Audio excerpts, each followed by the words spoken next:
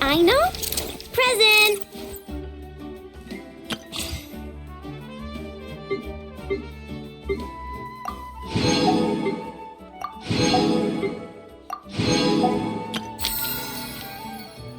I got a new letter from an informant. Looks like the situation has changed.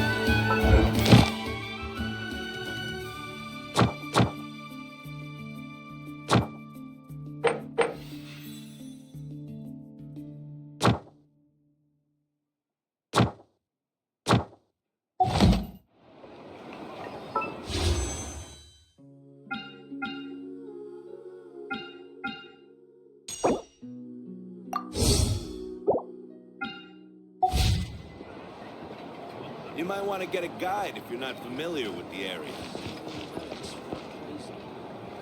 The big...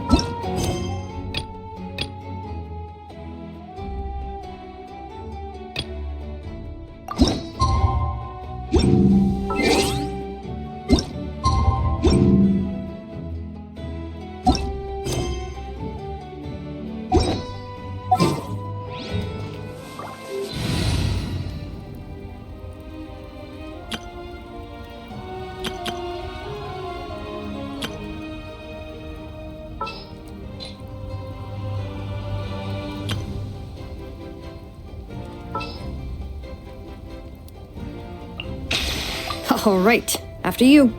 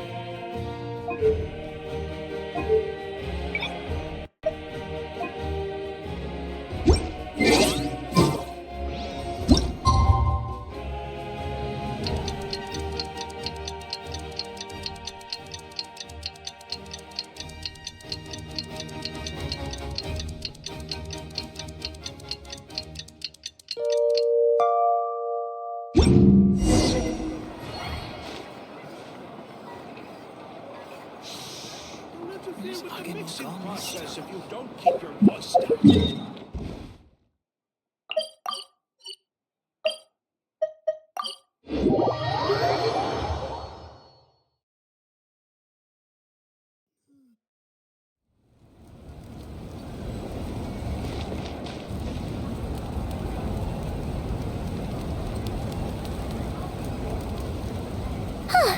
Hey, Aneva.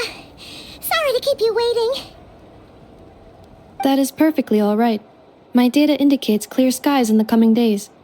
Current conditions for maritime travel, optimal. I'll be ready whenever you are. But are we really gonna set off without telling anyone again? Funny you mention it. You'll never guess who Paimon saw on the way over. Hey! You didn't seriously think we'd let you leave without a farewell party, did you? No chance. Yeah, come on, Traveler. We've already made all the preparations. And most importantly, how dare you try and slip away without first paying your respects to the almighty Dragon Lord! A little bird told us you'd soon be leaving for Nodcry. So, we asked Paimon to give us a heads up before the date of your departure. You sure it's not time to think about changing that little habit of ours? Don't worry, we won't keep you long. Besides, everyone's there already. Chaska, Ian-san, Auroron, even the...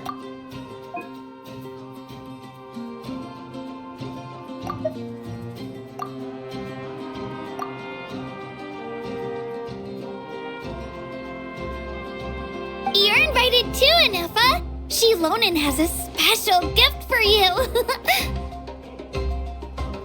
Accompaniment request accepted. Shilonen demonstrates excellent massage technique. My impression of her is exceedingly positive. Wait, so robots like massages too? Or is it just that Shilonen really knows how you're wired? Alright, enough with the chit-chat. Let's head to the venue. Woohoo! Party time!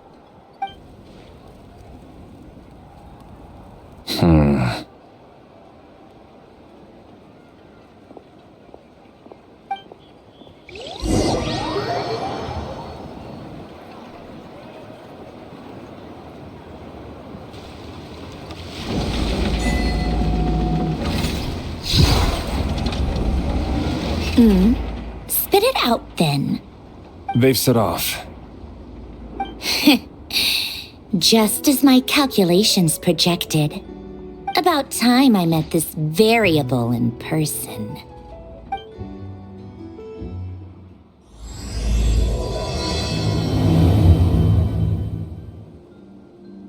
You know, every time we head to a new nation, there's always a point where it suddenly dawns on Paimon. This is it. The next chapter of our adventure has begun.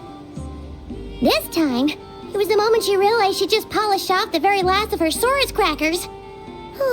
Should have stocked up better at the farewell party. In other words, Paimon has marked the geographic coordinates from 2 minutes and 40 seconds ago as the boundary between Natlan and Notcry. This deviates somewhat from the official coordinates stored in my database. Paimon meant more in terms of how it felt on a psychological level. Anyway, what about you, Traveler? When did it really sink in for you? Huh, that actually kind of makes sense. What about you, Anefa? Come to think of it, maybe we should be asking the other way round. So, when you came over to Natlan, what was the moment you felt like you'd left Notcry? In that case, probably when my sensors could no longer detect the moon's power. The moon? You mean, that one we can all see in the sky? Negative. I was referring to... Here we are. Paimon, Traveler, we have arrived in Notcry. Oh, wow!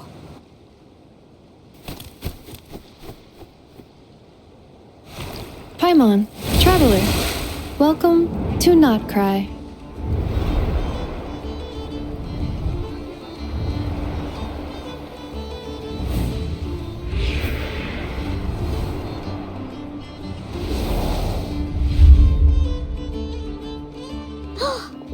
That must be Nasha Town up ahead! That's the place you were telling us about on the way over, right?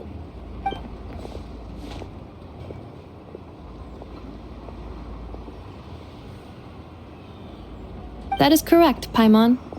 It is also the most bustling commercial hub in all of Notcry.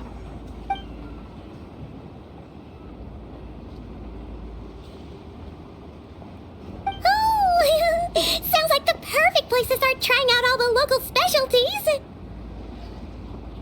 Huh? Is something up, Traveler? Paimon, this is where our spaceship landed when Lumine and I first arrived in Teyvat. Huh? Are you sure? But how come you've never mentioned that before? Seems pretty important to Paimon. Oh, well, because those memories are really hazy. All I remember is Lumine waking me up and us leaving the ship. But just now, setting foot on this land, I felt something. The kind of power I sensed in those moments. Are you referring to Kuvaki? What now? The locals refer to it as Kuvaki.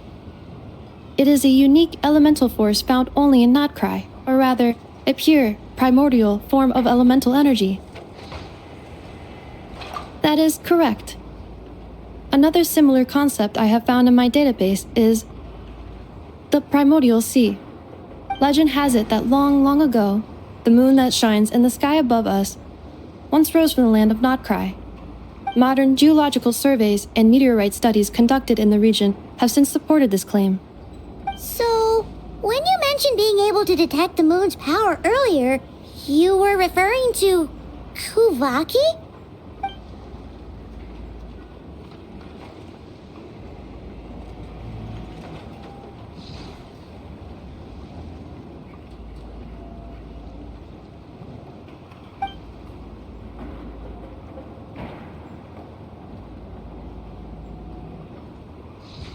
Wait, Traveler, you're saying we might actually find your spaceship here?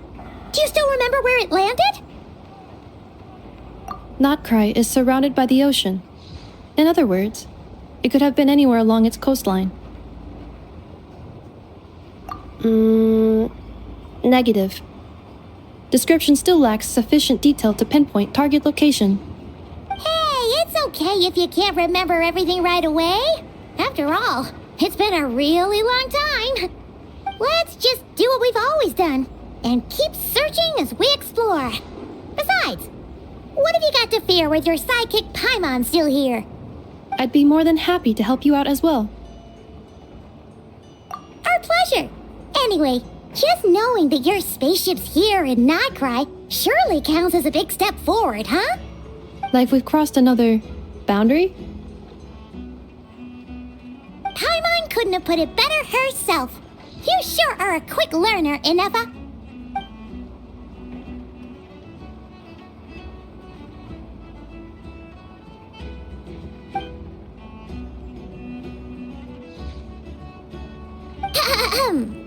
Well, as the best guide in the whole of Tivat, Paimon hereby does solemnly declare, Nightcry, here we come!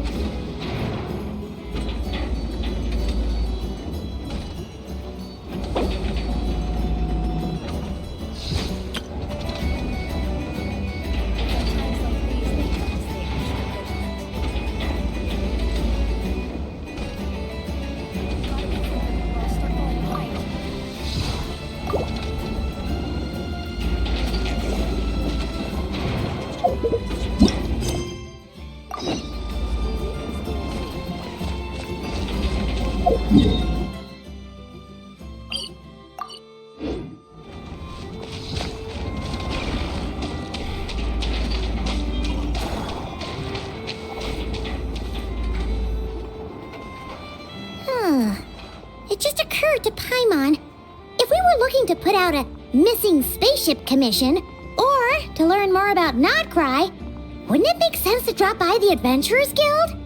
The guild is located in Nasha Town. Simply follow this road and you'll reach it.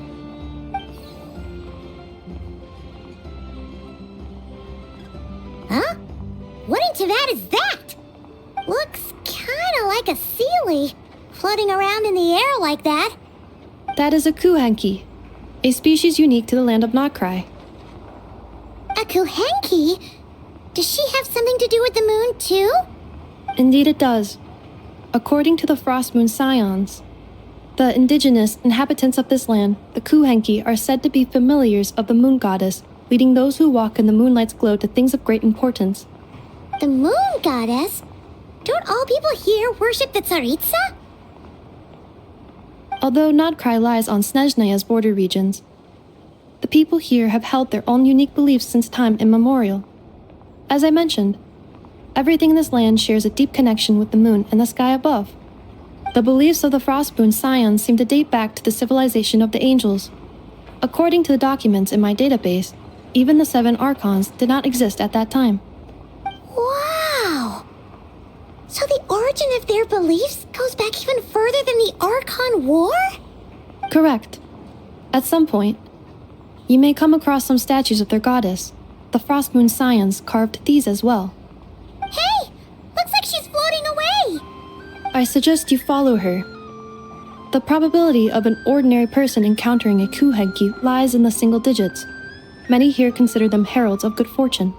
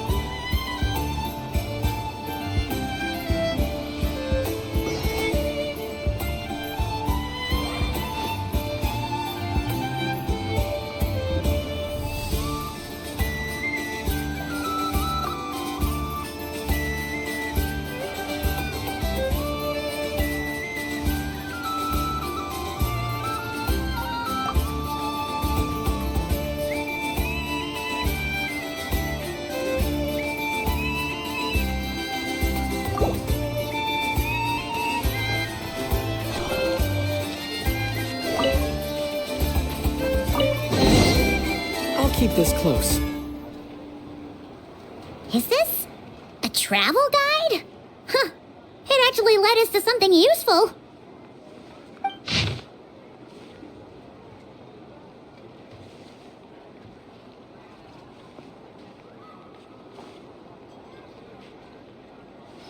Are there any particular points of interest?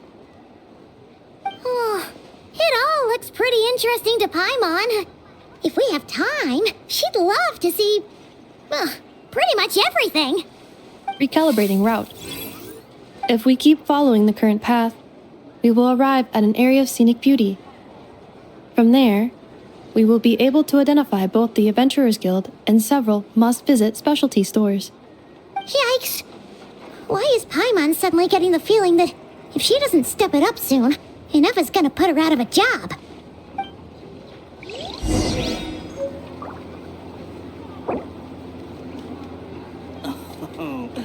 There's no such thing as lost treasure. This place sure Only is treasure different that's from waiting to be Snezhnaya. discovered.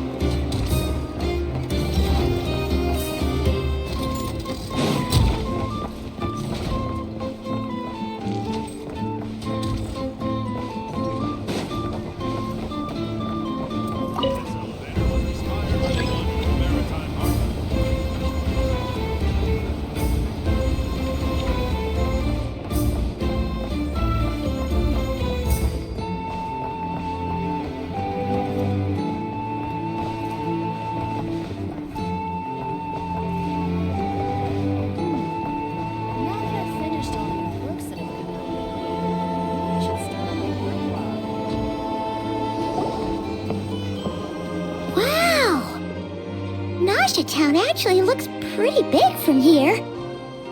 feels a bit different than Paimon imagined, though. Which aspects in particular deviated from your expectations? Well, Paimon keeps hearing people describe Nodcry as an adventurer's paradise. So she kind of thought it'd be a bit more picture perfect somehow. According to legend, there was indeed an era of peace in Nodcry's past, the age of the Fae. Tales of those ancient heroes are still told today. One of the most well-known is that of the Lantern Fae. This individual performed many good deeds for Nodcry. The present-day Lightkeeper's nightly lantern patrols are, in part, a tribute to their memory. But then, one day, What happened? there came a devastating abyssal calamity that swept across Nodcry, and for a time it was left desolate. Heartbroken by what had become of the land they had so cherished, that Fae extinguished their light, just as the abyss had extinguished all hope. Nowadays, the paradise people speak of is more of an aspiration, or an irony, perhaps. An irony? Today, no official authority governs Nodcry. In theory, at least, it is somewhere a person can do whatever they wish, and become whoever they want to be.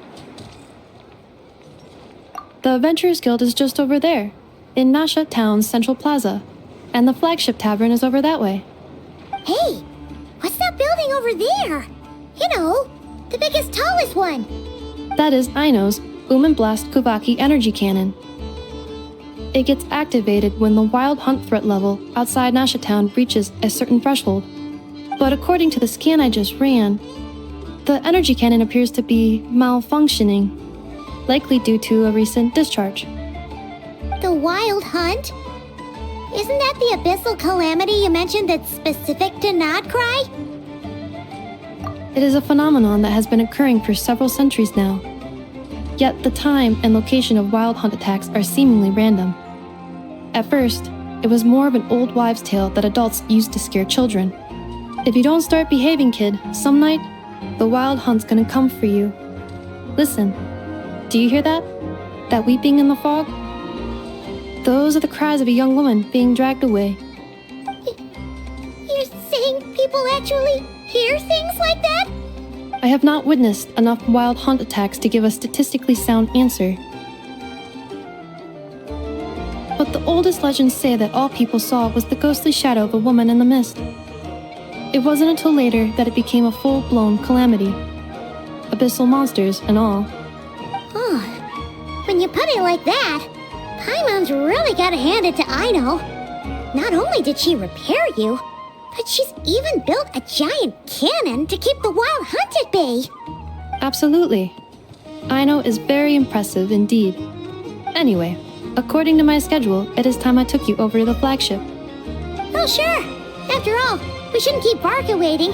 Well, Paimon's not sure if he'll actually show up at the bar this early. You're right about that.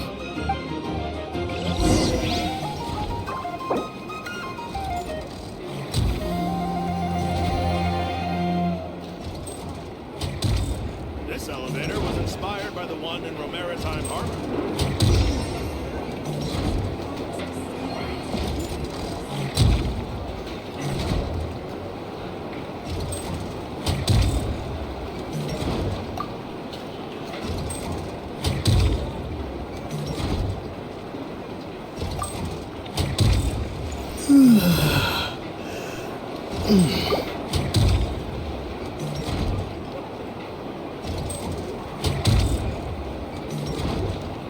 This elevator was inspired by the one in Romaritime Harbor.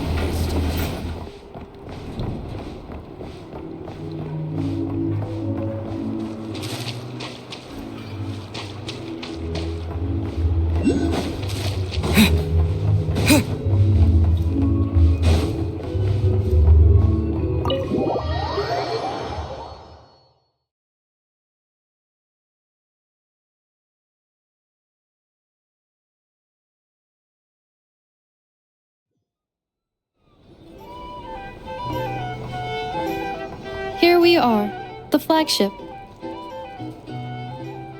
Varka told us to meet him here in his letter, right? Let's see. Varka? Varka!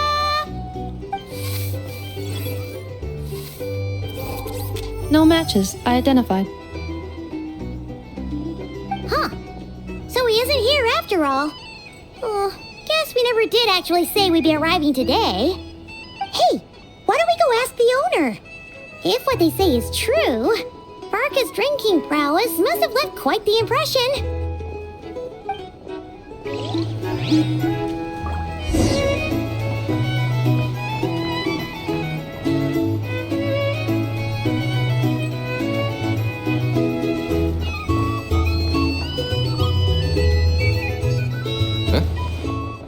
Well, well. If it isn't the ineffable Inefa. Hello there, Demyon. You know each other? Of course! Inefa's a regular here at the flagship. So, robots are into booze too? Not at all. The energy conversion efficiency of alcoholic drinks is very low, and most of them are full of impurities. Still, I can affirm that your berries and fried meat deserve a solid 9.12 out of 10. It has Aino's approval too. Funny that you should mention that. While you were away in Natlan, Varka would come in here every day to pick up a serving of berries and fried meat for Aino. Aww. He must have been worried sick that she wasn't eating properly on account of being so hung up about Inefa being gone.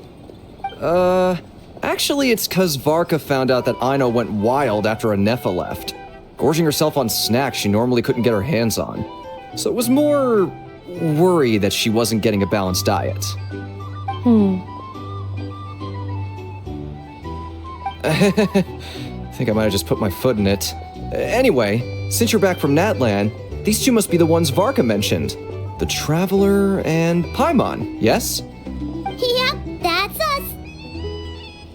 So, from the sounds of it, you must be a close friend of Varka's too. Varka? Goes without saying. After all, he's the only one around here who's ever managed to stay standing after 10 rounds of the roulette special. Paimon can't believe he's made such a name for himself. Though, guess it's hardly surprising how. Right now? Must be somewhere near Anvan Tinyarvi. That's quite far from here. Huh? Where's that? It's a lake in the northern part of Nodcry. Word reached him of trouble brewing around those parts, so he took his knights to check it out. Oh. So, we missed him?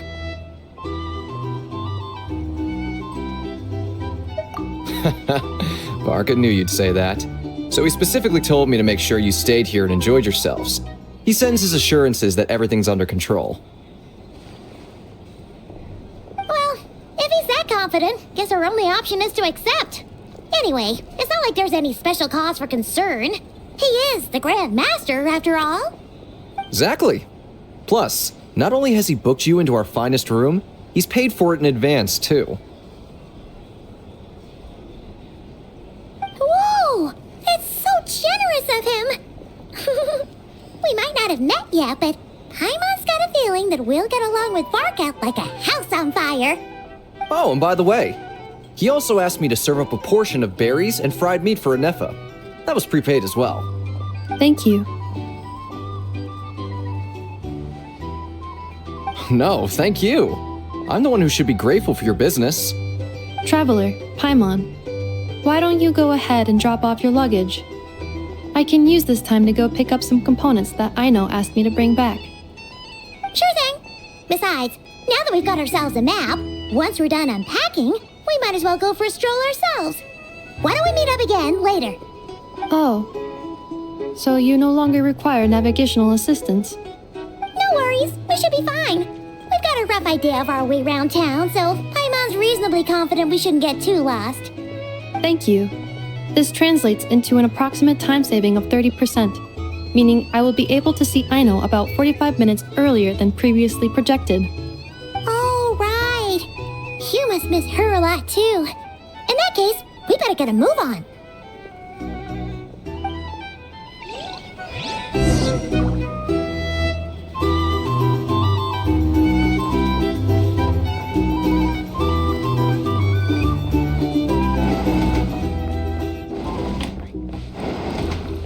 You're here to sign up. Make sure your paperwork is all in order. It's noisy here.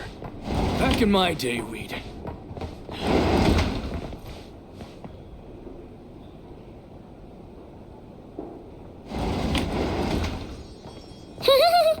Feels pretty nice having someone sort out our food and lodging for us, huh? But is this really the flagship's best room? It's pretty big, make no mistake, but it looks a little worn out, right? Though, to be perfectly honest, that feels right at home with everything else we've seen of Nasha Town.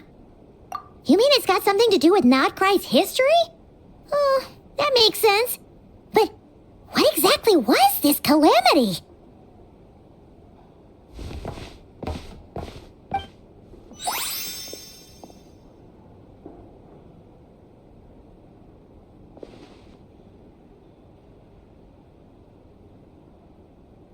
Oh, should we try the berries and fried meat too? Paimon's getting hungrier and hungrier every time someone mentions it. Oh, sorry about that. Paimon wasn't watching where she was going. Please, there's no need to apologize. If anything, I'm the one who should be sorry. Clearly, I shouldn't have gotten lost in my thoughts in the middle of a hallway. Wait a sec. Are you staying in the room next to ours? Ah, quite the perceptive one, I see. First things first, allow me to introduce myself. My name is Kirill Chudamirovich Flintz, but please, just call me Flintz. Whoa, that's an impressively long name for sure. Oh, is that so? Names like mine ought to have been fairly common in Snezhnaya, at least in the past. Would I be correct then to assume that the two of you are travelers in this land? Yep, you sure would be. Paimon is Paimon, and this is the Traveler. We've been to a bunch of nations already, but we only just arrived in Nodcry today. What a rare honor it is to meet such worldly travelers. Are you here for travel too?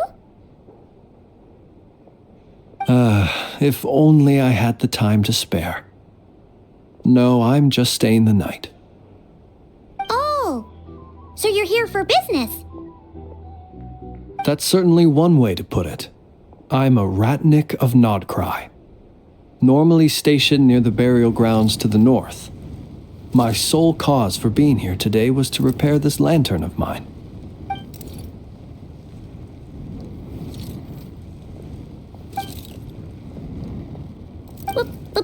Burial grounds? Your surprise is entirely understandable.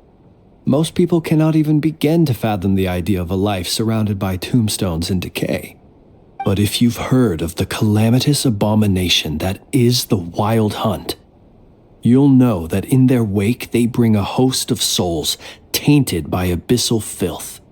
That then is why we are stationed by the burial grounds, to hold the line where it is most vulnerable. Oh, so it's all about fighting against the abyss. Oh, sounds like a tough job. I thank you for your concern. But in truth, I've long since grown used to it. In fact, I like to think it rather suits me. If anything, I'd say I prefer the peace and quiet of a graveyard to the hustle and bustle of urban life. Paimon sort of gets it now. But even so, she is still pretty sure she could never get used to living in a graveyard herself. For one thing, she'd be too scared to fall asleep at night. Oh, I assure you, there's no need to worry on that account. The kind of ghosts you find in cemeteries aren't too big on talking. But even when they do, they're usually far more discreet than the living. Well, would you look at that? Who'd have thought we'd end up chatting this long? Must have a lot in common, huh? Forgive me, but I must excuse myself, for the time of my appointment draws near.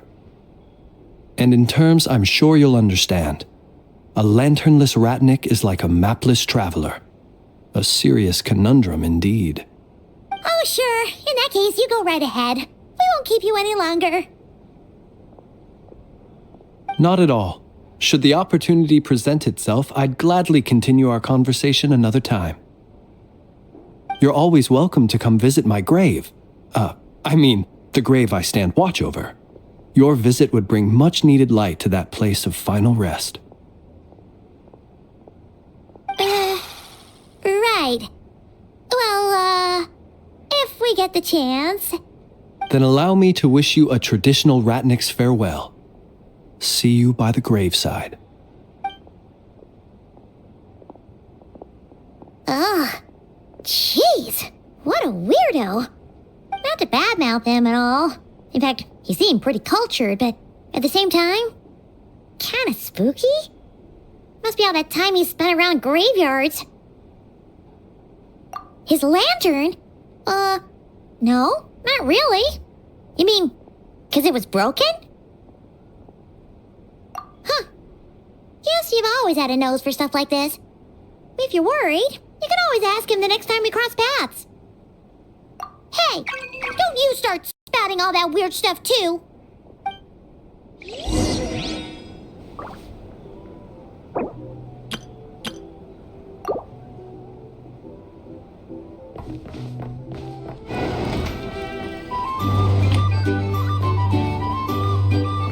are bounties.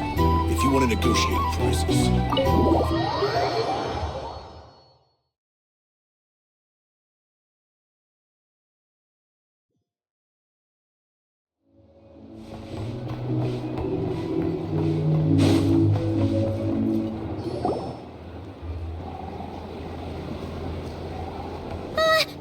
Paimon almost forgot something super important.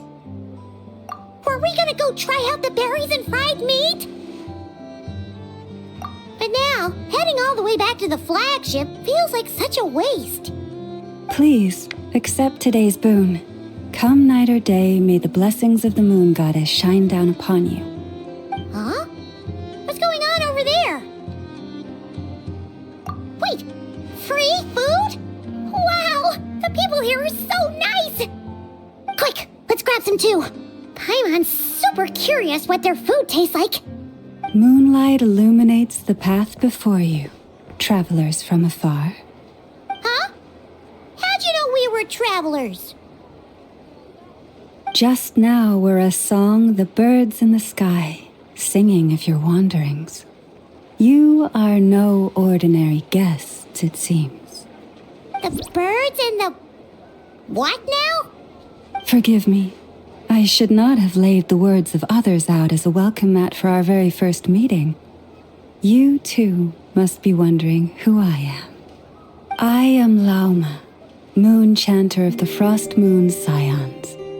Please, as do our followers and other passers-by, accept today's boon. Happy to oblige. Paimon's name is Paimon, and this here's the traveler. Thanks so much for sharing your yummy food with us. We'll take one each. Think nothing of it. These fruits were the finest we found, delicacies gathered in the wake of the morning dew. It is my hope that partaking of them may lift your spirits to heights anew. The finest you found? Wow, that sure is kind of you, but wouldn't you want to keep those for yourselves? The first fruit of the harvest must be placed upon the moonlight altar, not as an offering to the gods, but as a spark for lost hunters. For it is the blade of the starving that darkness most easily corrupts. As perhaps you have already heard, we Frost Moon's scions revere and worship the moon goddess. We believe that together, virtue and compassion are the shining light that will lead us all out of the long, dark night. And now, with tides of haughty Fatui swarming into Nodcry, driven by greed and greed alone, more than ever before, we must all unite under the banner of virtue. Ha! Look who it is again. Those unsufferably kind-hearted Frostmoon scions. Got enough for us too? That's right! 2 servings each! We're starving over here! Fatui! After what you've been doing to our sacred statues, how dare you even show your faces? Wilhelmina, bestow today's boon upon our guests. You hear that? No slacking now. We'll have the very best you got. But, my lady, they... Please, you two, accept this meal. But remember this. Kindness is the first lantern left to guide those who stumble in ignorance. Come again? Let me finish. But should they still refuse to follow the moonlit path, then by our frosted blades shall we show them its shadow. You! Hey, look who it is. Whatever. Just you wait. We'll be coming for you next. Huh? Where's the meat? Who wants to eat this garbage? Those stooges really are the worst. Ever since they came to Nodcry with all their weird equipment and built that so-called experimental design bureau, our lives have been turned completely upside down. Judging from how they reacted just now, it seems the Fatui already know who you are.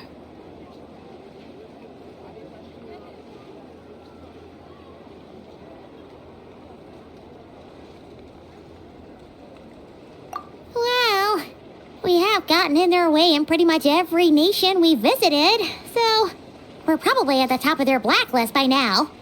I see. Then, on behalf of the Frostmoon Scions, I thank you for the goodwill you have shown us.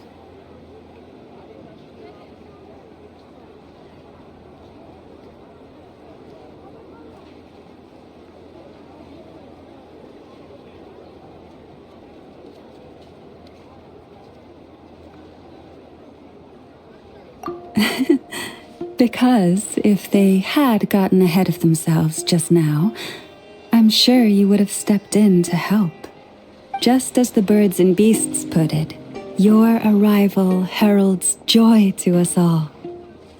Besides, for a weary traveler far from home, what better respite than to bathe in the moonlight? You will always be welcome at the Frostmoon Enclave, the place we call our home. May we meet again in the moon's gentle glow. These are delicious! So refreshingly fresh! Those 2 Fatui wouldn't know a good thing if it came up and bit them on the shoulder. Looks like Inefa isn't done with her shopping yet, and the Adventurers Guild is still empty. Where should we head next? Good idea! Wouldn't want to let the Kuhenki down after all. Let's see. Okay, Paimon's got our route all figured out. So, all that's left to say is, don't fall behind. This is Nuts and Nuts. It's mostly a fruit shop, but there's a crafting bench too. This is the Speranza, one of the travel guide's recommended restaurants. All the waiters here are kids. This is the Vesnitsi Prolecha greenhouse. Apparently, their flowers are all made of metal, so they'll never wilt away. And this is the Rossum Workshop. If you ever need a weapon made, this is the place to go. And over here, they've got a super tall observation deck. Whoa! Take a look at that! You can see really far out into the distance. That way's north, and that looks like something built by the Fatui? And then over there to the west, that must be the place Lauma mentioned, where the Frostmoon Scions live. So, what'd you think? Even if Inefa kinda stole her limelight earlier, this just goes to prove that Paimon's own tour guiding skills aren't too shabby either, right?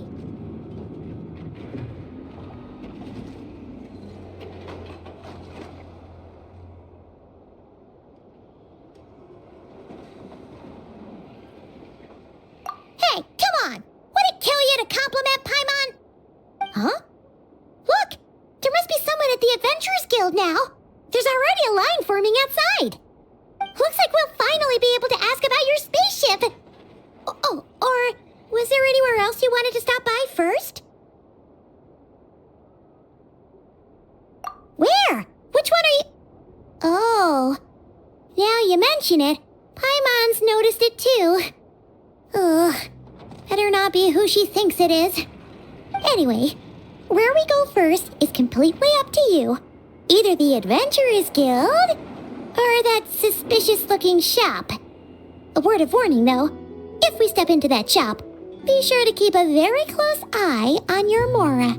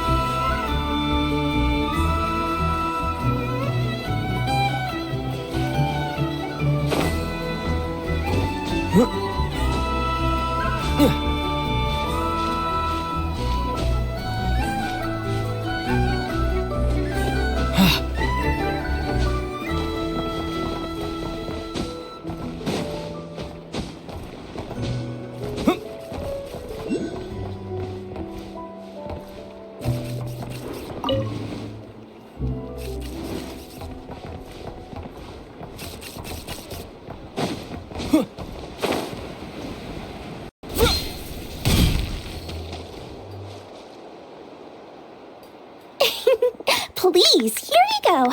And if you ever need anything else, don't forget to make the great Lord Sangama Bay your first port of call. Oh dear. So it is the real deal. Of course it's the real deal. Everything you'll find here is 110% real, meaning every one of my deals is as real as a deal can... Wait a minute. Well, if it isn't my two most valued clients. And with no small thanks to your munificent patronage. Come. How could you just sneak into Not Cry like this without telling your dear Lord Sangama Bay? If I'd known earlier, I would have made an absolute pulled out all the stops to ensure that your boat ride over was as comfortable as humanly possible. Thank the Archons we didn't tell you. Oh, come now. You know as well as anyone how impeccably and conscientiously above board I am when it comes to doing business. Well, regardless of whether that's true or not, the main issue here is that we had no idea you had a branch in Not Cry. A clever merchant always has a backup plan, or two, or three up their sleeves.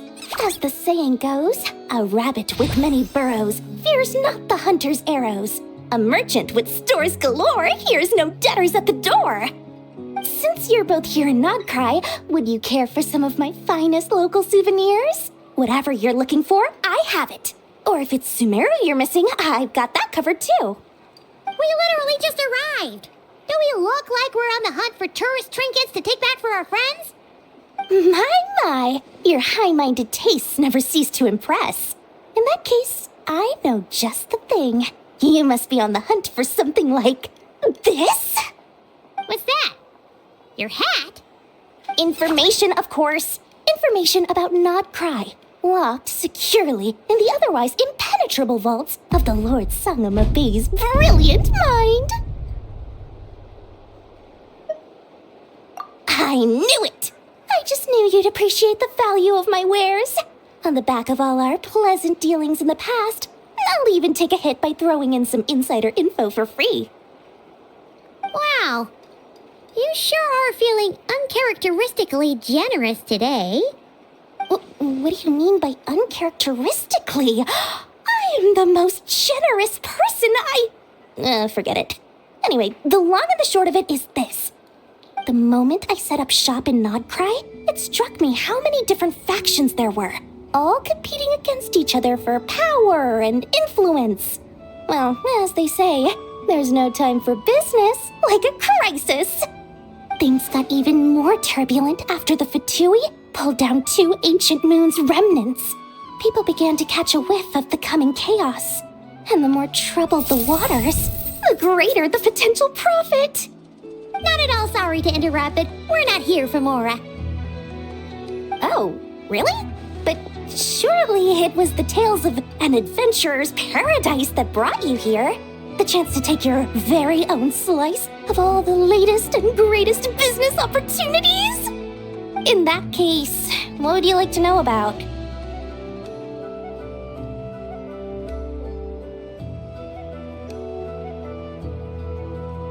The Frost Moon Scions? You mean the people who believe in the moon goddess?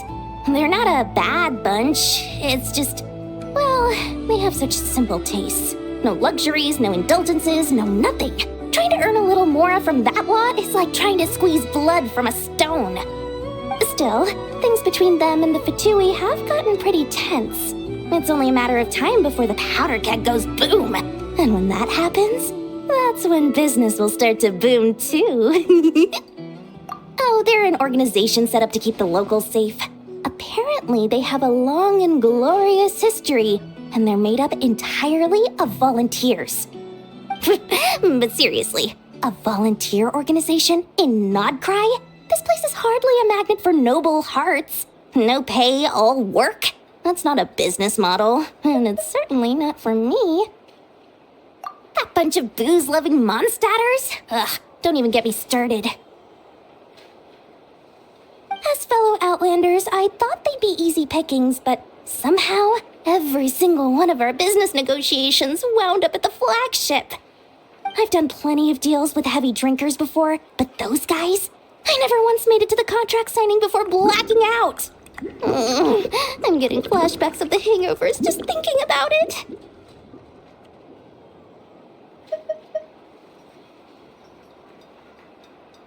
What now? A spaceship? Nope, never heard of anything like that. Don't you two get involved in any big business here without so much as a heads up, you hear me? At the very least, consider letting me in as a key investor. Oh, I almost forgot to mention. Sooner or later, you'll no doubt end up doing business with some other merchants in Nodcry. And someone's bound to mention a place called the Curatorium of Secrets. Listen to my advice. Do not, under any circumstances, go there, no matter how much trouble you're in. The Curatorium of Secrets? What do they get up to there? Just a place that handles all kinds of disputes. But the owner will charge you an absolute fortune, and she has a temper to match. Nothing like your friendly neighborhood Lord Sangama Bay. You're not just saying that to stop your competition from undercutting you, right? When did that little pipsqueak get so sharp? And after I gave them all that info for free just to win them over. What do you mean? Of course not. I'm only thinking about your wallets. I mean, on behalf of your wallets. You're really not convincing anyone, you know. All right. Business is a cutthroat business. I won't argue with that. But I'm not lying about that boss lady. Not only did she make it into my top 3 people not to mess with in Nodcry, she's also in my top 3 people most eager to trade in favors. Seriously? It feels like you're just bad-mouthing your rival now. Fine. If you don't believe me, go see for yourselves. We might both be from Sumeru, but compared to hers, my conscience is so large, why, you could fill 3 whole palaces of Alcazar's array. But when you realize what I'm saying is true, don't say that good old Lord Sangama Bay didn't warn you.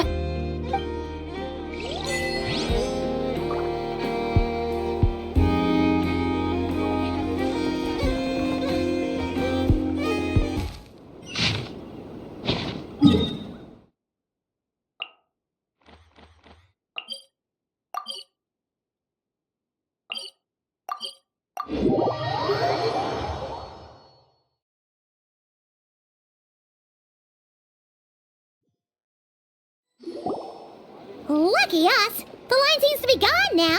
Come on, let's go say hi to Catherine. Hey, Catherine, we meet again.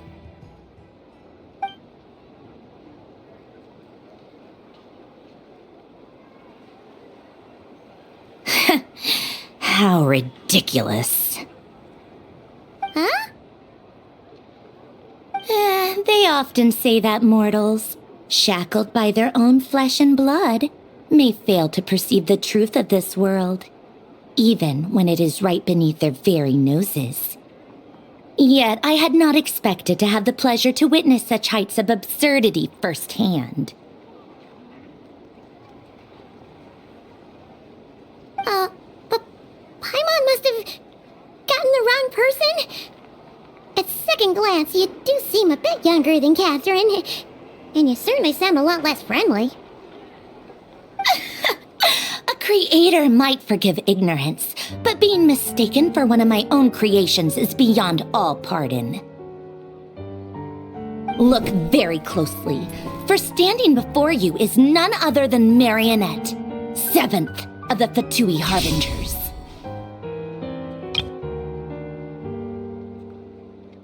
A Harbinger? I told you already, I'm not Catherine. Just how obsessed are you with my machines?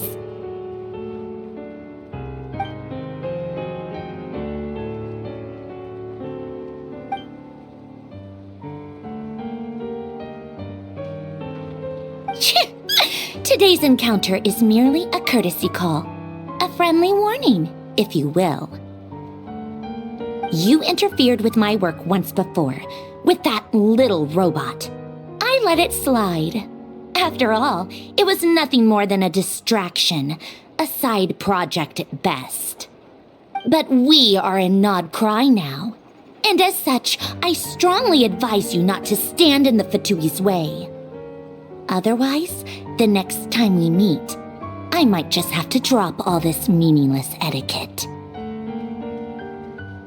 Oh, please. You've got some nerve coming out with barely veiled threats like that. You're the one stirring things up here. Oh, perhaps you have misunderstood. Just because Nod Cry lacks a ruler at present, that does not mean it should not be ruled. We Fatui are simply establishing a new order. Yeah, right. More like shady experiments, judging by your massive creepy research facility. I've said what I came to say. What you do next, only you can decide. So why don't you start by using your already limited processing capacity to calculate your even more limited options? And, being the refined young lady that I am, I shall indulge you just this once. Ad Astra Abasask. Welcome to Nod Cry, Dominion of the Fatui.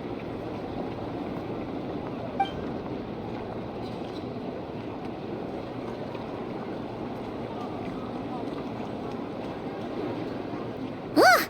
Paimon's so mad right now! How can anyone so obviously evil be so annoyingly self-righteous? But if a Fatui Harbinger is here to greet us in person, that can only mean one thing. We'll have to be extra careful from here on out. Paimon hates feeling like she's being watched. Hey!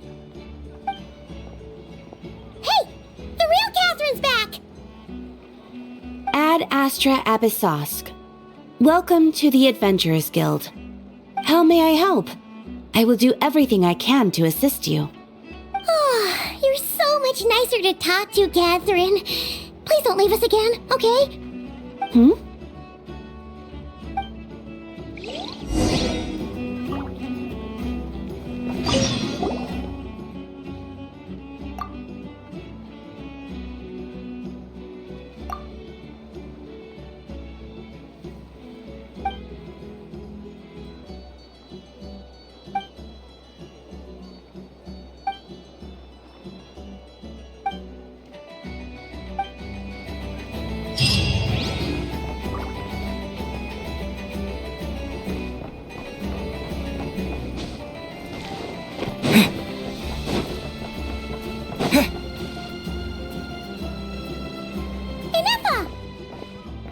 Hello. I was just about to start tracking your whereabouts. Did you manage to get everything Aino asked for? I did. What about you? Do you need me to navigate or introduce any more places around town? Not for now. We've seen most of it already. We probably need some time to process everything we've learned, though. Any progress with the spaceship? No. Catherine came back just now, so we asked her, but even she hasn't heard a thing. One possible explanation is the vast stretch of time that has elapsed. Additionally, given the limited resources available in Nodcry, it is entirely plausible that the wreck was scrapped for parts, or even mistaken for a pile of broken machinery. Aww.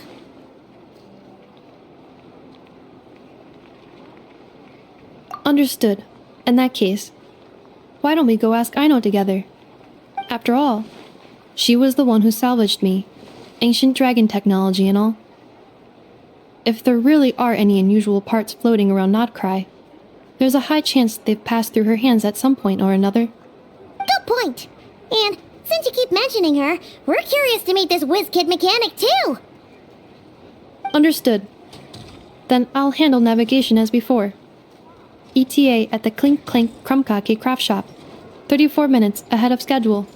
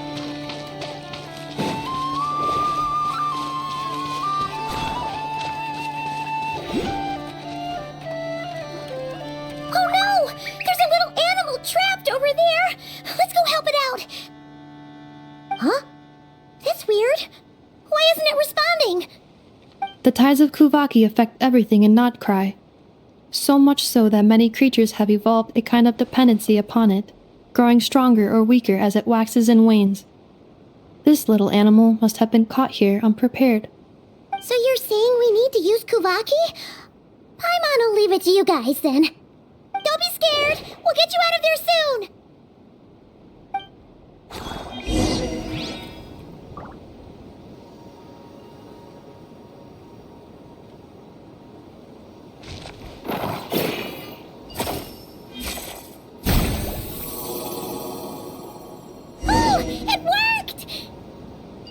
Off you go now, little one. Don't go getting yourself caught again.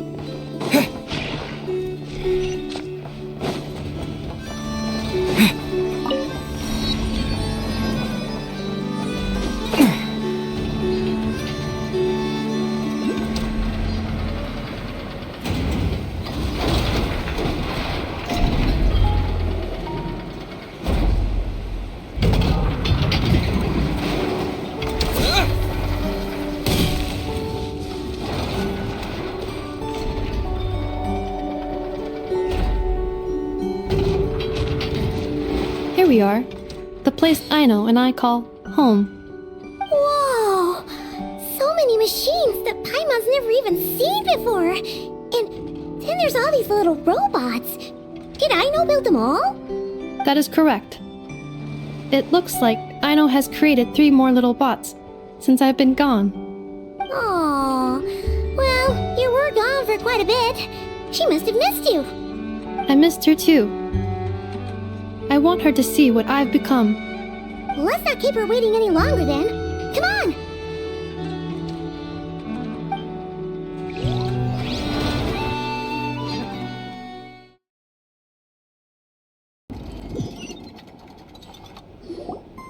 Aino, I'm back.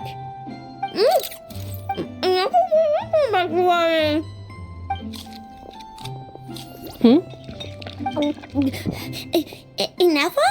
You're back significantly earlier than I expected. Like a whole 30 minutes at least. Everything went very smoothly, which saved me quite a bit of time, so I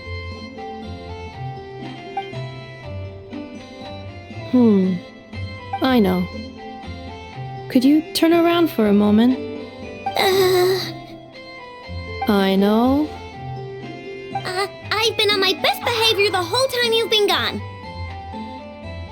She's got chocolate all over her mouth. I know.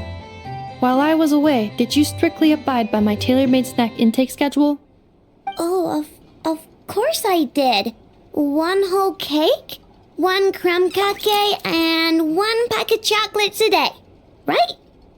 It was either a cake or a crumb cake or a pack of chocolates per day. Oh, shoot. When did you finish the snack stash I left for you? Literally just earlier today. Let me just go run a scan on that. I meant today, a week ago. And then you restocked an entire week's worth on your own initiative? 2 weeks worth.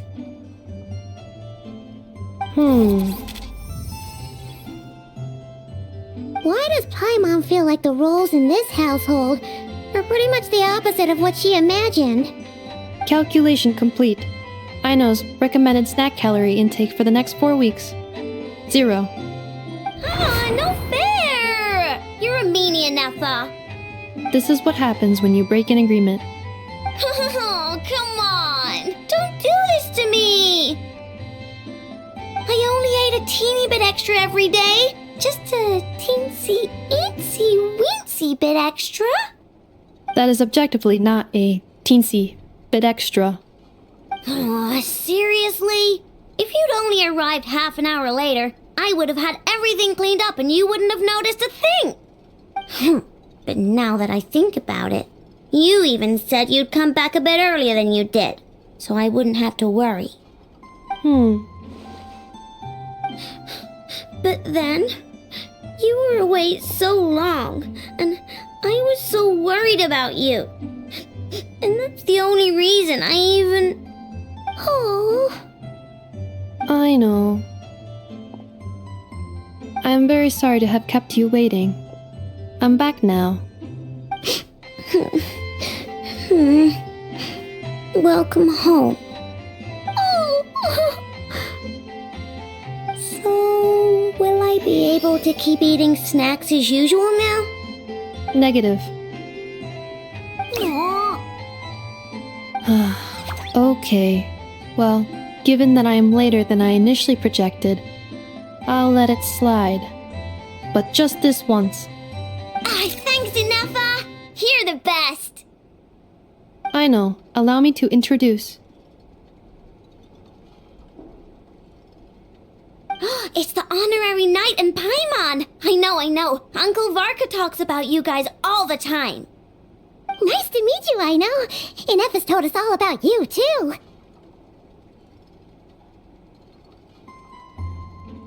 Huh? Really? She actually said that about me? Well, she's not wrong. Oh yeah, so, you're here to see Uncle Varka, right? A couple of days ago, he suddenly said he had to head out on business, and that he might not be back for a while. He asked me to let you know if I saw you. Yeah, we heard about that at the flagship. Did he say what he was doing? Nope. Just told me to take good care of you guys and make sure you feel right at home. Oh, shoot.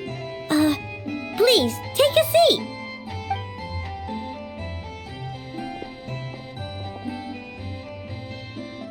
Do either of you need my help with anything? Anything at all? After all, I'm the head of this household. Sure wouldn't know it from that snack tantrum she just threw.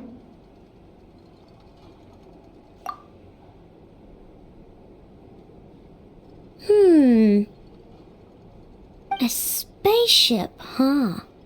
From outside to that? Exactly. So, ring any bells? No. Oh, you sure? Nope means nope. Never seen the slightest trace of it. More specifically, by nope, I mean, I've never seen a single piece of tech in all of Notcry that might have come from out of this world. Not in any new machines or in any old ones either. Huh.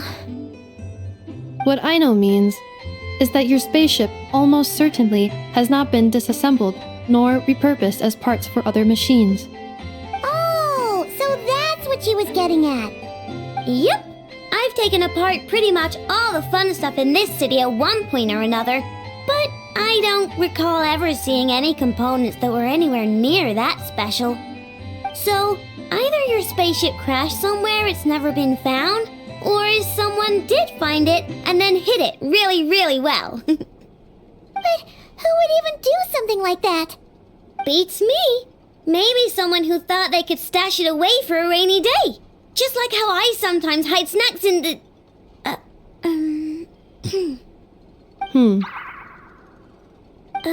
Anyway... Long story short, I definitely haven't seen anything like that. Besides, sounds like it would practically be ancient history by now. If anyone still has any leads on what really happened, it'd be the Frost Moon Scions. The Frost Moon Scions? Huh? Haven't heard of them yet? Didn't Inefa tell you about their rituals? There wasn't enough time to delve deeper into their history and traditions. What kind of rituals are we talking about? I've never actually seen them myself, just heard bits and pieces here and there. They say that each of their moon chanters has had access to an ancient relic that lets them see the true past. Not sure exactly how it's meant to work. I can't get my head around anything that can't be explained by either machines or science. And to tell you the truth, I don't like it much either. Looks like we'll have to try our luck with the Frost Moon Scions. Aw, leaving so soon? Sure you don't want to hang out a little longer? It's getting late, I know, and these two still need to head over to Hz Island. It would not be convenient for them to linger much longer. Aww. Alright then. Don't worry, we'll be sure to drop in on you as often as we can. Really? You promise?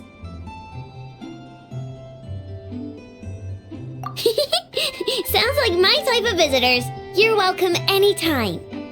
I'll be staying to look after Aino today, so I won't be going with you. Hey, don't sweat it.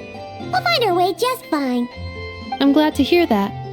Also, I must admit, I have very much missed the charging bed that Aino made for me. Oh, are you here to play with me? My name's Aino, and I'm an inventor. Me and Inefa live together. I could probably... Inefa? Yes? Feeling comfortable? I am indeed. No bed in the world is as comfortable as this one. Inefa? Yes? Want me to increase the charging rate? Please, if you would. Inefa? I'm hungry. In that case, please enable quick charge mode.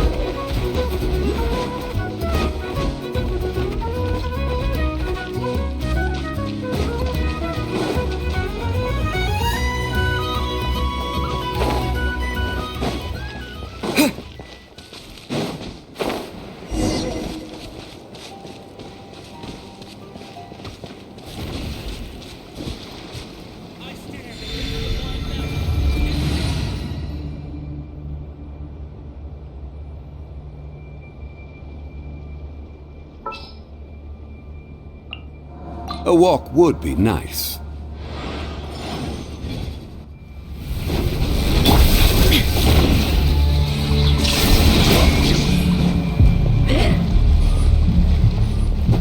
The North wins!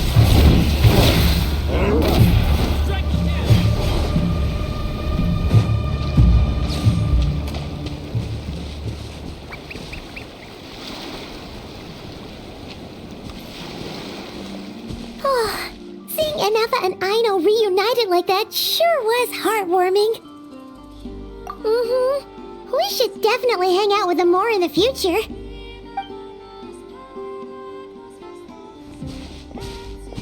Speaking of homes, we must already be close to where the Frost Moon Scions live. The vibe here feels different, just like the scenery.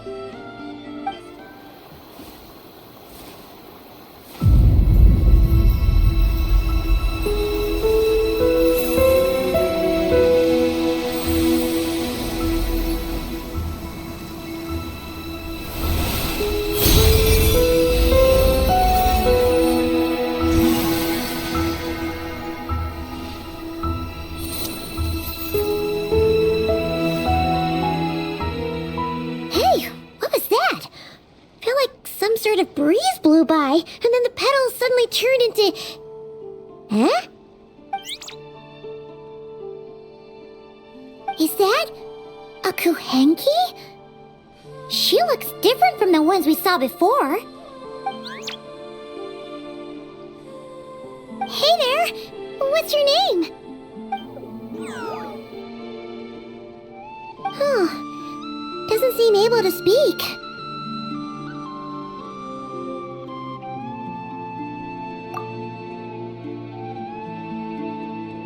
No idea what she wants. Unless you want to stop, maybe we should just keep moving?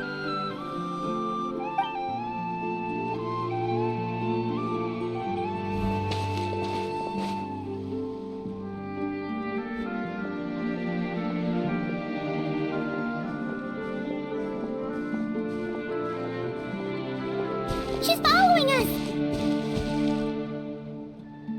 Go on. Go on now. We've got stuff to do. Best you find someone else to hang out with.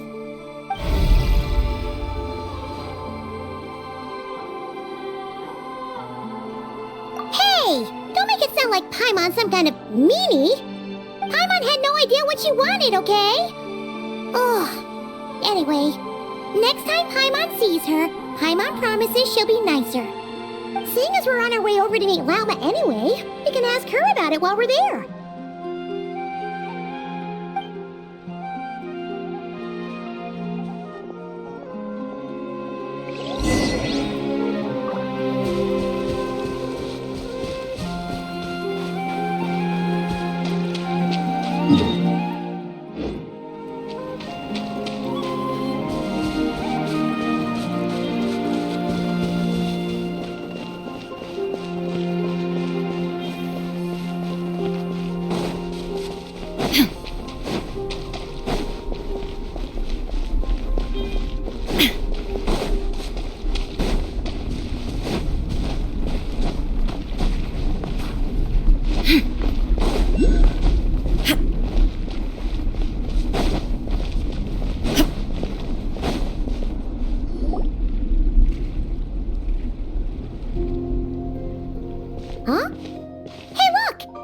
Isn't that Lauma? The moon chanter?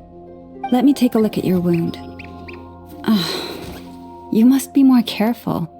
Doesn't matter how much of a rush you're in, your safety always comes first. Oh, you're back too. How was your day? You what?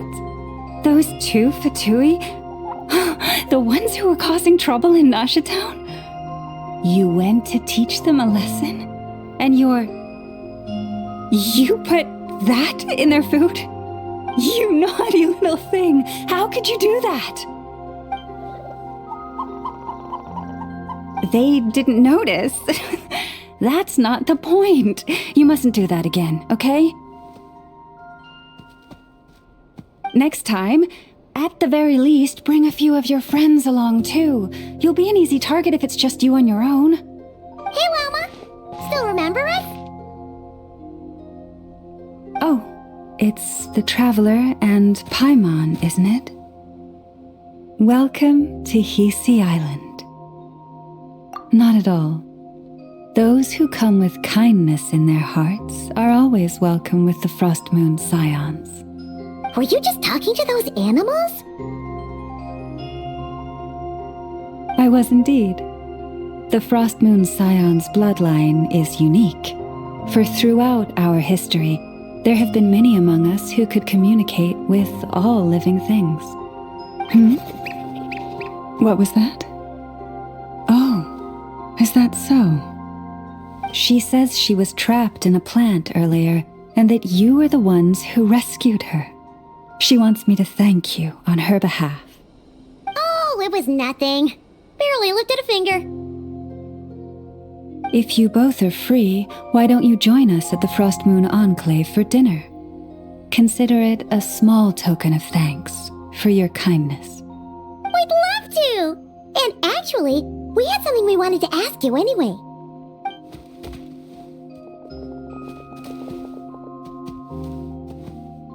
Oh. You're interested in the story of Kutar? Kutar? Yes. Kutar is our moon goddess. The moon maiden who guides us. But up close, this one somehow seems a bit different from the one in Nasha Town. It's like it's more... natural? Or like...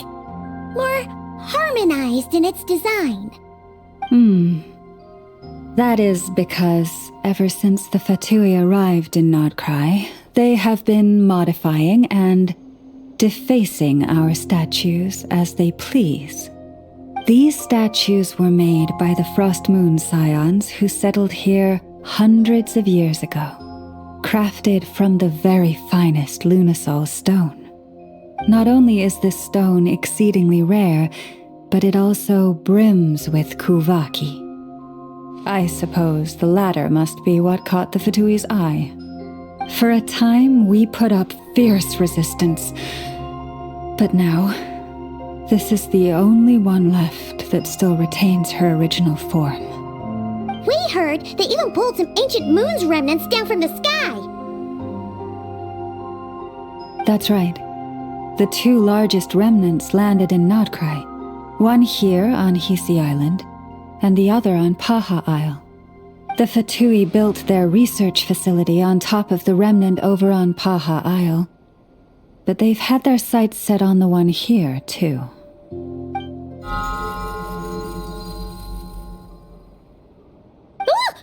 Oh! It's that little Kuhenki again! Surely that can't be. Hey! We've been wondering what was up with it, too. It just appeared out of some petals and hasn't stopped following us since. No, that is no ordinary Kuhenki. These we name Luonnotar, beings born from the moon goddess's blessing. Can you understand what it's saying? We honestly haven't got the slightest idea why it's been following us. I'm afraid not. I cannot fathom its thinking any better than you can. Sometimes a long time must elapse before the moon goddess's blessings turn into Luonnotar. you two were simply there to witness that transformation. Oh, maybe. Legend has it that the Luonotar bring good fortune. Given that it seems to have taken a liking to you both, why don't you let it come along with you? Really? Then you can start by helping us find some more treasure chests along the way. Capiche?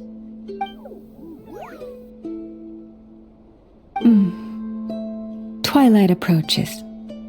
If you would hear more of the moon's story, then let us make our way to the Frost Moon Enclave. Beneath the gentle moonlight, I shall share this tale in full.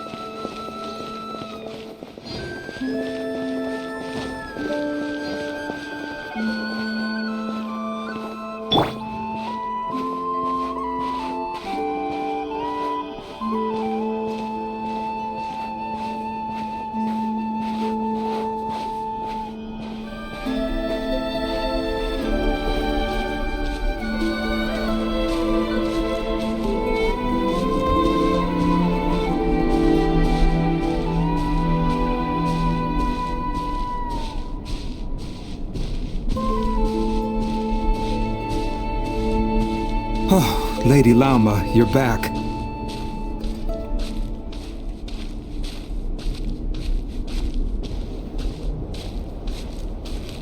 Come day or night, may the blessings of the moon goddess shine down upon you.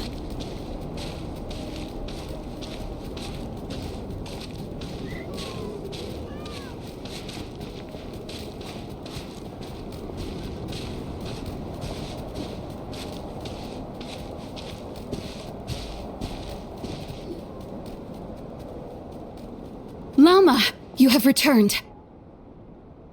Wilhelmina, this is the Traveler and Paimon. Kindly arrange for 2 additional dinner settings for our honored guests. Of course, my lady. Wow! Everyone along the way here pretty much saluted you. Are you, like, super important around here? I am but a moon chanter, one entrusted to convey the moon goddess's will. Nothing more. She's just being modest. The Moon Chanter holds the highest rank among us Frost Moon Scions. Lauma is our leader. Wilhelmina? I know. I'll send word to the kitchen. 2 meals coming up. Whoa!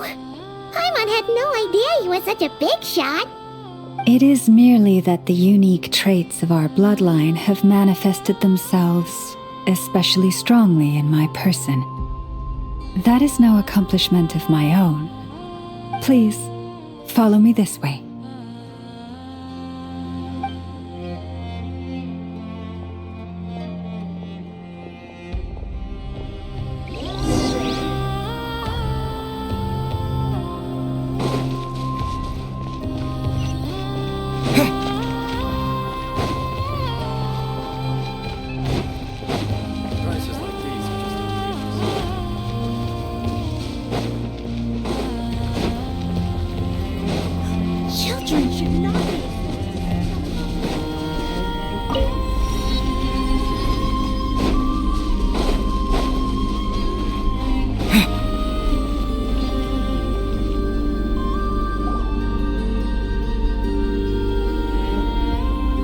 Even to this day, I am still trying to piece together the many fragments of our past.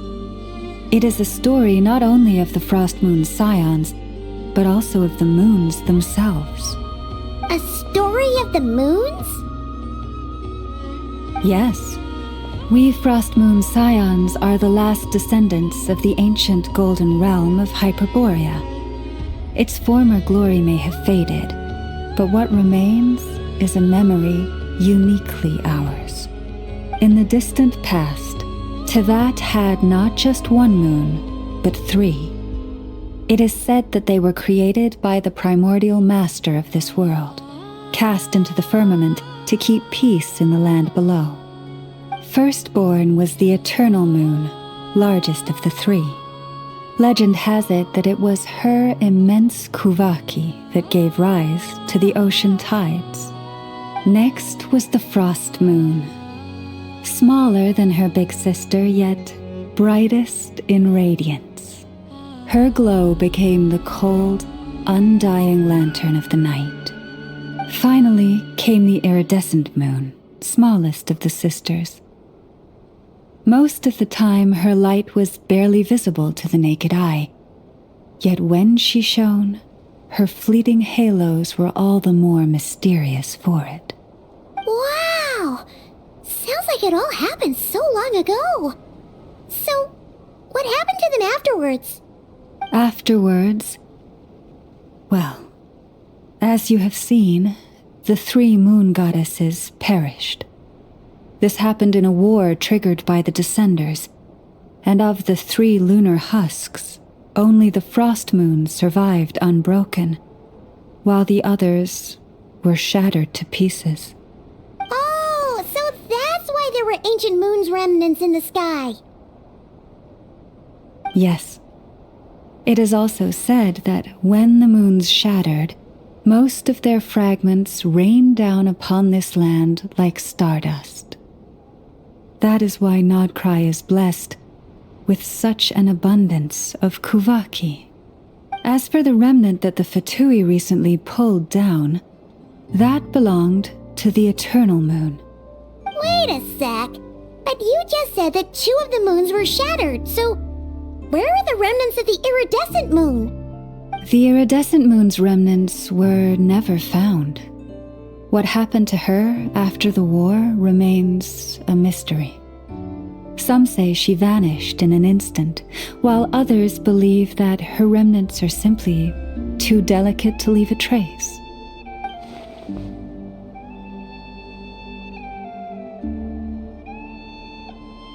Yet, though the era of the three moons has long since faded into legend, successive generations of Frost Moon scions have always passed down a prophecy that one day the moon goddess would return. And in the end, that prophecy did indeed come to pass, though not quite. Lady Lauma! Lady Lauma, are you there? Cappy, what is the matter? Lady Lauma, it's my daughter, Karina. Her illness. Take me to her, right away.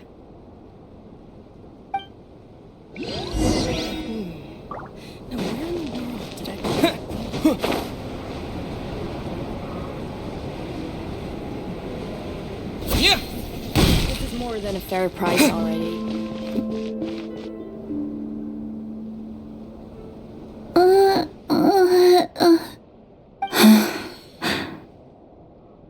Her sensitivity to kuvaki is flaring up again. After her last treatment, did you follow my advice and seek medical help in Nasha Town? But those doctors are all Snezhnayan. They're outsiders, compatriots of those brutes who invaded our homeland. How can we possibly trust them? Not all outsiders are enemies, Cappy. They've been treating this condition for generations. They have the experience we lack. But we're Frost Moon scions. Should we not remember what the outsiders did to our moons? Surely the Lady Kutar will reward our devotion. But Cappy, Kutar is long... This isn't the time for debate. O lost child, snow-swept and buffeted by the howling winds of the frigid night, let not the silver flame within you fade. By the frost moon's grace, I shall warm you, curled up as a fledgling in frozen soil. Praise be to the moon goddess, my Karina. Remember, she must take powdered laka berries daily. It will ease her symptoms. Lama, Philomena, what is it? Dinner is ready. I see. Cappy, let her rest here for the night. I'll have someone bring her a blanket. All right. Thank you so much, Lady Lauma.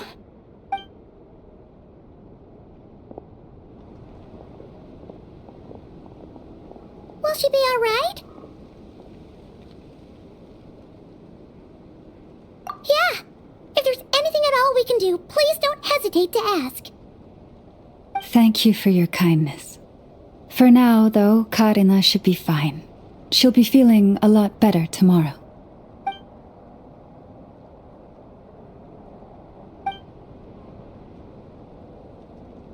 Please do not be worried. Come, let us head to dinner. I believe you still have some questions for me.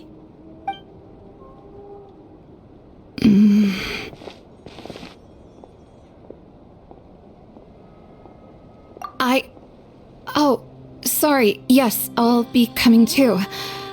I was just thinking about something. Oh? Lauma makes such an unshakable moon chanter. Calm, capable, someone we can count on.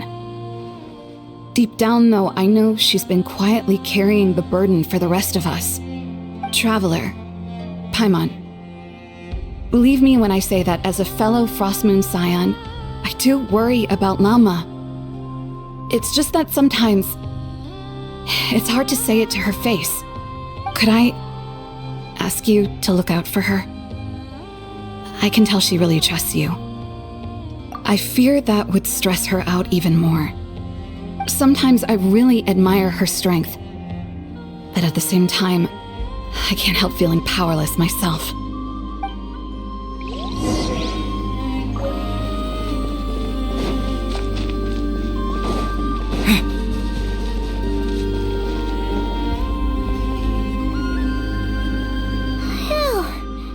Paimon's so full. That was even better than the stuff you gave us before.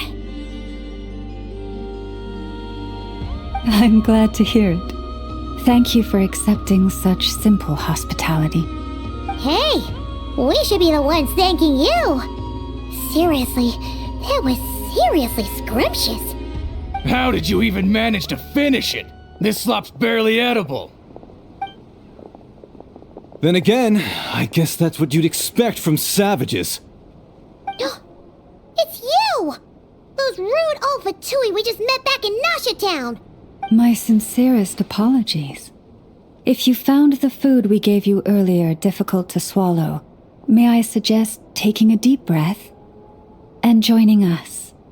These delicacies might change your mind. After all, I suspect that your previous meal may have been tainted with something most unpalatable. Huh? What do you mean? Tainted with what exactly? With the bitter snobbery of those who call themselves civilized. Why, you? Looking for a fight? Sure, I'd be more than... Hold it! We're not here to brawl. Yet. We're here on official business. Orders from above. We're here to deliver the Frostmoon Scions a warning. Or rather, a final ultimatum. You have 3 days to hand over the relic and reveal the whereabouts of your so-called Kutar. If you fail to do so, the Fatui will immediately begin the cleansing of Hz Island. Which, by the way, is the sovereign territory of the Tsaritsa of Snezhnaya. What insolence! Your demands are outrageous! For generations, this land has belonged to the... Dear guests, allow me to save you both time and trouble with a speedy reply. The Frostmoon Scions will never hand over anything to the Fatui. And to those who set foot on our land with ill intent, I say this.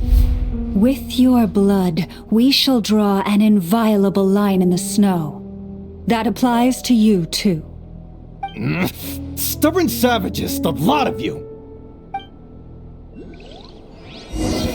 Better hold back this time. Leave this place. Solidified! I will have order! Do your master's bidding! My will embodied!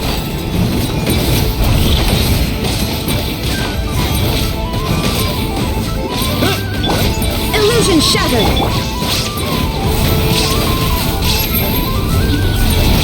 You're pretty sharp. You'll pay for this. Mark my words.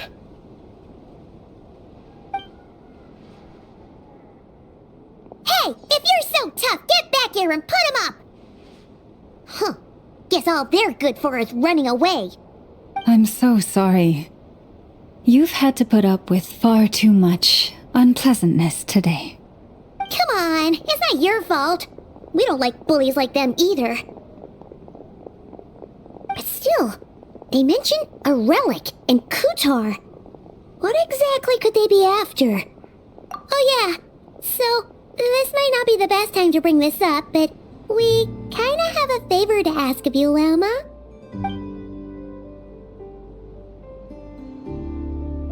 I see. So your questions concern the sacred relic too.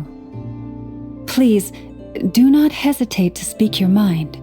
Unlike those insolent intruders, you walk in the moonlight with open hearts. You stood by us when we needed your help, so it's only right that I return the favor. But let us continue this conversation somewhere more fitting. As it happens, there's something I'd like to show you, too.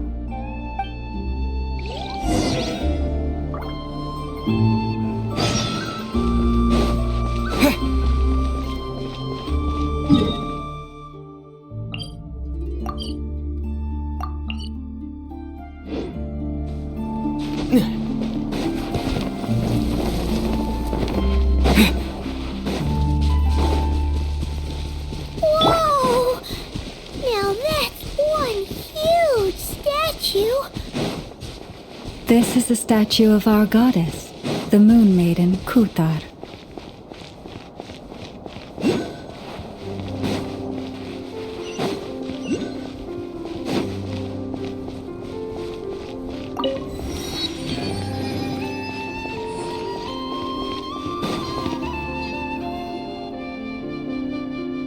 Wow! It's spectacular! Kutar was born here on Hz Island around 500 years ago. As it just so happened, a priestess of the Frost Moon Scions witnessed the moment of her birth. Instantly realizing that this was the prophesied rebirth, she quietly recorded the event and carved this statue to honor that miracle. According to legend, Kutar's birth was accompanied by the sudden appearance of many Kuhenki, who wove the moonlight that bathed her into silken vestments fit for a goddess. Hey! It's like it knows we're talking about it. From that day forth, the Kuhenki have been regarded as Kutar's familiars. Some believe that their habit of guiding travelers to hidden treasure stems from an instinct. The same one that not only drives them to protect the moon goddess, but also to make her smile. After all, according to the records, Kutar always looked lonely as she gazed up at the distant moon. Kutar left Hz Island before I was even born. According to the previous moon chanter, the goddess was angered by our people's greed, and that is why she left us. Where did she go? No one knows what happened after she left. But just a few months ago, after those 2 ancient moons' remnants fell from the sky, she was spotted on Hz Island once more. And the Fatui have been harassing and threatening us ever since. Judging from what they've said, our moon goddess is actually their missing harbinger, Columbina, the damselette. The A damselette? But isn't she number 3 amongst the Fatui Harbingers? So she's actually the moon goddess. Why would she join the Fatui then? That too is a question I've struggled with. But even at the best of times, understanding other people's choices is difficult, let alone those of a goddess. Plus, forgive me, there I go again, rambling on about our history. But you came here to ask about the sacred relic, didn't you? Honestly, Paimon's not sure which part she's more curious about now.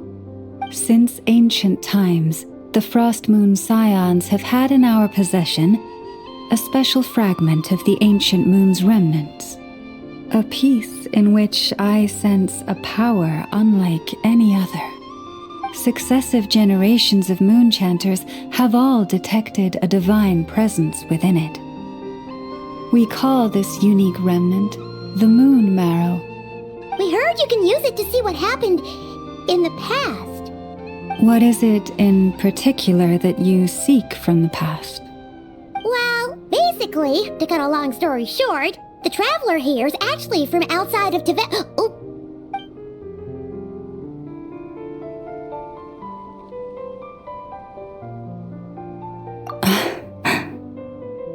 Thank you. Your honesty is a sign of your trust, both in me and the Frost Moon Scions. Unfortunately, though, I won't be able to use the Moon Marrow to shed light on your past just yet. Our people revere the Moon Marrow as a sacred relic. I'm only permitted to retrieve it from the secret chamber in which it is hidden once a year, on Moon Prayer Night. Oh, really? So, when's the next Moon Prayer Night? Judging from the tides this evening, a little less than 2 months. Huh?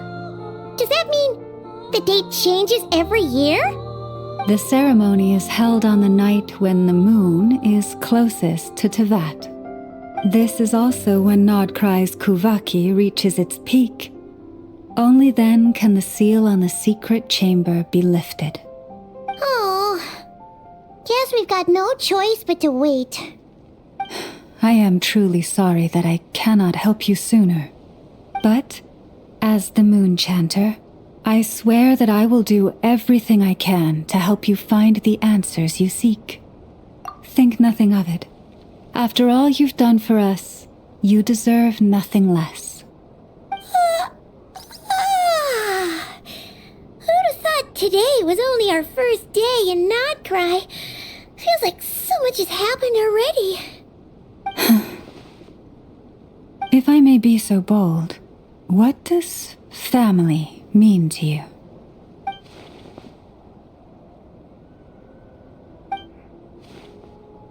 If you are aware of something, a secret that could hurt your family, would you be honest with them, or try to hide it?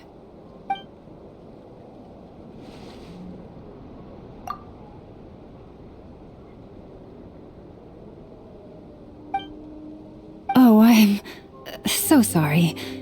That was a strange question. I didn't mean to put you on the spot. I guess I've just never met anyone with a story quite like yours before. I just suddenly had the urge to ask. It's getting late, and you two must be rather tired too. Would you like to stay the night here on Hz Island? I can have— Oh, that's all right. We've already got a room back at the flagship as it happens. Speaking of which, if you ever need us, feel free to come knocking. Do you need me to show you the way back? No worries. It's quite a way, and you should get some rest too, Lauma. We'll make sure to be careful. Understood. Then I won't keep you. May your first night in Nodcry pass in stillness and peace.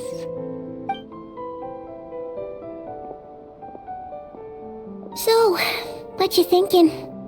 Sure was an eventful day, huh? The good news is, we're not at a dead end in the search for your spaceship yet. We can always learn more about this place while we wait. The usual drill, huh? Paimon's really getting sleepy now. If she gets too tired to fly back, you carry her, okay?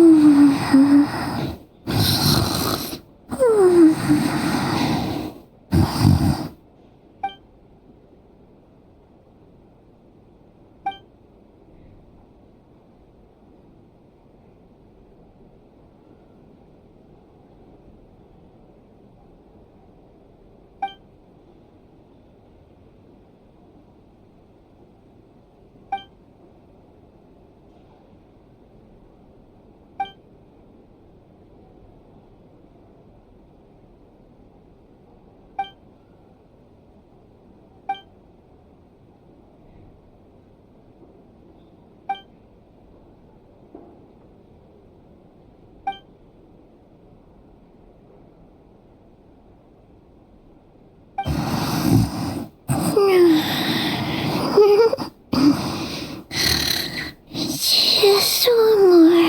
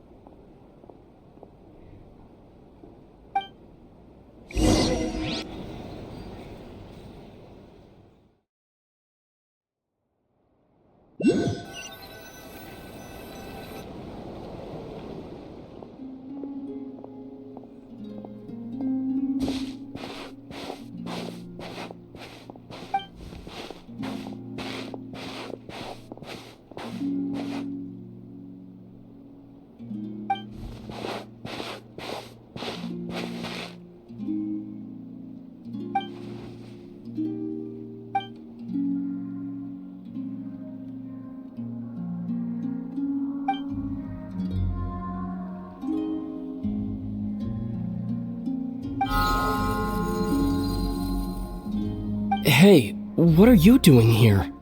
These flowers. I remember. When you first appeared, there were flowers like this all around you.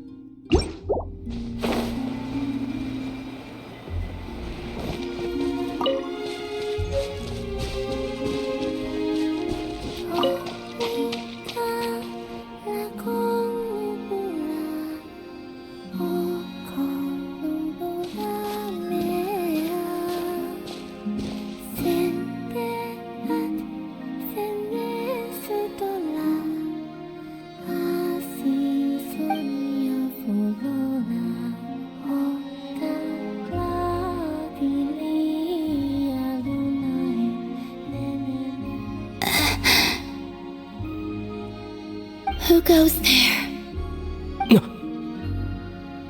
How did you get in here? I am but a passing traveler. I followed your song here. I'm very sorry if I've intruded. The Kuhenki. She brought you here.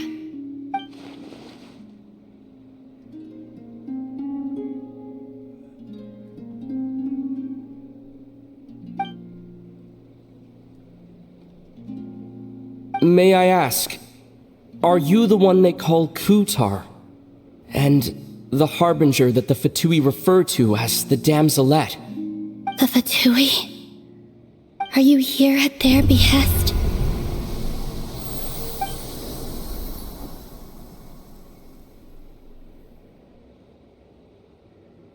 Please don't get me wrong. I have no intention of doing anything for the Fatui. I just wanted to ask you about Nodcry and the moons. The moons?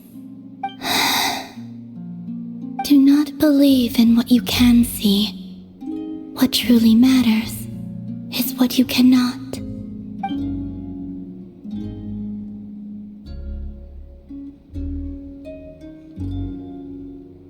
What do you mean?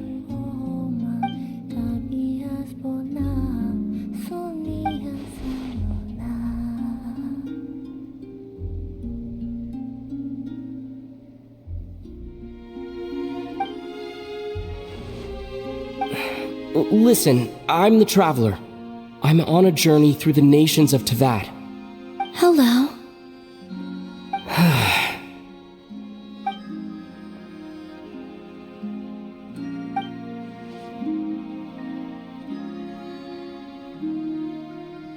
Could you tell me your name? Columbina. Kutar. The Damselette. The Moon Goddess. Pick whichever takes your fancy. I do not know my own name.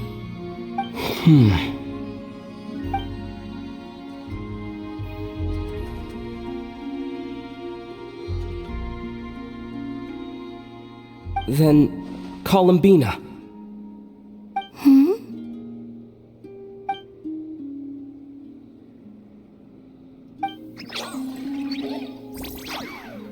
This Kuhenki, this Lanatar, did you bring her into being? Come here, little one.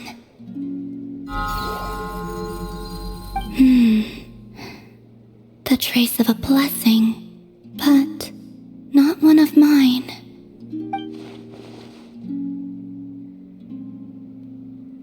People always assume I can do many things. Assume I have done many things. But I haven't. All I ever wanted was to.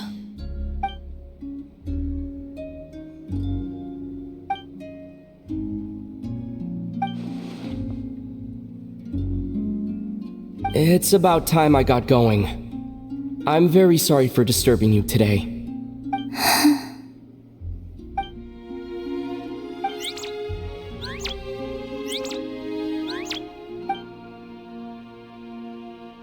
Columbina, that Kuhenki. Oh, you're leaving?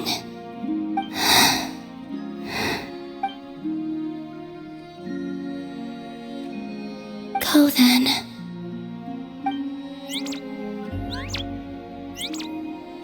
Goodbye. Take care. The moon can be treacherous.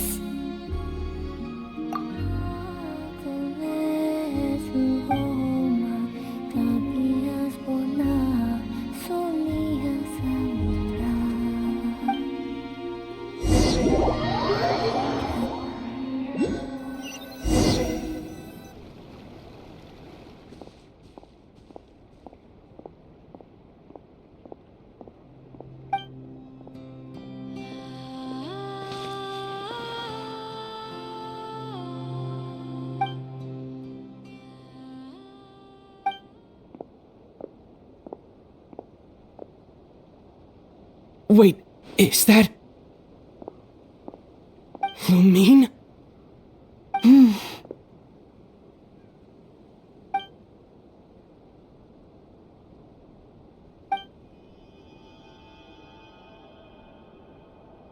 Lumine!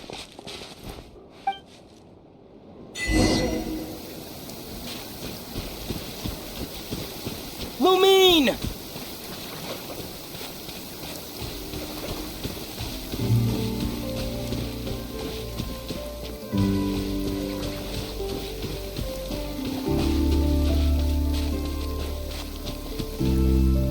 Lumine! Ether, it's you.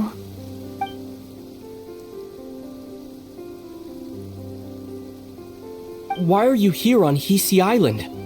If I told you I was here in search of the Frost Moon Scion's sacred relic, what would you think?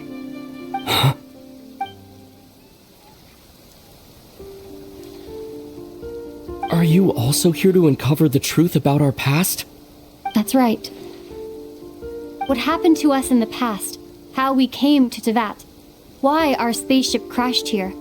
There are things I want to know too. But I'm not about to sit around waiting for another 2 months to find out. Wait! Wait? But I still have unfinished business.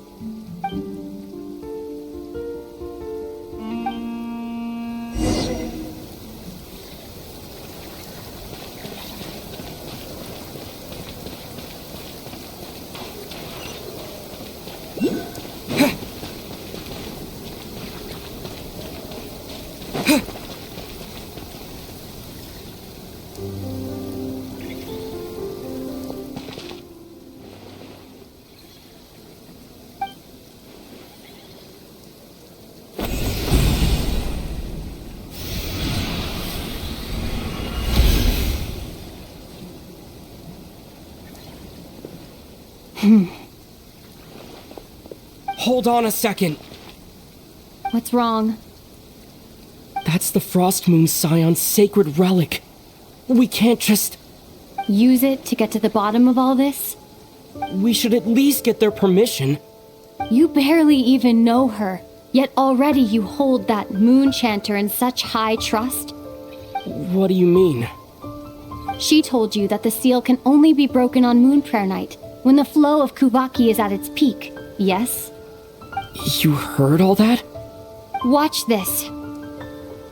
Huh? But... Get it now? She's been stalling for time.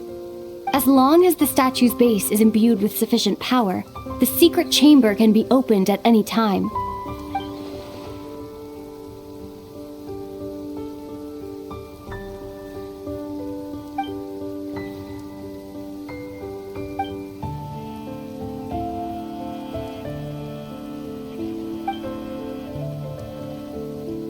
Is it such a sin when I don't put all my cards on the table for you, but not when someone else is doing it?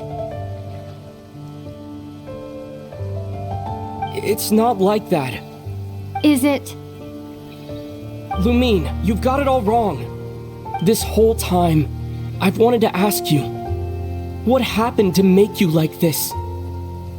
I admit, I've been having trouble accepting it.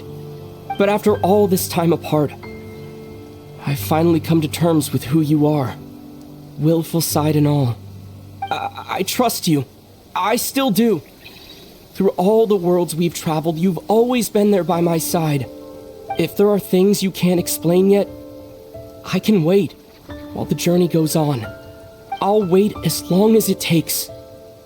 Until the day you're ready to talk. Ether.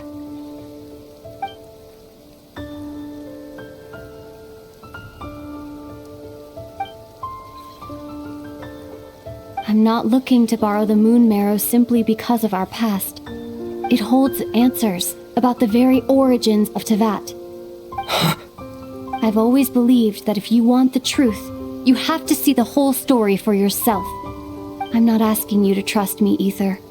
Just don't try and stop me. If this choice weighs on your heart, then let me go in alone. Forget this meeting ever took place.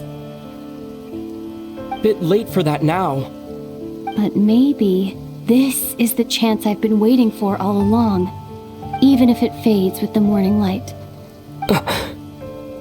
I want to go with you. You sure? Yeah. Then let's go. Lumine. It's been ages since we went on an adventure together. I can't wait. Really? You think I'd lie to my big bro?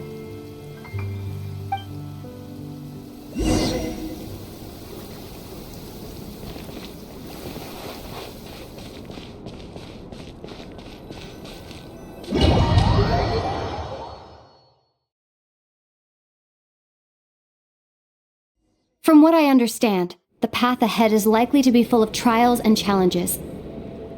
A deterrence against intruders, and a test for those who truly seek entrance. I doubt the two of us will have any problems. I agree. Still, if we get separated, things could get tricky. Best we move together and watch each other's backs. Even the sound of your footsteps takes me right back. As a warrior, as a traveler, as my big brother.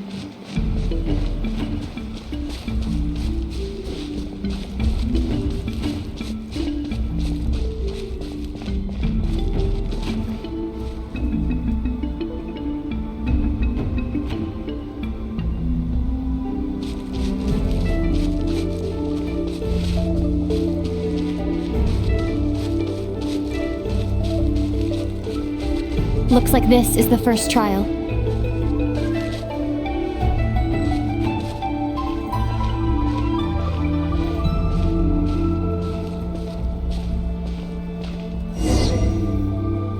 Ether, do you understand how Kuvaki works? How it exacts force through push and pull? Okay, I'll leave it to you then.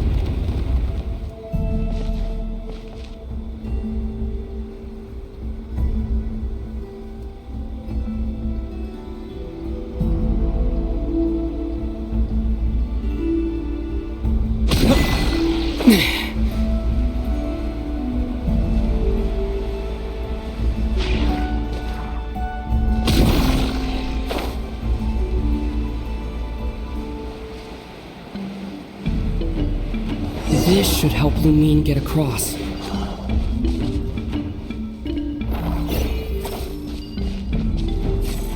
Lumine!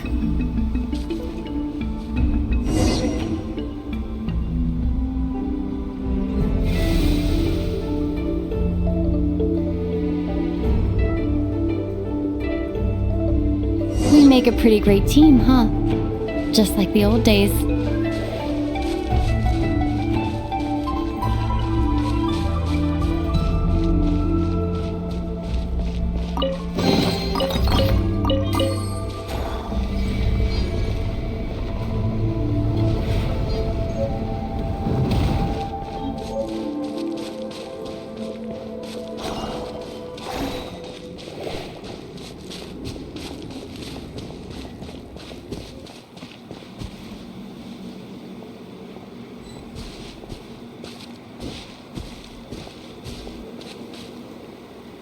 A wide open space. Must be in for a fight.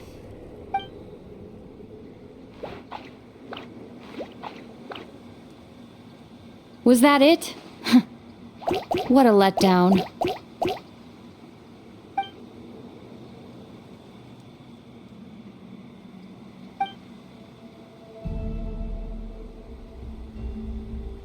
Ether. What is it? Why are you looking at me like that? Those enemies were weak, were they not? Maybe it's because the trial's only just begun. Actually, I've got an idea. Why don't we have ourselves a little friendly competition? Let's see if your journey has made you rusty. You're on.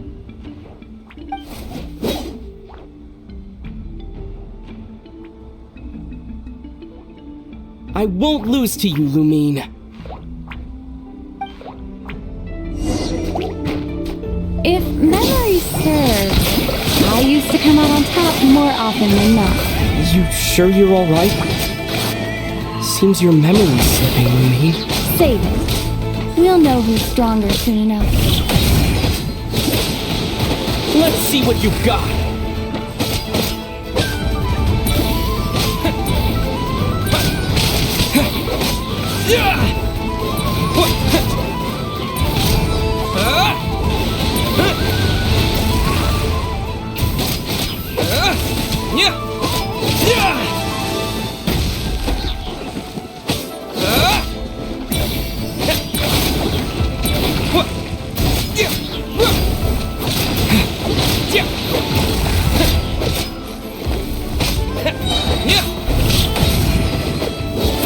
Here, I'll let you take this one. But next...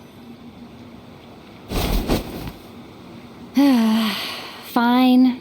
You win. Didn't feel like you really wanted it anyway. Going all out in a place like this? Sounds like overkill to me.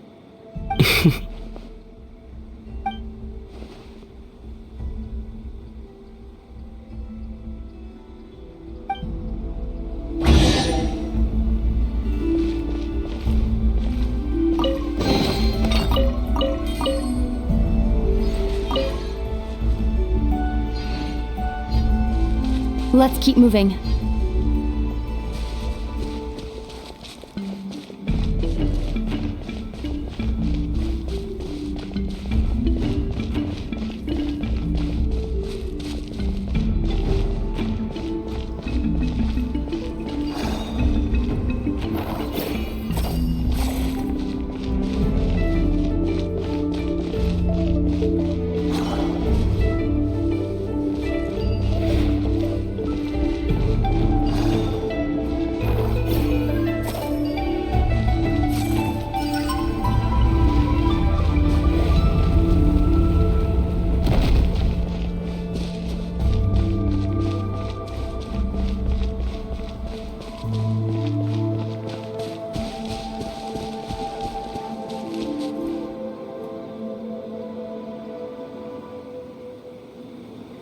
What is this place?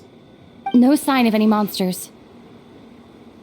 Feels like a ritual site. But something's missing. It's ahead. Inside that thing that looks like a mirror. I can feel it. But maybe it's sealed within. Can you open it using Kuvaki? Apparently not. Do you think it might have something to do with the Frost Moon Scion's bloodline? Lumine? If this is about strength of blood, what could possibly stop us? Let me give it a try. Why don't you check around for other clues? Sure.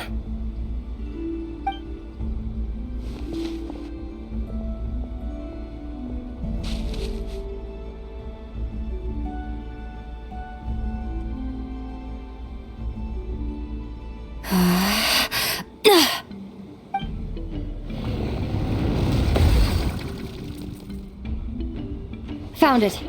This should do the trick. Okay.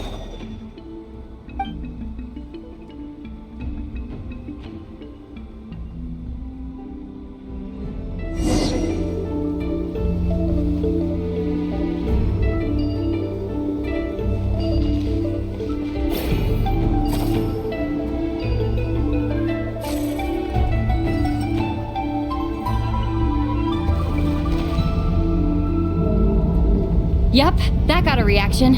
That's one down.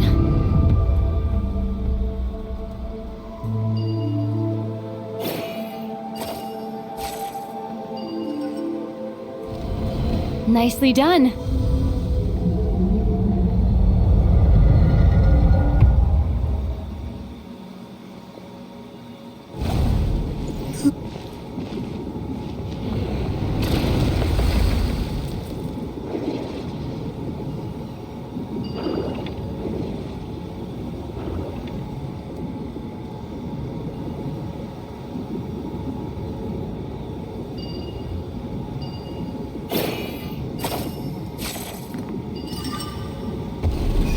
You've got this.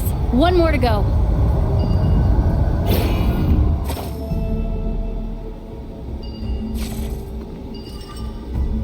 Good work, Ether.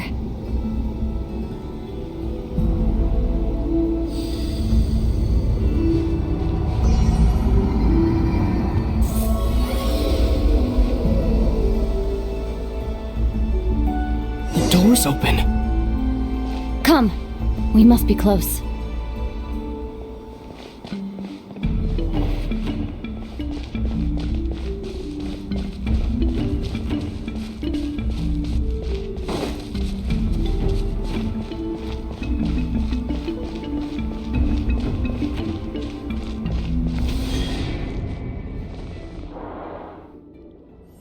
Stay on your toes now. Have you considered that I might be the more experienced between us? Is that so?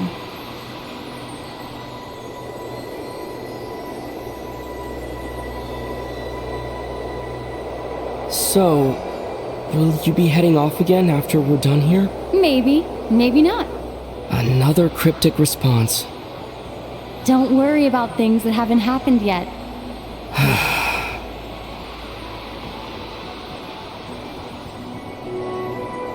At the end of all this, what do you think we'll find? Whatever it is, we can handle it. What about the end of our journey? That's not something we need to worry about right now.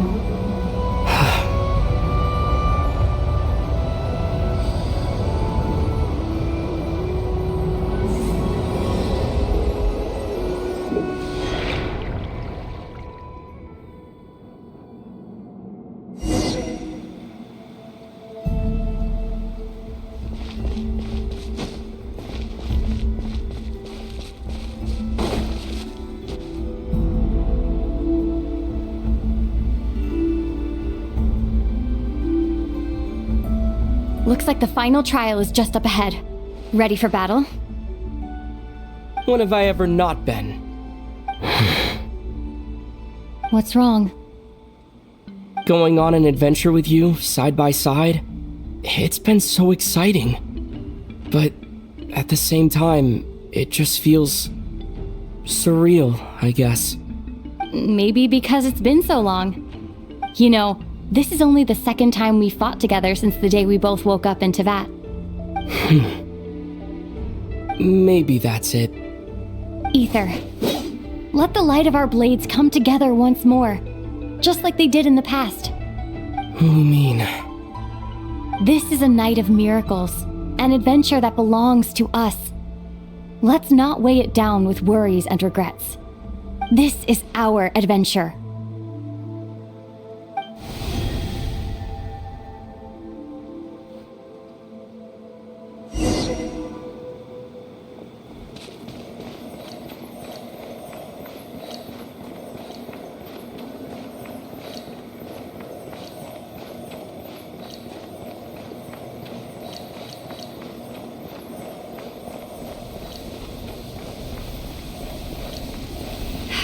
Here goes nothing.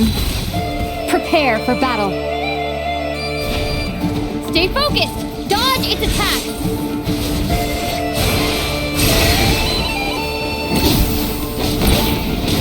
Don't forget to heal yourself!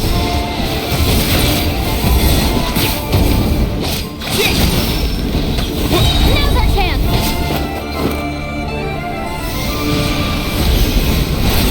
Watch out!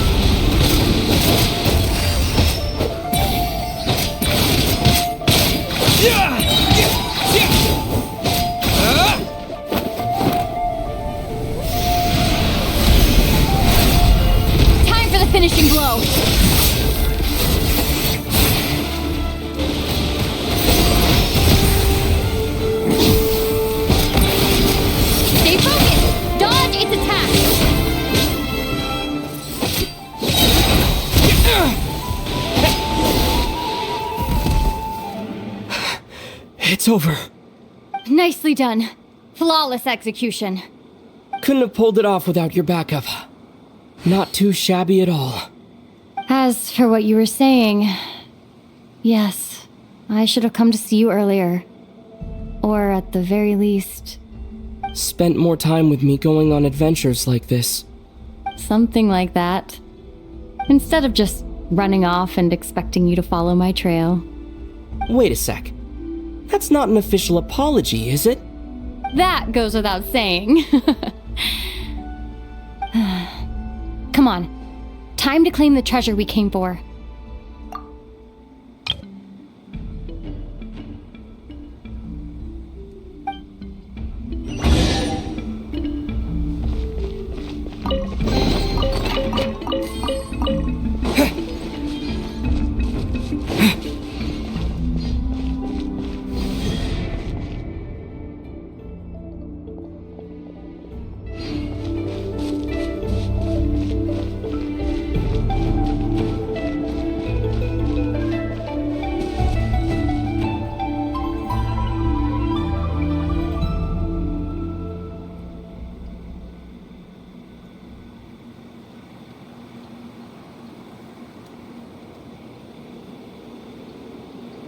So this is the moon marrow.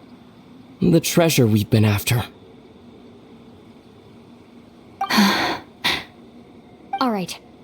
Go get it for me, Ether. It belongs to me.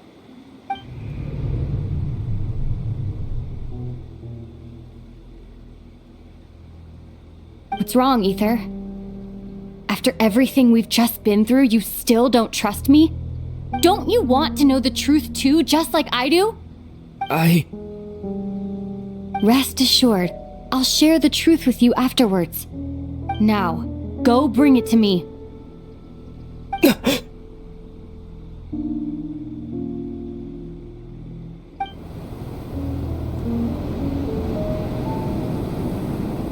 What's going on? Where did this fog come from? Lumine!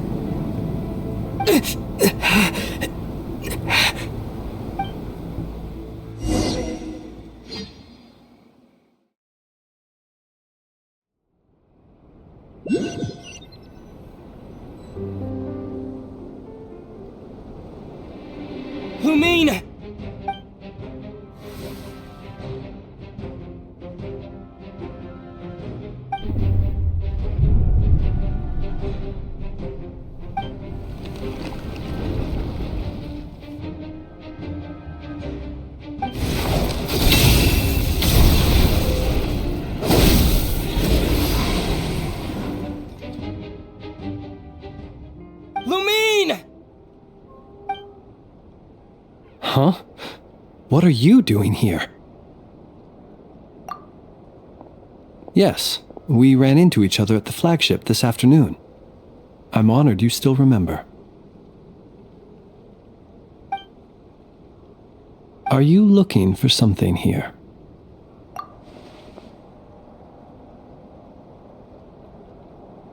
And you just happened to end up surrounded by the Wild Hunt. Sorry, I did not intend to come off as pointing fingers. Indeed, perhaps our courses of action do not differ so greatly. Not exactly. We Lightkeepers are accustomed to patrolling at night. A long-held tradition, you understand. I was just passing by when I noticed that the Wild Hunt had struck. So I simply did what I am duty-bound to do. As a matter of fact, I just saw someone leaving in quite the hurry. Was that your companion?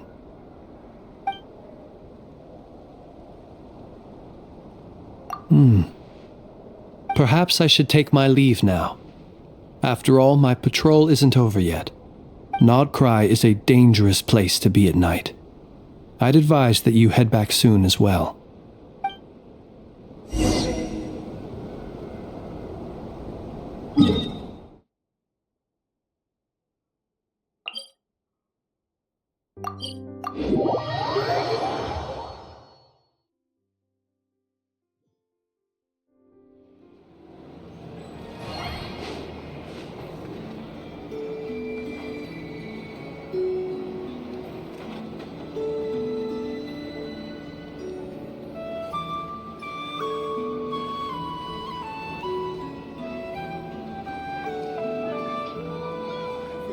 This land holds nothing but promise for adventurers from all walks of life. Wouldn't you agree?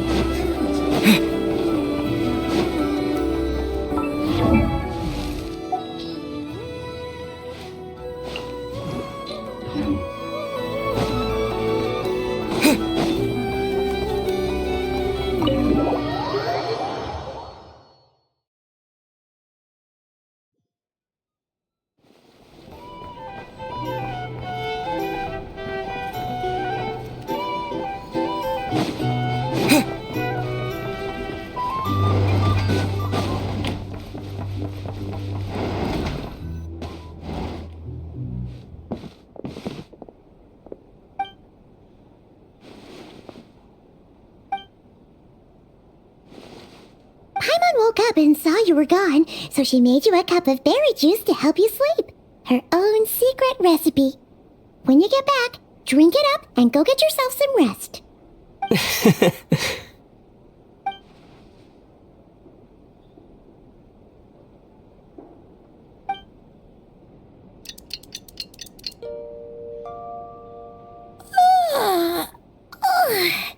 Good morning?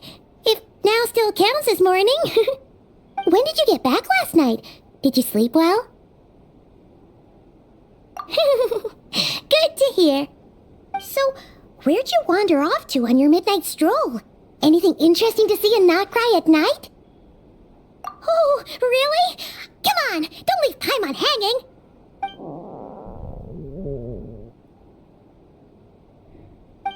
All right. Guess we'll have to feed your stomach before we feed Paimon's curiosity. Let's go grab something to eat while we talk.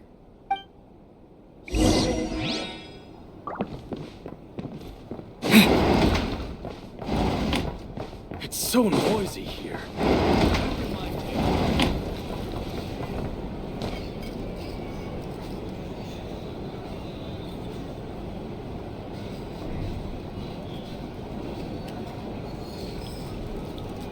Phew!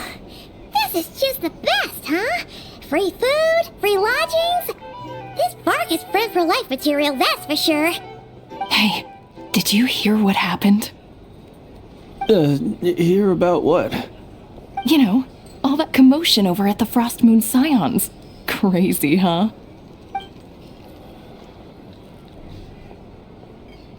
Huh? What happened? See what I mean? Completely oblivious to what's going on around you. The sacred relic of theirs. It's been stolen. Hey, slow down. Paimon knows you're hungry, but you don't have to worry about her stealing your food. At least... What? Was it those Fatui? No idea, but the news has already spread right through Nausha town. What did their high priestess what do they call her again? The moon something? Anyway, what did she say about it? What could she say? She's the one who discovered it was missing. She was in Nausha town first thing this morning, hoping to launch a joint investigation with the Voynich Guild. Whoa! Did you hear that? Lelma and the others, their sacred relic's been stolen! Who in Tivap would even have the nerve? Paimon bets it was that bunch of good-for-nothing, rule-breaking, troublemaking Fatui!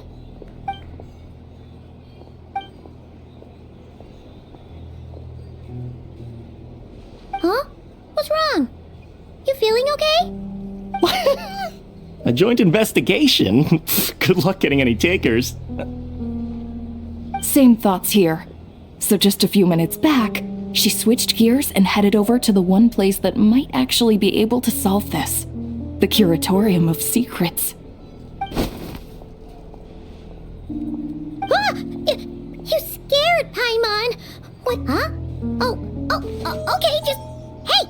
Paimon's not a baby, you know! Quit pulling her arm! Our drink recommendations?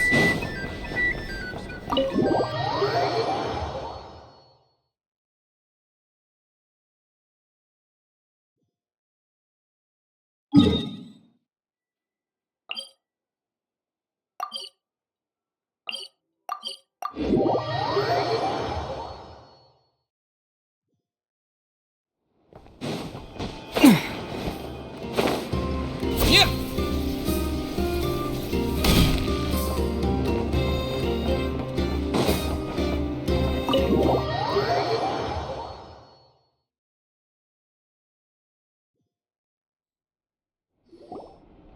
Sorry to...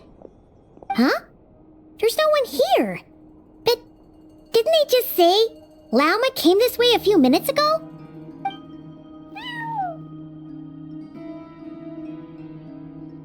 No one except for a cat watching over the front desk. Excuse... meow? Are we supposed to check in here?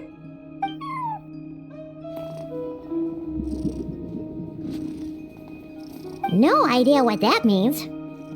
Is this Lauma's personal receptionist or something? Pretty sure she'd be the only person who could actually understand it.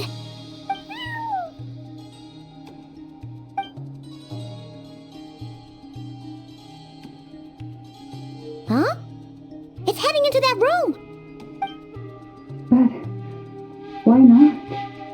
Like I told you already, that's just... Another client.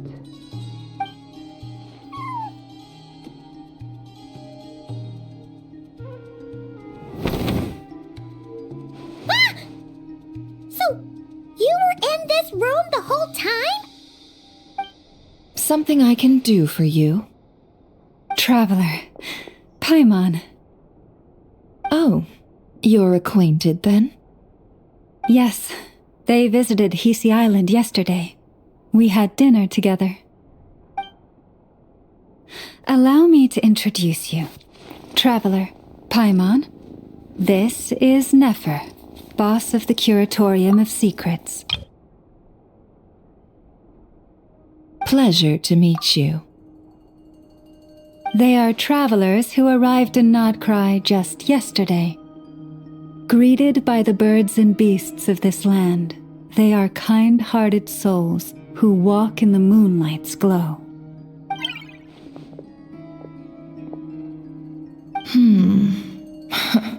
Interesting. Thank you, Lauma, but you need not have introduced them. They are great heroes, renowned throughout the nations beyond our borders. Oh, really? Do not forget, I deal in information. Just because most people in Nodcry pay scant attention to foreign affairs, that does not mean the same goes for the Curatorium of Secrets. They're the heroes everyone was talking about before. The ones who saved Natlan during the Abyss crisis.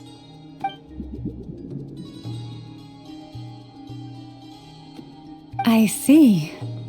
We Frostmoon Scions seldom leave our domain, so I had not heard of your heroic deeds. Please, forgive my ignorance. It's no big deal. We were hoping to keep a low profile anyway. If we had to list all of our titles and good deeds, we'd be talking till sundown, and then some. Huh? What's wrong? Still not feeling great? So, what brings you both to the Curatorium today? Oh, so basically, we were just eating when we overheard people talking about how the Frostmoon Scion's relic had been stolen, and then he dragged Paimon over here. I see. Ah, I see. So you came over here because you were worried about Lauma. A combination truly befitting of great heroes. strong at arms and pure of heart. In that case, Lauma, I've got a suggestion. Why not ask these battle-hardened heroes to take the commission for you? Honestly, it's a little beyond the means of such a modest establishment as ours. Your modest establishment? Unable to handle a commission? You just don't want to take it, do you? You're right. I do not. What kind of commission is this? Surely it's not to recover your stolen relic? Yes, that is it. Recovering the relic is both my duty as a moon chanter and a step toward fulfilling the promise I made the traveler, to help uncover the truth of the past. But Nefer has already declined our commission multiple times. And yet, just as it always has, the moon will continue to illuminate the sky above the curatorium. Come night or day, may the moon goddess keep you. Enough of that.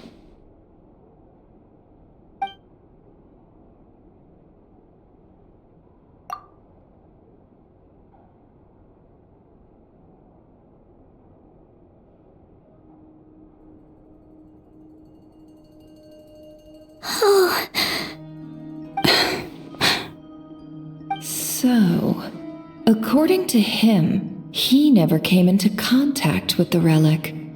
So he suspects his sister may have taken it. I understand.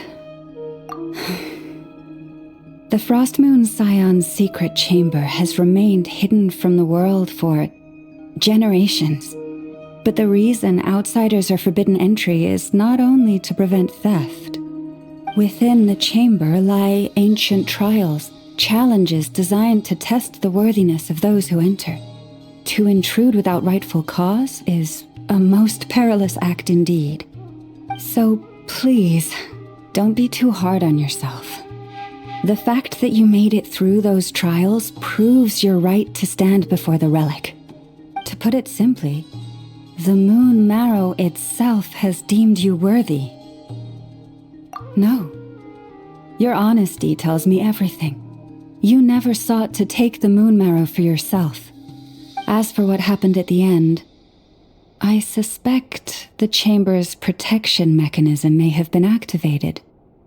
Among those who entered the final chamber, there was either someone with impure intent, or else an abyssal presence. The abyss? Perhaps that's why, then. Either way, the moon marrow was taken. And I believe you. So the problem remains the same. I need to recover our relic. See? Didn't I tell you it would all work out in the end? But before everyone starts celebrating, forgive me for asking just one more thing.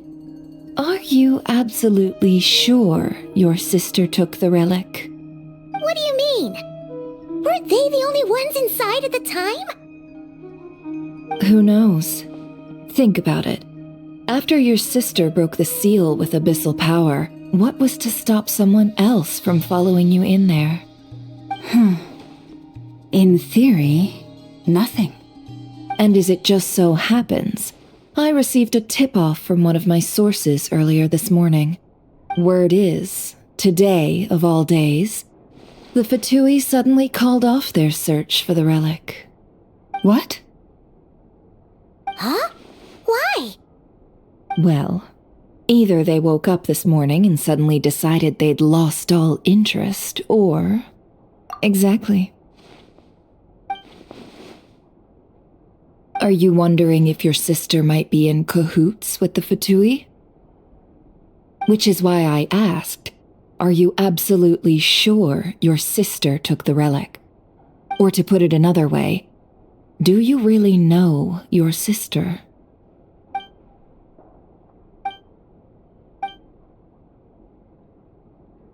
In other words, It's highly likely that the Fatui already have the moon marrow.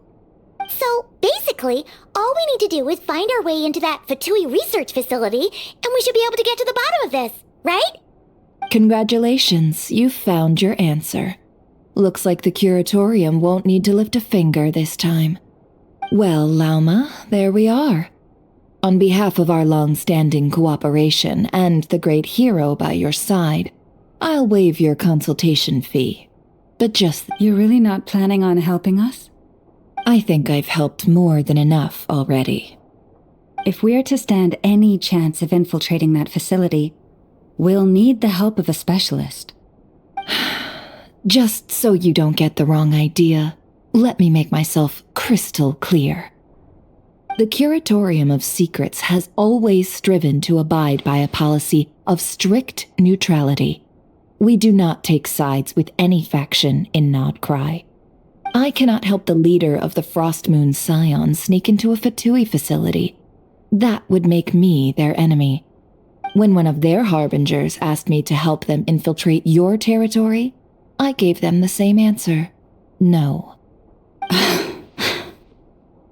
All right. I understand. But I do have one final request. I promise it had better be. No matter who it is, I want you to help us persuade the next person who walks through that door to join us.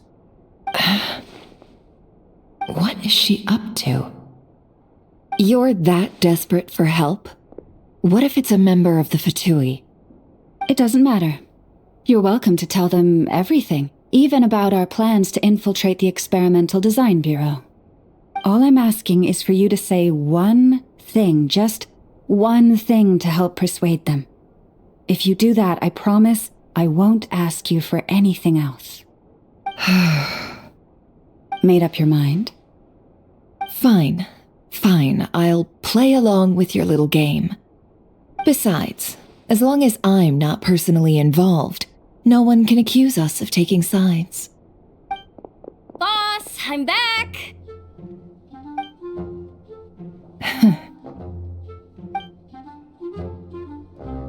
You won't believe the luck I've been having today. Remember you sent me to find that runaway cat, yeah? And you said I'd only be back after dark? Well, guess what? Right after I left the house, this big ibis flew over and the missing cat was right in its claws. And once it got close, it loosened its grip and... Boss, you're meeting clients. I'm so sorry. I'll get out of your way.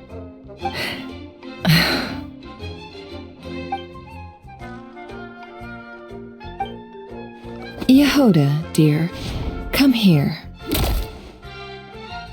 Huh? Me? Is something the matter? Oh, hi there. My dear Yehoda, I have a request. Yikes! Why does the boss sound so scary? Did I do something wrong? Would you be so kind as to accompany these 3 delightful clients of ours and help them infiltrate the Fatui's Kuvaki Experimental Design Bureau? What is going on here? Boss usually just says things like, hey, go do this, or you, go take care of that. Why is she being so scarily polite? And wait a sec, the Fatui's research facility? That's basically a death sentence. Made your mind up yet, my dear?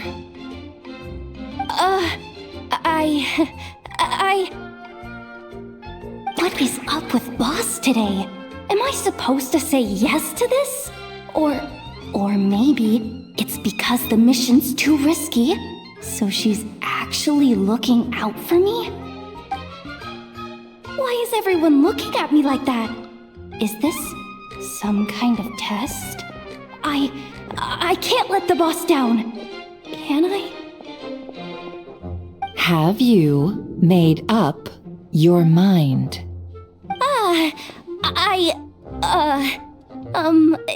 That's... Sure, why not? Really? You really don't mind helping us?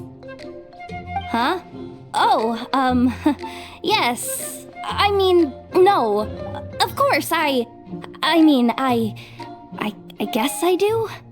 Oh, thanks so much! We owe you big time! On behalf of the Frost Moon Scions, too, thank you, Yehoda, for your help. What the? Seriously, what just happened? Why does the boss look so fed up?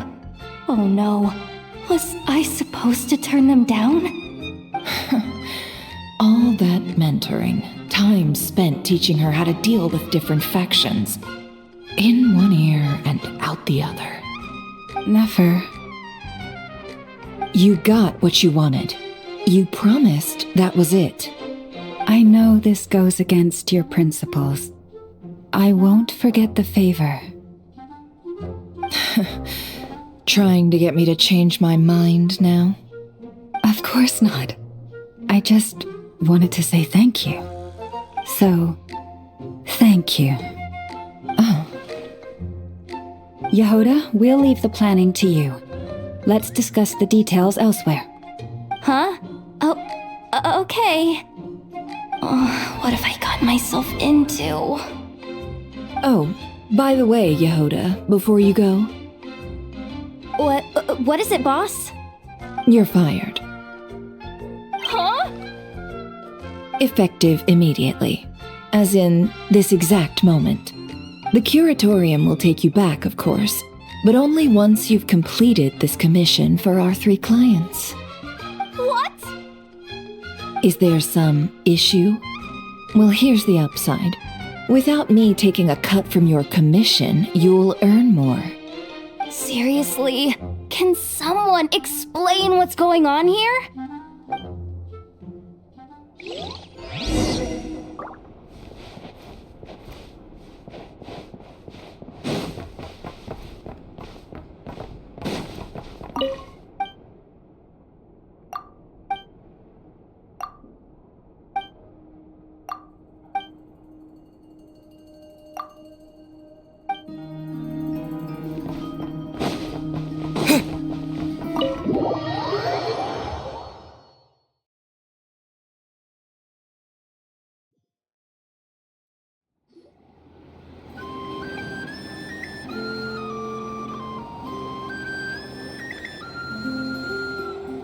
Are we sure Yehoda's alright? She looked totally crushed just now. She'll be fine. She's just in shock. But one thing's for sure. The curatorium's professional standards are beyond question. The fact that she only requested 1 day to prepare says it all. As an apology, I'll ask my animal friends to help her out more often in the future. Also, thank you for being honest with me. It means a lot. Was it really, though? As far as I see it, trusting your family is never wrong. In this case, let's call it a misjudgment. But the truth is, we all make mistakes every now and then. What matters is how we deal with the consequences. So, in return for your sincerity, there's something I'd like to share with the 2 of you as well. Oh? What is it? Perhaps it is something best said under the moon's gentle light. Would the 2 of you meet me on Hz Island tonight? Oh, it does sound important. You're right, there's too many people here. Somewhere quieter makes a lot more sense. Thank you both for understanding. Then let us meet beneath the moonlight.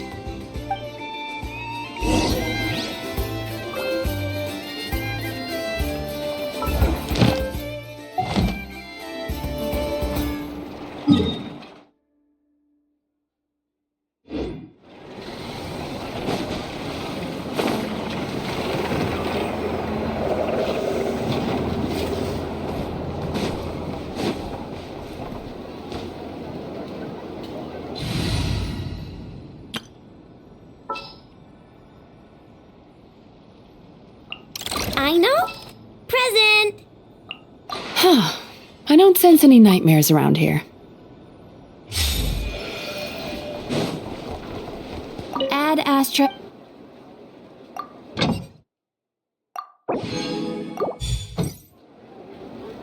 Add Astra.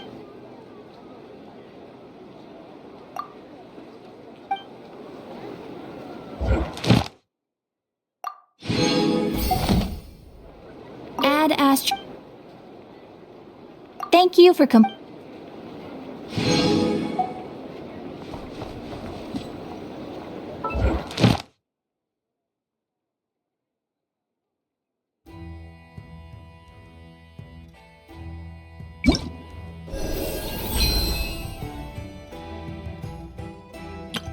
I know.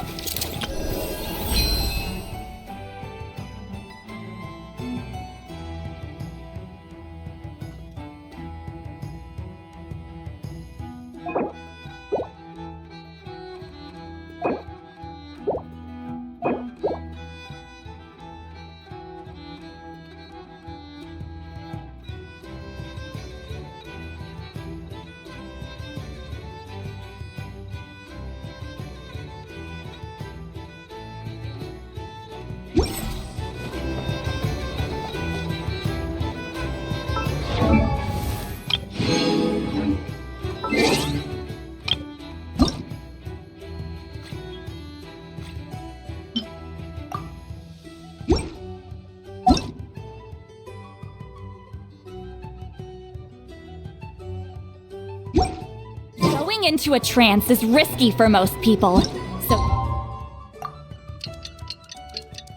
don't get any ideas.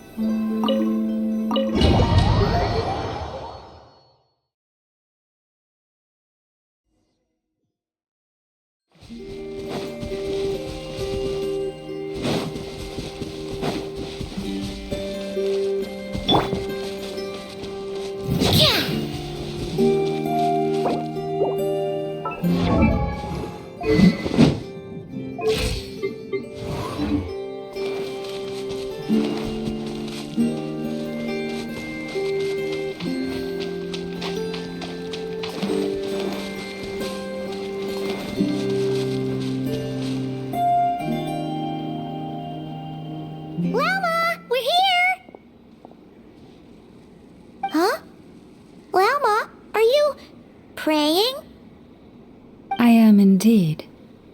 For the moment I was born, my people exclaimed, "Behold, eyes like the moonlit tide, antlers like the crescent moon, and blood that glimmers silver as the moon's reflection." From as far back as I can remember, I was revered as the frost moon's emissary and the moontide maiden. The first words I ever learned were prayers to the frost moon. The first gestures, those of our sacred rites. Wow, that must have been tough. Back then, I didn't know any better. It all just seemed so natural. The Frost Moon Scion's bloodline has long since begun to run thin. Nowadays, even those of us with antlers are few and far between, let alone those attuned to the power of Kuvaki. But I...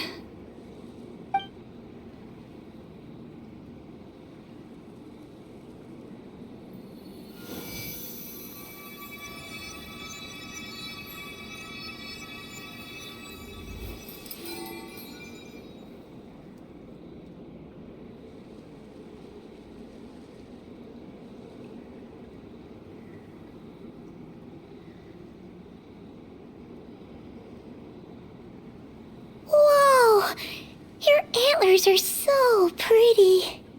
They say it's an extraordinarily rare condition. Once in a century, if that. I am unusually sensitive to the moonlight, as well as to the Kuvaki's ebb and flow. As a child, I could barely sleep because of it. Oh no! It was that serious?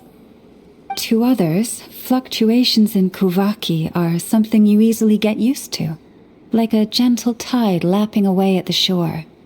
But to me, that same tide is a towering tsunami, a surging swell crashing against me. Of course, as the years went by, I learned how to suppress my senses and my power, enough to keep it all from overwhelming me. But because of that, I also had to walk the path of concealment. Concealment? From the moment I was first taught to pray, my kin would point up to the night sky telling me, "That, Lauma, is the frost moon, the last of the moons, the sole surviving truth." But I would ask them in response, why? Why can't I feel anything from it at all? Later, I came to understand that they simply could not tell where the real tide was coming from. They couldn't sense it. The true moon beyond the sky's veil.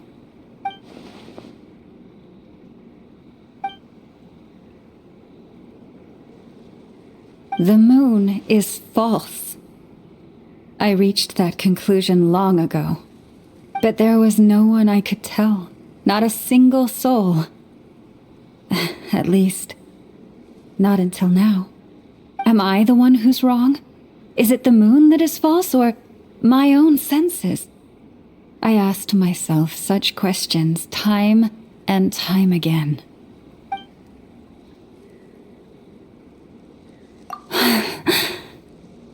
Thank you. When you called yourself a descender, I had a feeling you might be able to confirm what I had always suspected. And now that you have, it's exactly as I imagined. I feel relieved. Oh, Paimon kinda gets why you couldn't tell anyone now. It's not easy to change people's minds on something they've believed for hundreds of years. That's what I meant by concealment. I knew too much, so I had no choice but to keep my people in the dark. Every prayer I offer feels like a lie to keep myself going.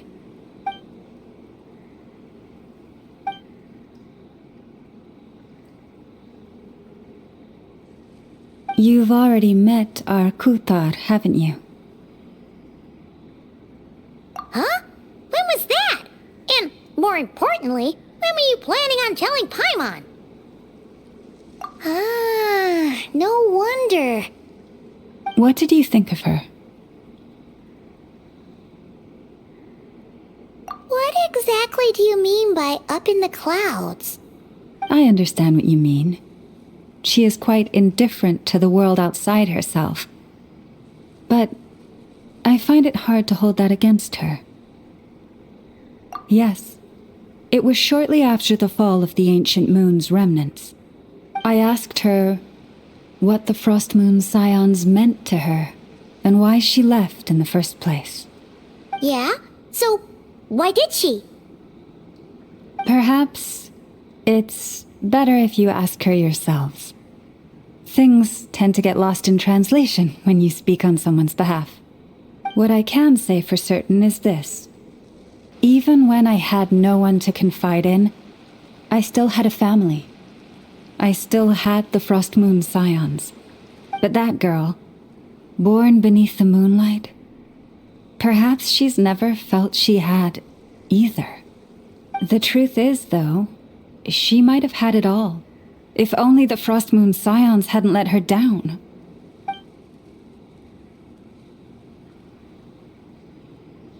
The Frost Moon Scions now walk a path of error. They offer their prayers to a false moon, and to a goddess who can no longer answer them. I want to change all that. But with the Fatui closing in on us day by day, the Frost Moon Scions must stand united, now more than ever. I just need to wait for the right moment. Lady Lauma! Lady Lauma! Cappy? Has Cardina's condition deteriorated again? Traveler, Paimon, we'll have to continue this conversation later. We'll come too!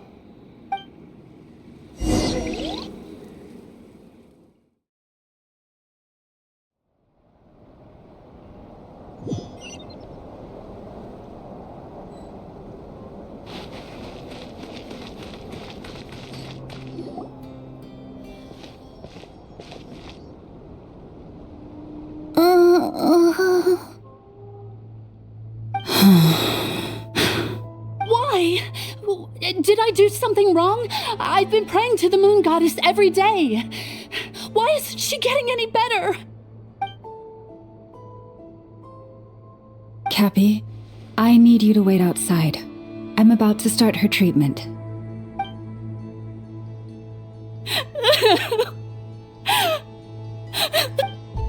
Is there anything we can do to help? Just don't be alarmed by what you're about to see. And please, don't let her mother see it.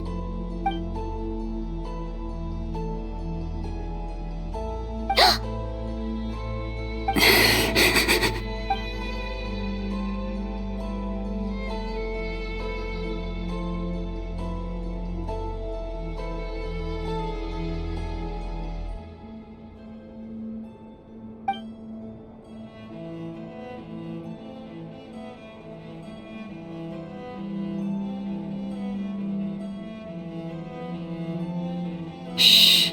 Please. Help me keep this a secret. She looks much better now. But, Lauma, was that? A medicine prescribed by a local doctor. For ordinary people, my blood has the power to counteract any adverse reactions to Kuvaki.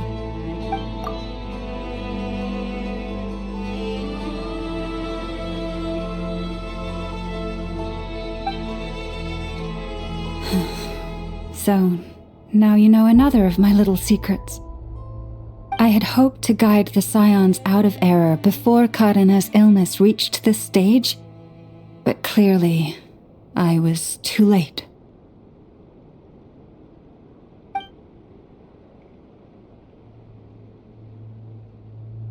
My life is as hidden from sight as the far side of the moon. Yet people only look to the bright side for guidance. If the day ever came when the two sides were reversed, could they truly accept it?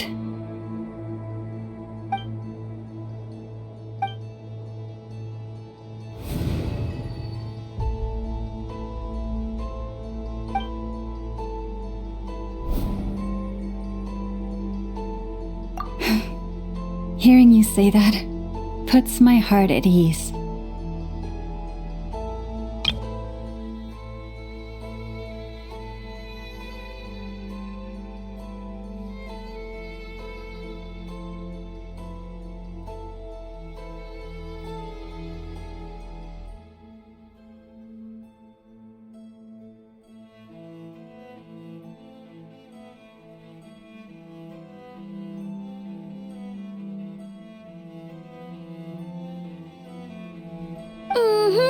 And if there's anything we can do to help the Frost Moon Scions, just let us know. Our priority right now is reclaiming our relic from the Fatui. But I now understand that the day I will tell everyone the truth is no longer far off.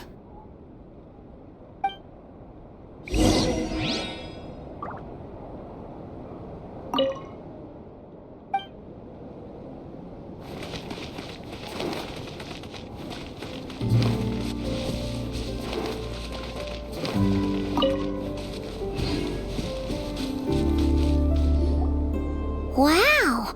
Paimon would never have guessed Lauma had all that bottled up inside. Hey! Watch your step! Ah! What's wrong? Oh, you scared Paimon. You scared me there too. Almost stepped right into one of my traps. A trap? Why would you leave a trap somewhere like this? Well, it's not like this is a main path. And besides, we Frost Moon Scions would recognize it instantly.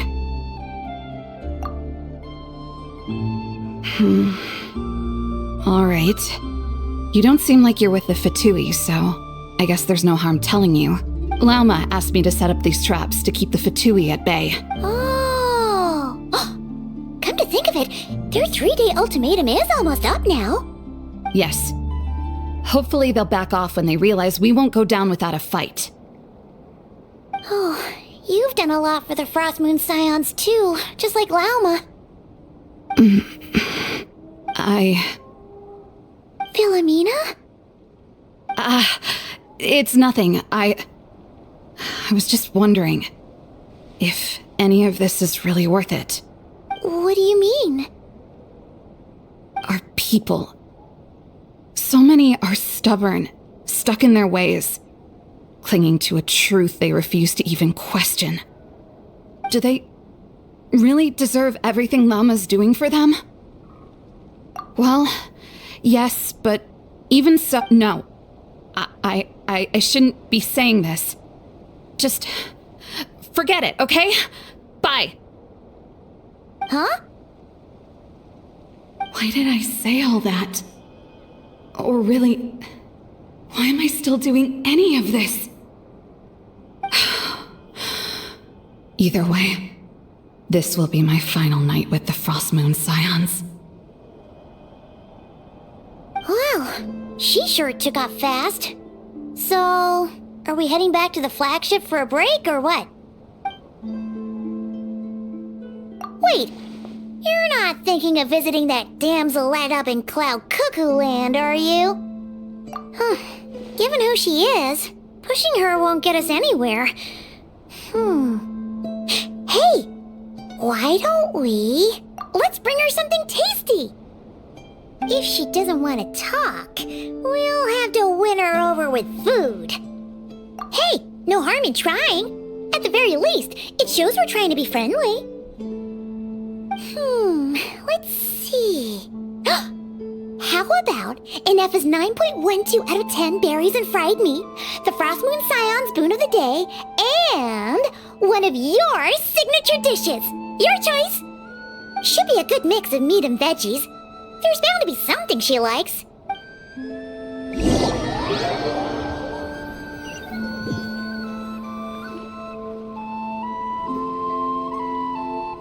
Alright, food's packed and ready. This is the place, right? Why does it feel like we're going to visit a patient? Oh, no. Take this seriously, Paimon.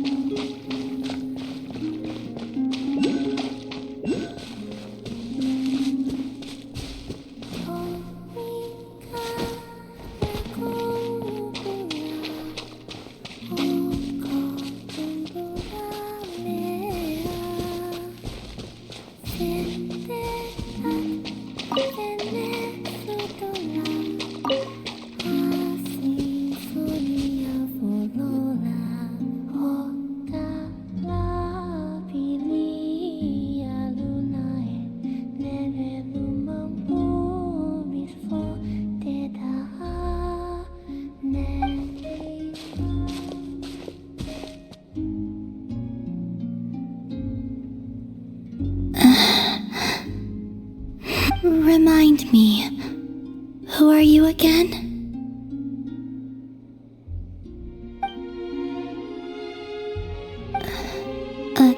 different one floats by your side today. A different one? What's that even supposed to mean?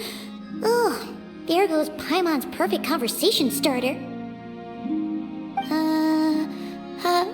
Hi there! Paimon is Paimon, and this is the Traveler.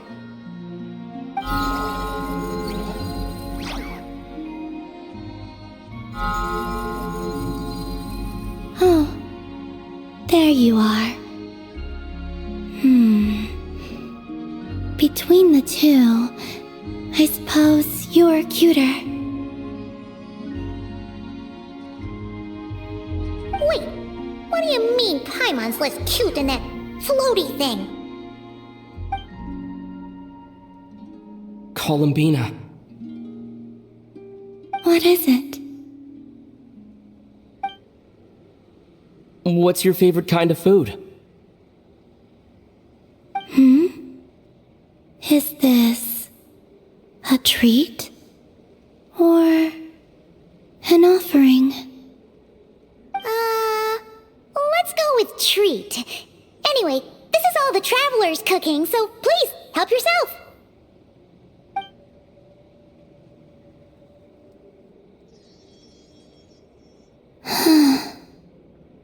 Oh, that wasn't exactly a yes, but she didn't turn it down either. What could she be thinking?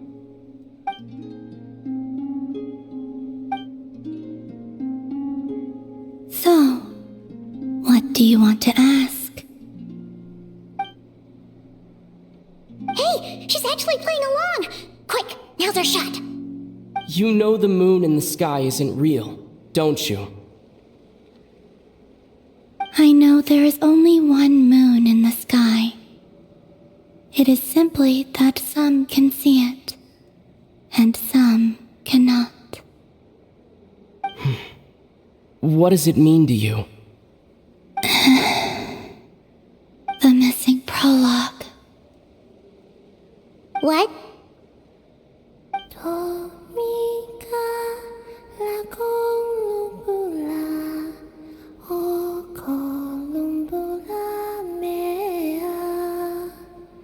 Huh? What does that mean? Isn't she going to explain herself? Can you tell me more about that melody? You were humming it last time, too. It must be important to you.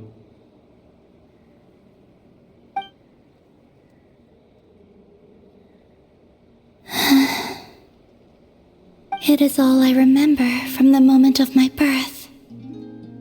A melody. A few lines of lyrics.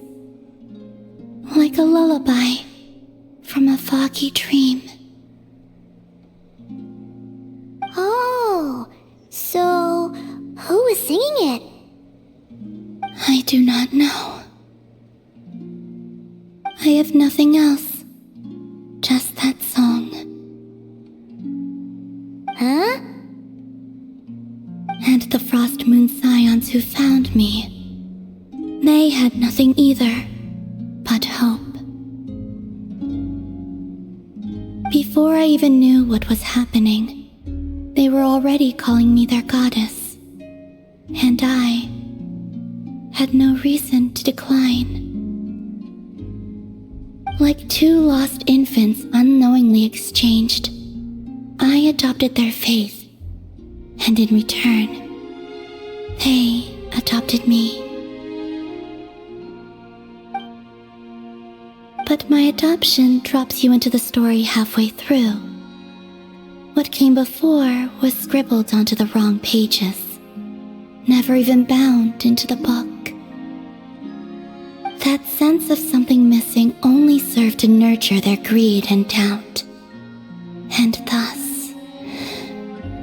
I came to realize that this place was never truly my home. Greed and doubt?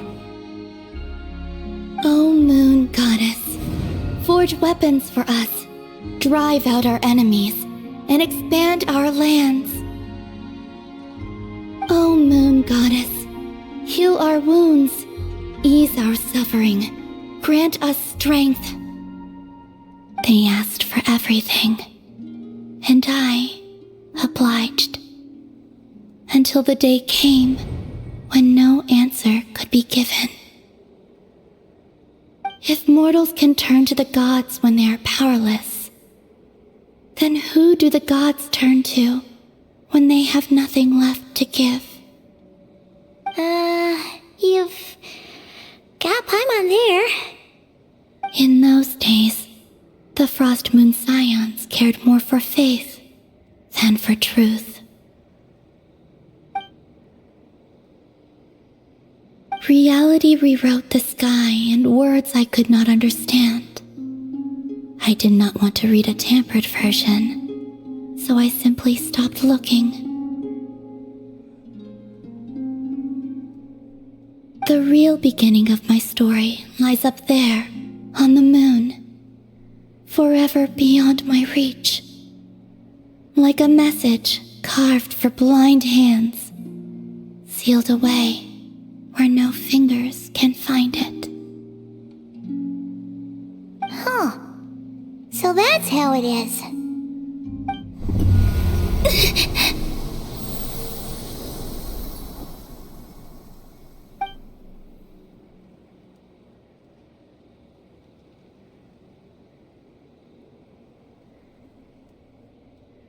What's wrong?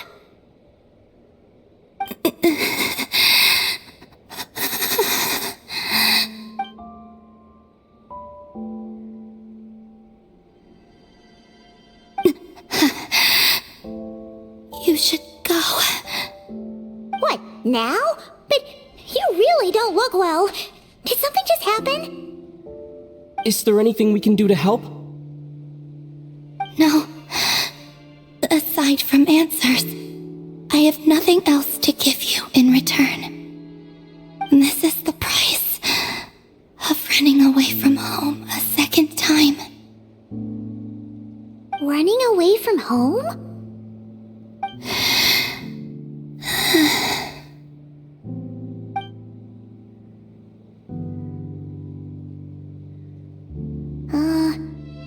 Is she heading towards the food? Did all of Paimon's questions make her hungry? Do you still have many questions? I know I should offer more in return for your kindness, but I'm feeling a little worn out. Oh, we're so sorry about that. The Tsaritsa was right. Freedom always comes with a price. She said I could treat the Fatui as a second family, a second home. But in the end, they were no different. All they wanted in truth was my power as the moon goddess. I'd rather not dwell on such unhappy memories.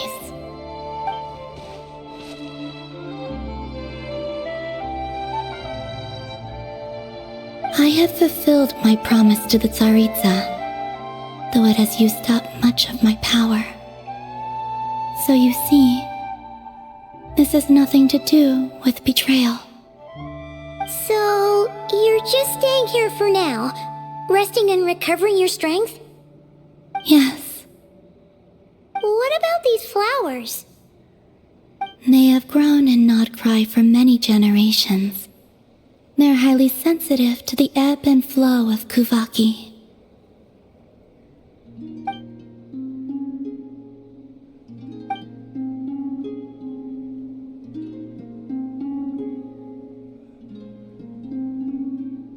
At times, I thought about using that relic the Frost Moon Scions had hidden away.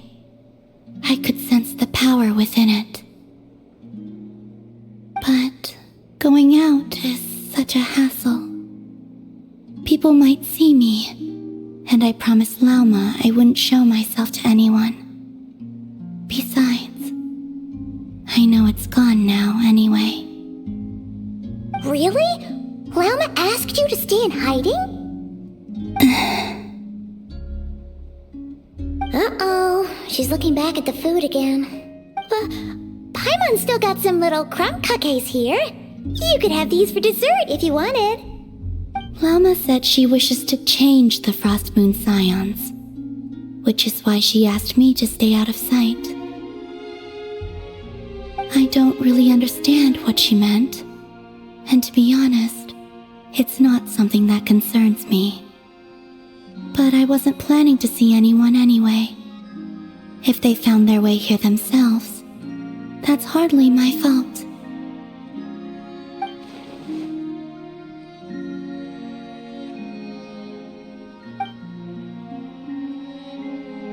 Lauma, the Maiden of the Grove. She is quite unlike any Frost Moon Scion I have ever met before. After hearing my story, she actually apologized for how the Frost Moon Scions treated me back then. She told us she feels like she's been living on the far side of the moon. Is that so? I actually got the opposite impression. She's been keeping her true power hidden away, afraid that people might be dazzled by its brilliance, and that they'd no longer be willing to look her way.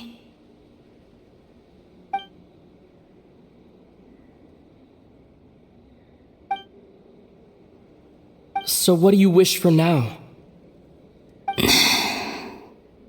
I wish to return to the moon, to the home where my story is written. Right now, that is all I wish for.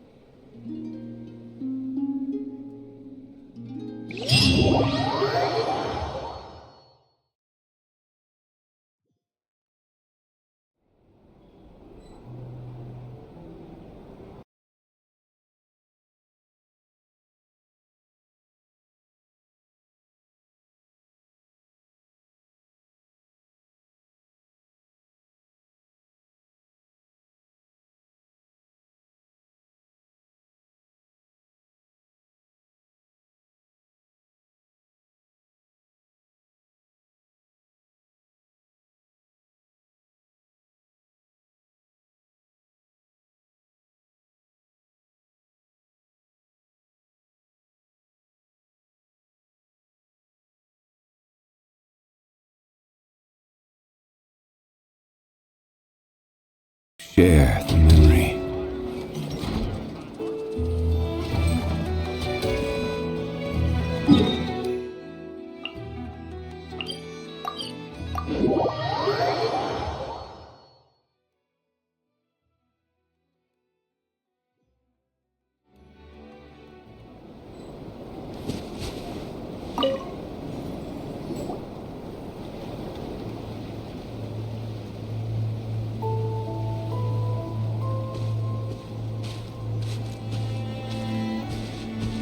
Huh? How come you're here by yourself, Lauma? Where's Yehoda? I haven't seen her. Seriously? Don't tell Paimon she's ditched us on our first mission together. I don't believe so. Nefer and I have our differences, but that shouldn't interfere with our shared objective. Recovering the relic is my duty. But as far as she's concerned, there's plenty to gain here too. In Nodcry, it's common knowledge that the Curatorium has a nose for profit and opportunity. The same way aphids flit from flower to flower in a never-ending quest to make honey. Huh. Sounds like you know her pretty well. Still, Yehoda sure is taking her sweet time.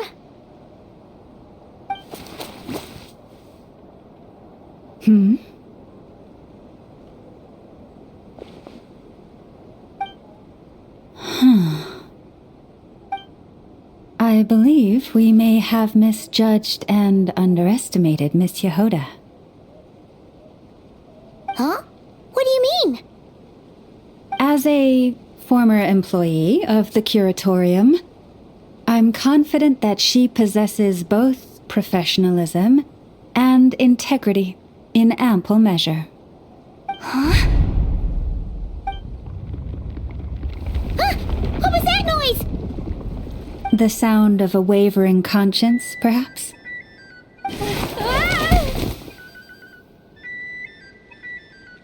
Whoa! Something just fell down! Hello, everybody! What kind of an entrance is that? Wait a second. Have you been hiding nearby this whole time? Yeah. I was just, scouting things out from up high. Darn it. How did Jane Doe even notice me up there? I can't believe I'd only realized I'd run out of smoke bombs this morning. What if something goes wrong inside? How am I supposed to make a quick getaway now? Thought I could just hang back and wait for the clients to get cold feet. But really sorry everyone. Truth is, just as I was heading out this morning, I discovered I'd run out of a super important, completely essential, absolutely indispensable piece of equipment. So, what are we gonna do? Well, as I see it, there are two options. Plan A is, we take a detour to Nasha Town to restock. Though, who knows if any shops will still be open this late. Plan B is, we call it quits right here. Disband the team and I'll go home. My place is only like a 10-minute walk from here, so... Personally, I vote Plan B. Bada bing, bada boom. Maximum efficiency, minimal effort. Don't try to solve your problems by running away. Not a fan of either? Then I guess our only option is to fall back on Plan J. That's J for Yehoda, by the way. Why didn't you just tell us that was an option in the first place? Come on, that would have totally ruined the surprise. Boss pulls this trick all the time, and it's always the clueless ones who end up praising her to the skies. Feels like you just threw shade at a whole lot of people. I have faith in your professionalism, Yehoda. You don't need those flashy tricks. Your abilities alone are more than enough to earn our respect. Huh. This Jane Doe sure has an eye for talent. Speaking... You really mean that, Jane? Lauma Doe? I do. I'll tell you what. It's not every day you get to work alongside such considerate clients. I have a feeling we're gonna make a great team. Plan J is this. We find our way in through the freight access on the facility's east side. It's tucked away from view, and security's lighter at night. I've prepared some special gadgets too, so we should be ready for anything. If we want this to go without a hitch, we'll need to work together every step of the way. So everyone, stick close behind me. Now that finally sounds like a real pro talking. Hey, you saying I didn't before? Kinda, yeah. You... Never mind. A top-tier treasure hunter like me never lets the naysayers get to her.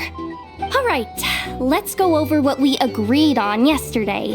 The goal of infiltrating the Kuvaki Experimental Design Bureau is to locate and, if possible, recover the relic that the Fatui stole. We also need to figure out why they built the facility in the first place. I'm worried that they've set their sights on the ancient moon's remnants on Hz Island too. Well, now that we've got a plan, time to get this show on the road.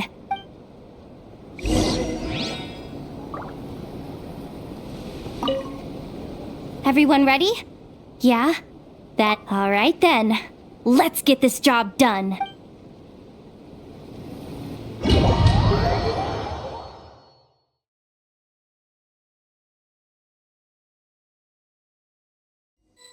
Go, go, go! But make sure you stick to the side.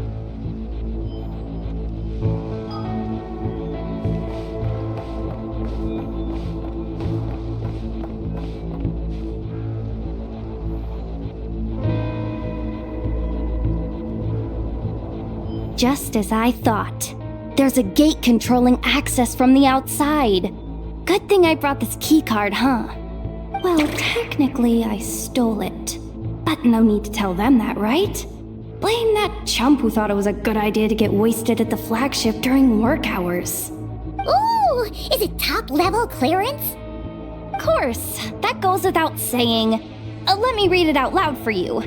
Fatui Experimental Design Bureau number 183574, maximum clearance, maintenance intern.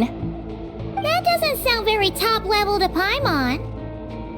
Never underestimate interns. Even the most legendary of thieves started out as rookie pickpockets, you know?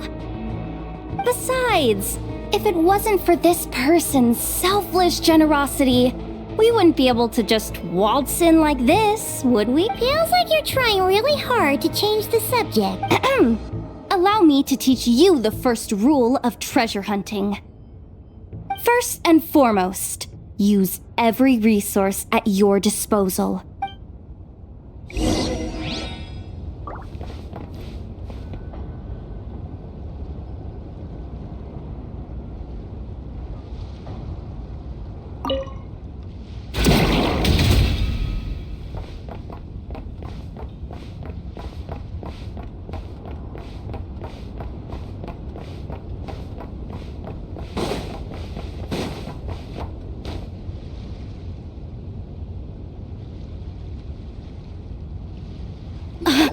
I get it now.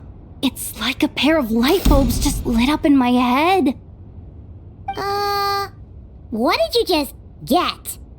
The blue light, aka Plan A, is telling me to take the path along the left side. It'll be a lot stealthier, but that might mean a bit of a detour. The red light, aka Plan B, is saying, just charge straight in, but that'll mean dealing with like a dozen sentry bots already powering up. Although, I might be able to switch them to training mode. Their attacks will be weaker, but we'll still be in for a fight. Can't you just put them in sleep mode? Hey, I told you, I'm just a maintenance intern. Give the new recruits some time and space to blossom, will ya? We're still pretty close to the entrance. Surely they'll call the whole thing off once they see what these bots can do. Anyway, I say we go with Plan B. Either way, I won't be doing any of the fighting, so the shorter route sounds good to me. If we can avoid fighting at this stage, we should. Plan J is to call it a night so we can all make it back to bed before sunrise. After all, the deeper we go, the more dangerous this is gonna get.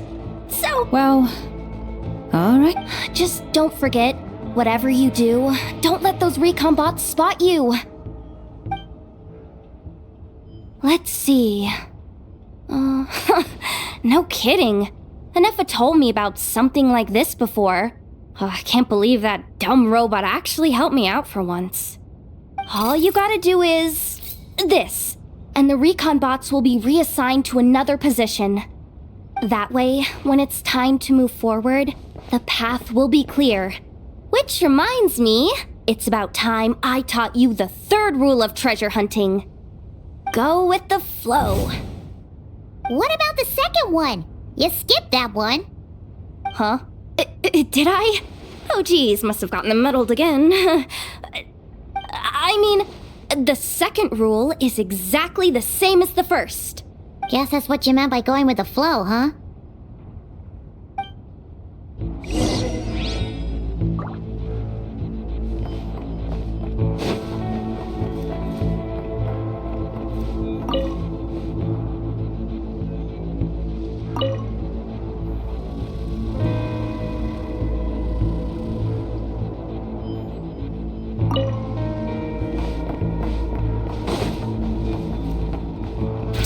This way leads straight into the armory.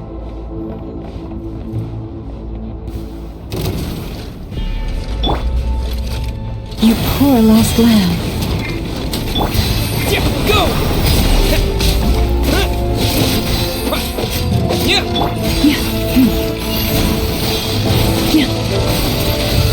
Flores, protect us.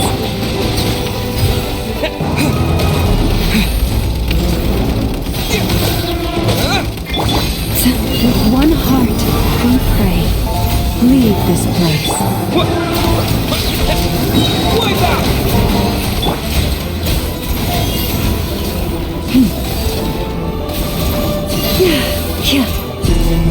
You poor Go! What?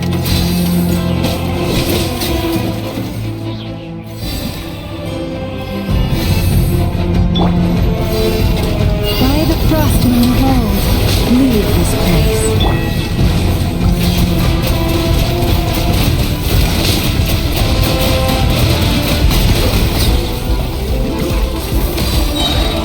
Bombs away! You poor lost lamb.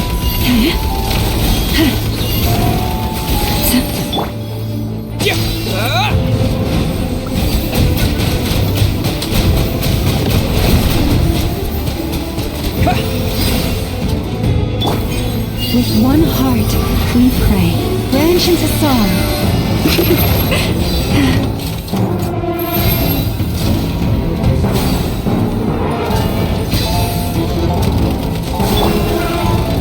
Water jet!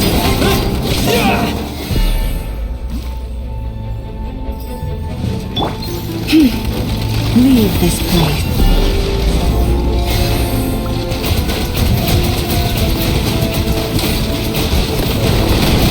Water jet! Wipe out! For the everlasting forest. Forest, protect us.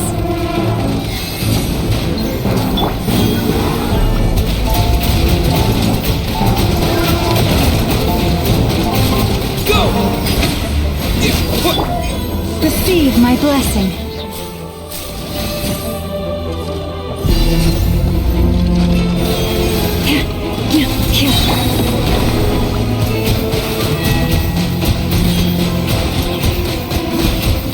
Go! By the frost moon of old, leave this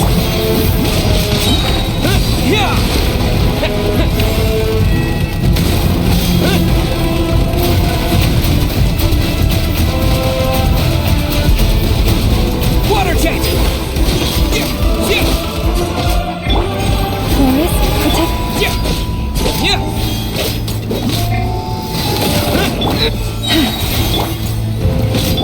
For the everlasting forest. You poor.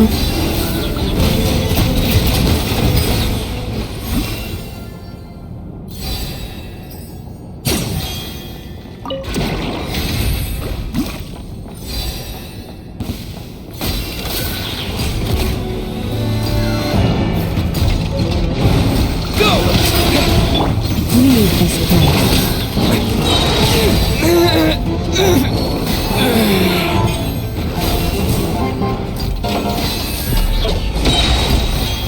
With one heart, we pray.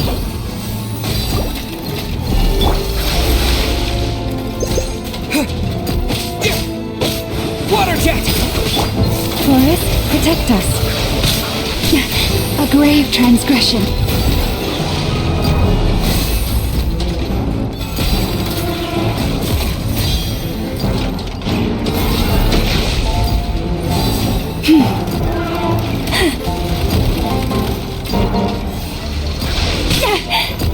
Oh, forest, take my broken crown.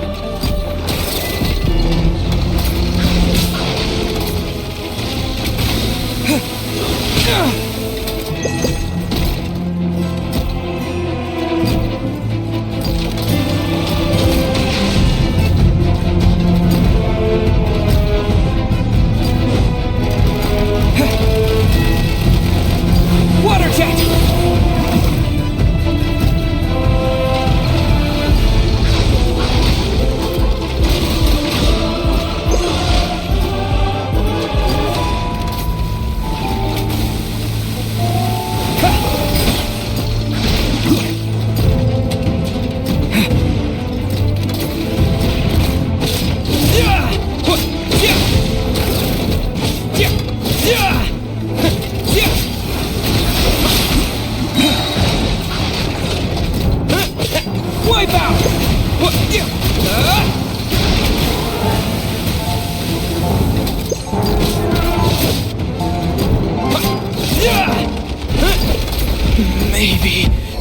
wasn't meant for this world.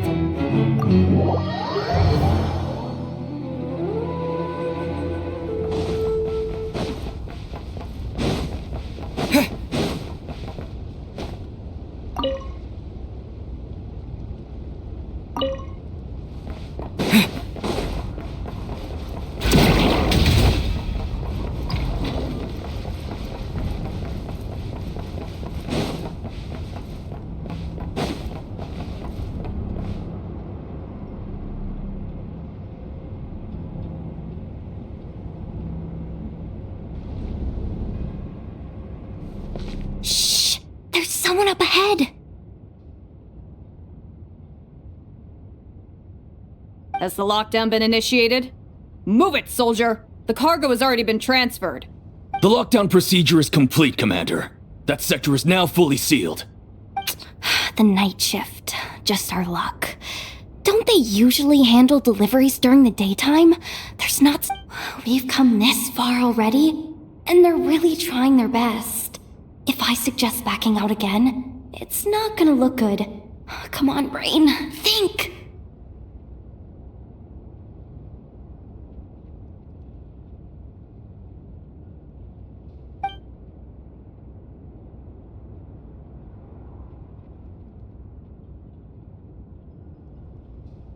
Got it! The freight shaft to the upper levels. We might have a shot there.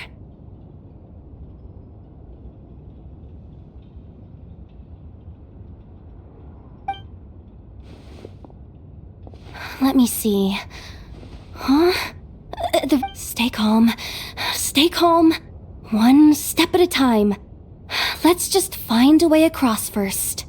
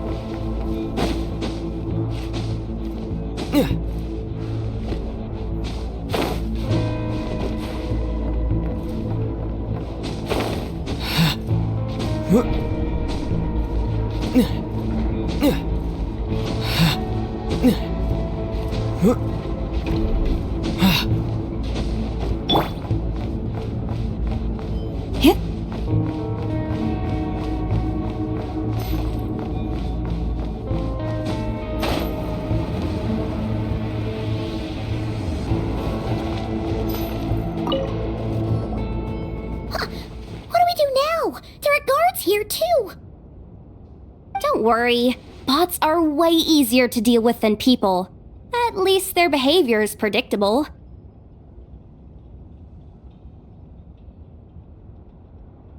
First, let's find a safe spot to land. Good, that spot shouldn't draw their attention. Let's go. Let me just try something.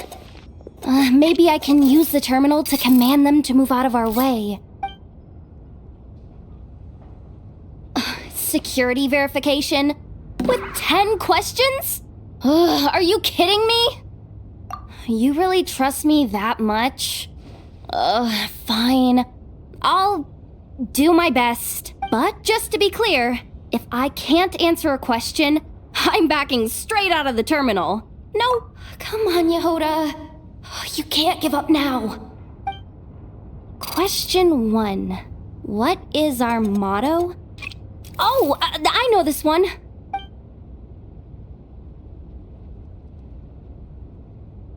Question 5. The name of the harbinger in charge of this facility. Let's go with, Sandrone. This one should be...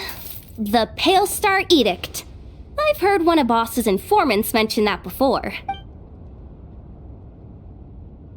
Final question. Enter employee ID.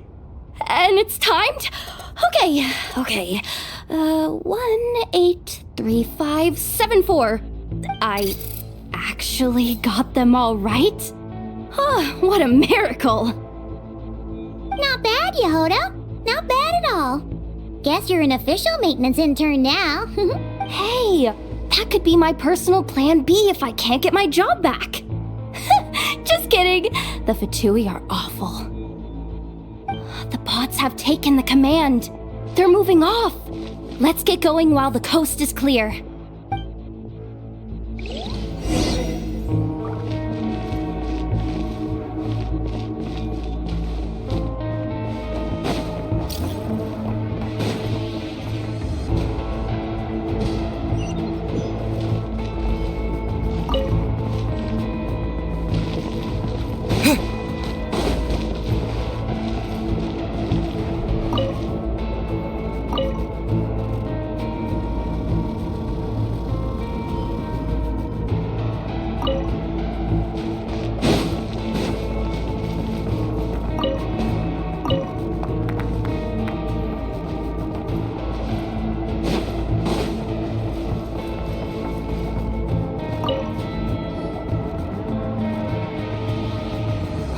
Didn't think they'd even cut off the supply of Kuvaki.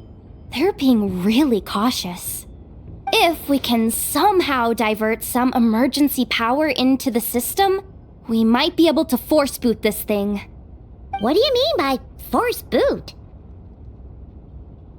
How do I explain this? It's like dumping a whole bucket of water into an empty pool, so that the little ducky gets to swim around again. You should probably just ask Aino instead. So, we just need to find that bucket of water, right? Paimon thought your explanation was great. Kinda adorable. In a childish sort of way. Hey, you could have just skipped that last part. Here, bucket, bucket, bucket. Where are you hiding? Judging from the concentration of Kuvaki, over there. Wow, you can sense that, Laumado? That's incredible.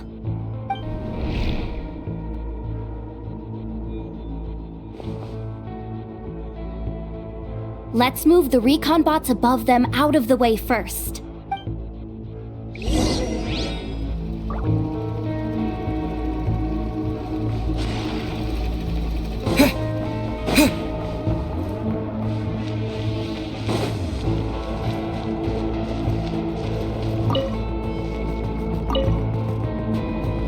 All right, that should keep the alarm from going off.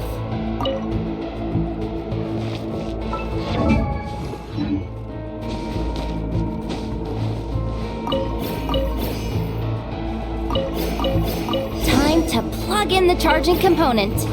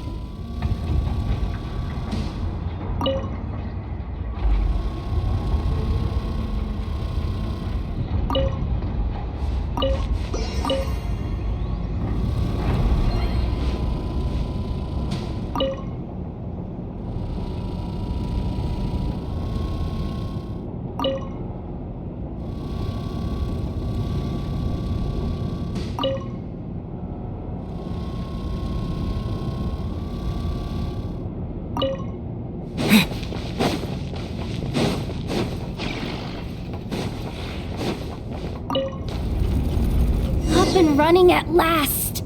Let's hope nothing else goes wrong. Please, everyone, step inside. Oh, it's so dark in here. Well, it is a cargo crate after all. No point in being picky about lighting at this point. Ah! Something sharp and pointy just poked me in the back! Sorry. That was probably just my antlers. It's pretty cramped in here, so I had to crouch down. Oh, having antlers must be inconvenient at times like these.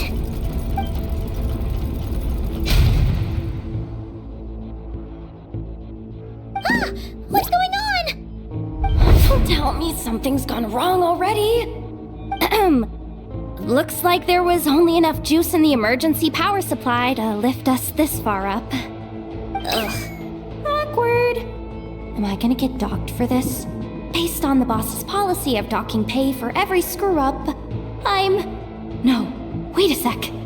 I've already been fired. Doesn't look like it's moving again anytime soon. I think we can get through if we follow the ventilation duct along the outer wall. The entrance has gotta be somewhere.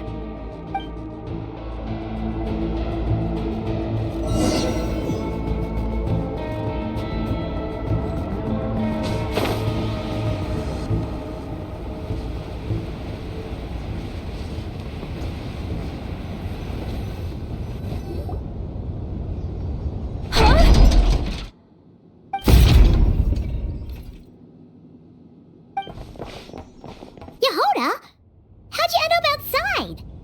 Looks like she slipped out at the very last second, just before the gate shut. Impressive reflexes, I must say. Though I'd expect nothing less from a former employee of the curatorium. I'm so sorry. That was pure survival instinct. I didn't mean to ditch you. Anyway, you guys just stay where you are. I'll figure something out.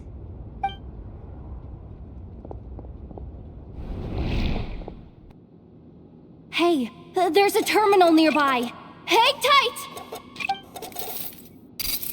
Can you hear me now? The duct security protocol has been triggered. The gate must have dropped when it detected a living presence. Wait, so we're trapped in here? I'm checking what I can do from this end. Watch out for the laser up ahead. What laser?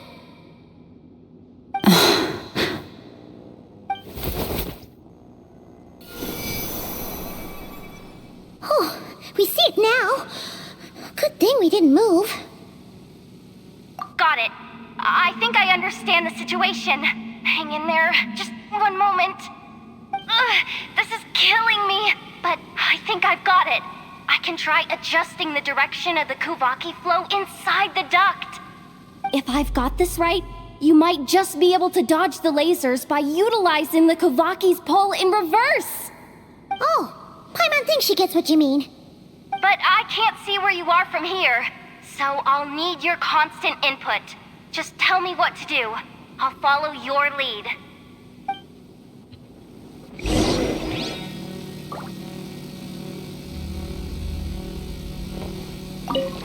Okay. So, wanna grab dinner after our shift?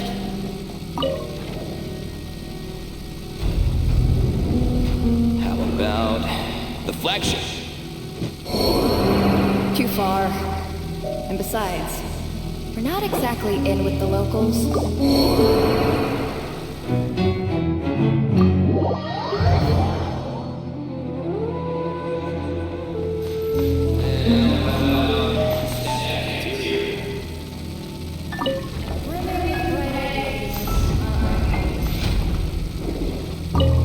Like this, right?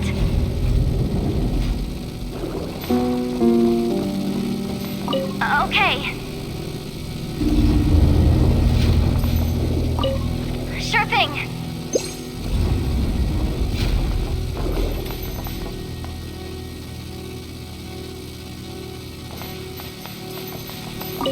Like this, right?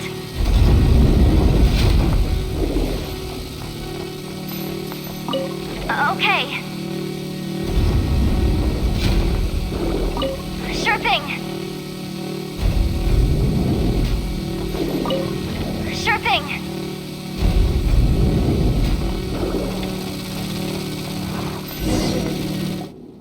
Oh, we made it to the other side. And all thanks to Yehoda. But the gate hasn't opened. How's she gonna meet up with us? Yehoda! No irregularities detected in the duct. Confirm. Just confirm the command already, you useless excuse for a terminal. You piece of robo junk, you mindless pile of scrap! The insufficient clearance? Of course, I don't have the clearance! You oversized... Ow! Go with the flow, Yehoda. Go with the flow. If the others make progress, that's great. But you can't bank on it. You've never been one to depend on others. So it's about time you stepped up to the challenge. Deep breaths. Stay calm. My priority right now is getting my hands on a high-level access card. That way, I can override the security protocol. Senior maintenance staff. Only they can access the core sector. But hey, there's always someone careless enough to hide a spare key under the flower pot by the door. Which means there's a good chance there's a duplicate lying around somewhere in the control room. Even if I can't get into the control room myself, doesn't mean I can't rely on some external help. If I can take control of one of those guard bots, maybe I can use it to search for the access card. This is crazy, Yehoda! You're all alone. You've got nothing. And yet, you're charging ahead like fear's a foreign concept. Maybe that's exactly why. 'Cause I've got nothing left to lose! Confirm! Am I a genius? Whoa, this feed's super clear. This is gonna be a piece of cake. Wait a second. This thing's not a guard bot. It's a janitor bot.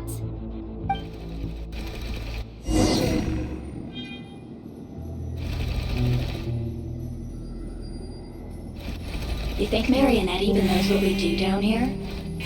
She seems to spend all day either holed up in a lab or out doing the rounds. It's still a mess over there. Go clean it up. Why? Didn't skim a little off the top? No, nothing like that. Just wondering if anyone would actually notice if we didn't show up from time to time.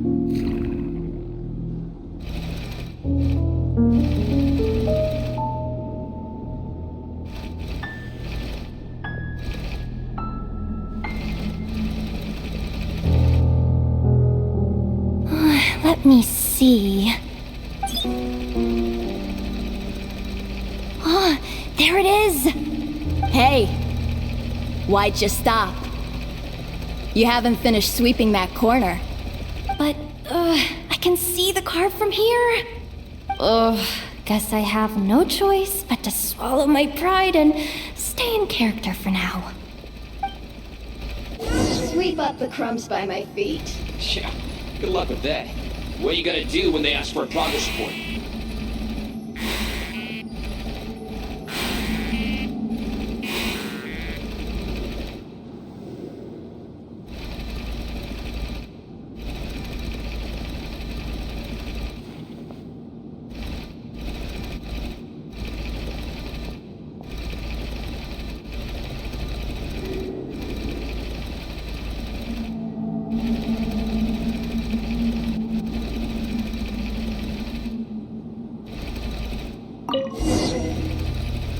Sucks though. Finally sent somewhere warmer than Snezhnaya. Yet we barely get to see the outside world. Come on. Where's that bot passage when you need it? There! The terminal's just ahead.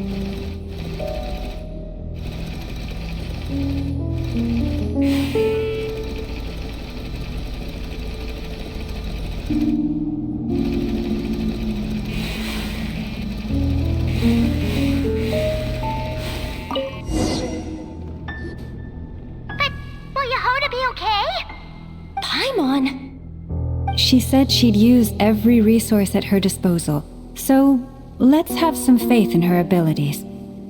Besides, when it comes to surviving in Nodcry, she probably knows more than any of us.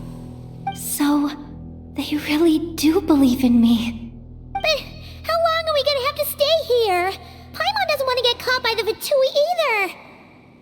Does Paimon mean the two Fatui in that room? Let me see if there's a way to distract them. Wait, did you hear that? Huh? The alarm? What's going on? Let's go check it out.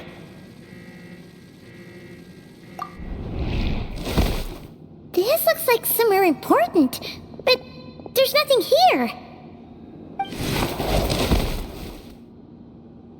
Hey guys! It's me! Yehuda, are you okay? I'm fine. I managed to swipe a high-level access card and triggered an alarm to draw the guards off. But we don't have much time.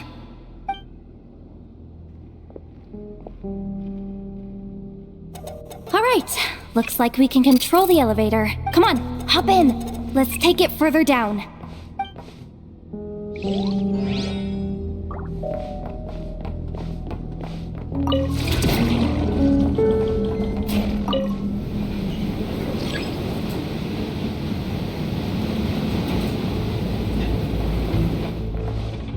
We should be able to use the terminal to move the drawbridge.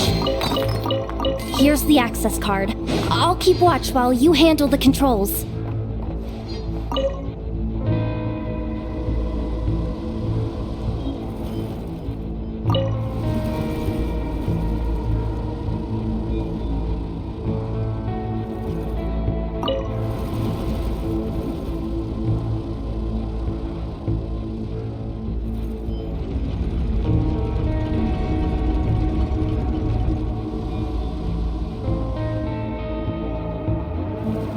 All done. Let's keep moving.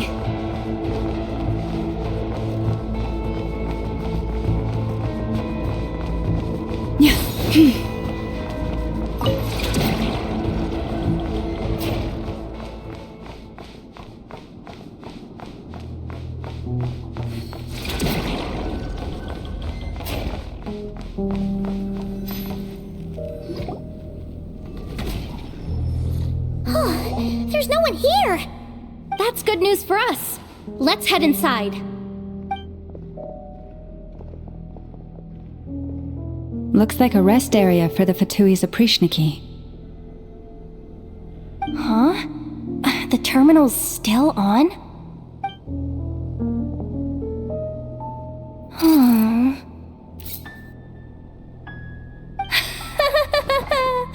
Looks like that good news is now half good news, half bad news.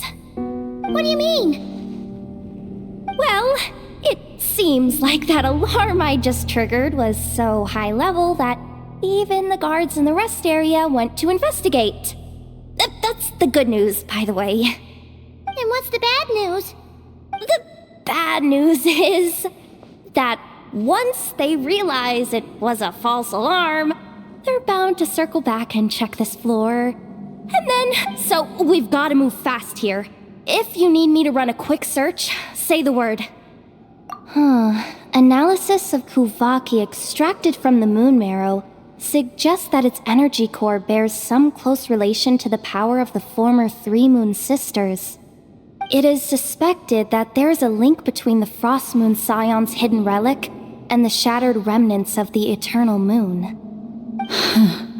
Come on, none of this is important right now. Just tell us where you hid the darn thing. Access denied. You do not have permission to view this data? Even with a high-level access card? Who does have permission then? Good idea. Pulling it right away. Wow. What's with that huge hollow structure down below? That might just be it. Secluded, out of the way. Exactly the sort of place they might be keeping the relic. 264 pages! What is this? A novel? Can we just skip to the end? I'm flipping through it as we speak. Kuvaki. A weapon. Seems like the Fatui and Snezhnaya are trying to harness the power of the Light Realm to build some kind of weapon. The target of which is... Seriously? Insufficient clearance? Again? Looks like that's about all our current clearance gives us access. Based on what we know so far, it seems like the rest must be hidden inside that massive hollow beneath us. I could sense something beneath the water down there. Something unsettling. If they've gotten their hands on the moon marrow, odds are it's hidden down there too. And here I thought we were almost done. But nope, we're going deeper and deeper into the danger zone. Chin up, Yehoda. Once this job's done, you're buying yourself the biggest nod-crying hot dog in town. Deal's a...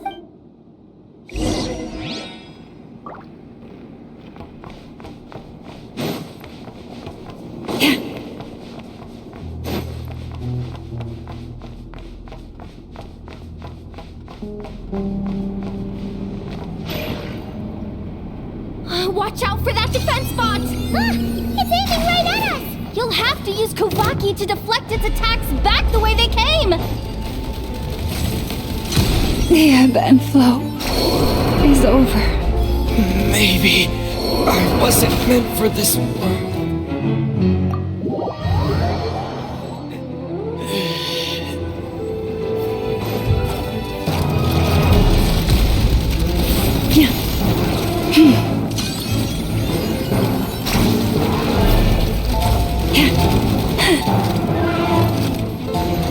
You poor lost lamb.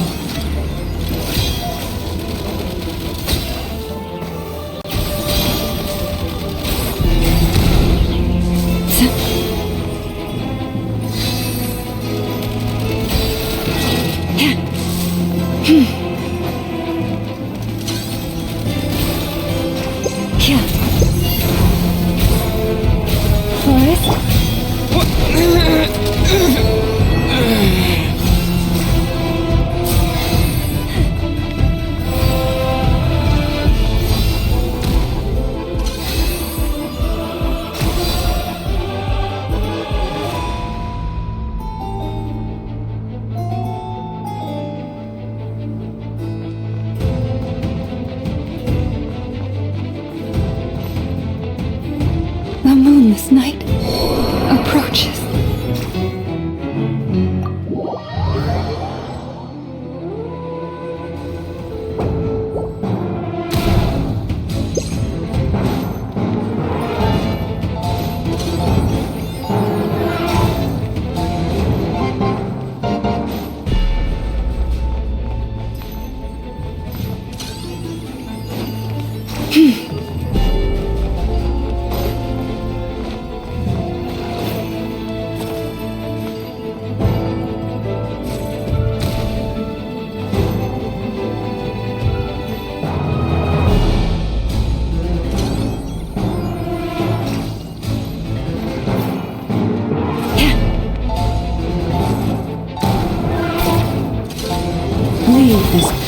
Go!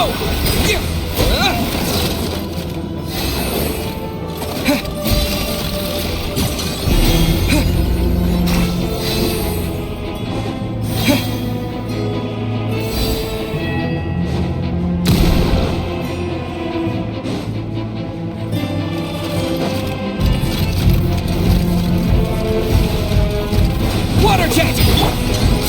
Forest, protect us. Oh, Forest, take my broken crown.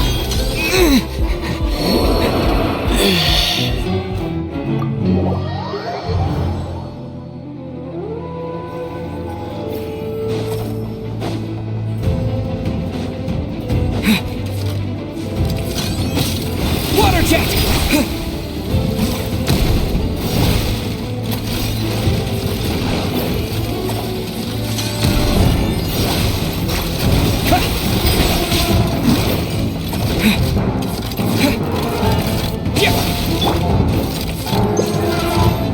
You poor lost lamb.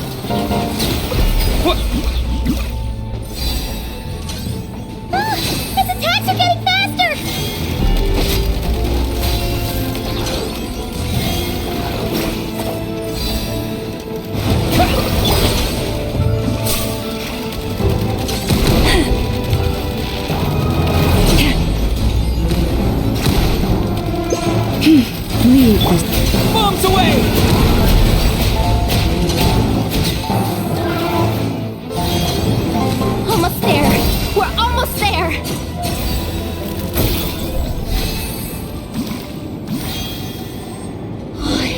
finally down. Quick, let's hurry down to the lower level before we're spotted.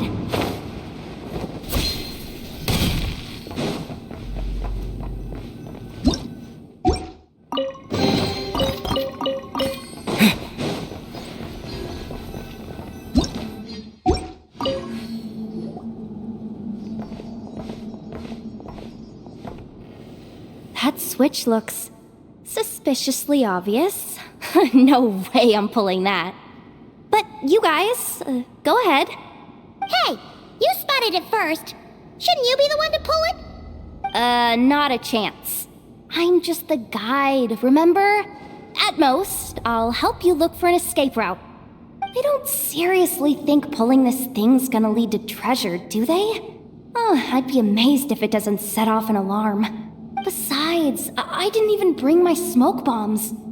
Which reminds me of the actual second rule of treasure hunting. Better...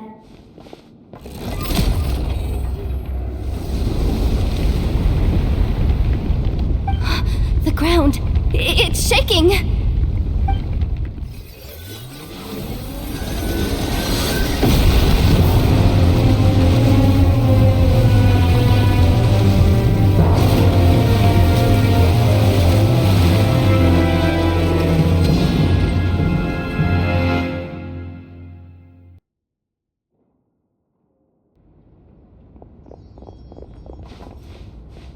Wait, did the surface of the water open up?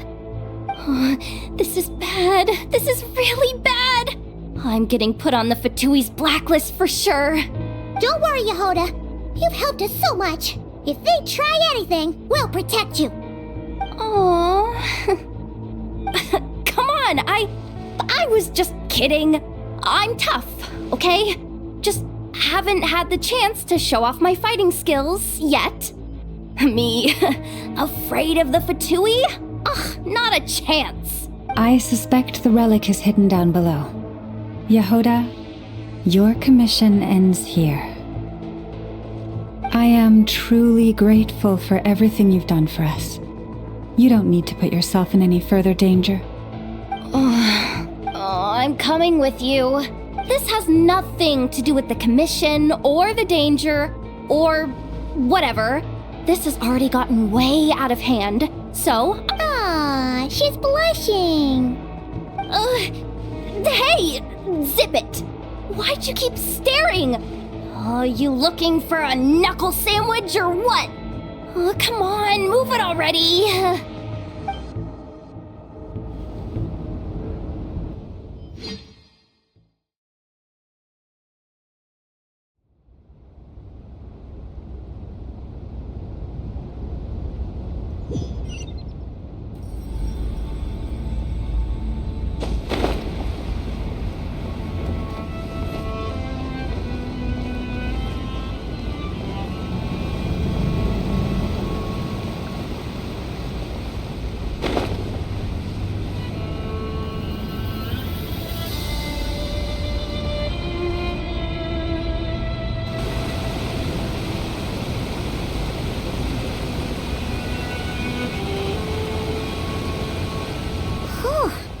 It's really deep down here. What is this place? We're standing on another fragment of the ancient moon's remnants. So this was the source of the Kuvaki I sensed earlier. Wait, what? So the Fatui had it hidden underwater this whole time?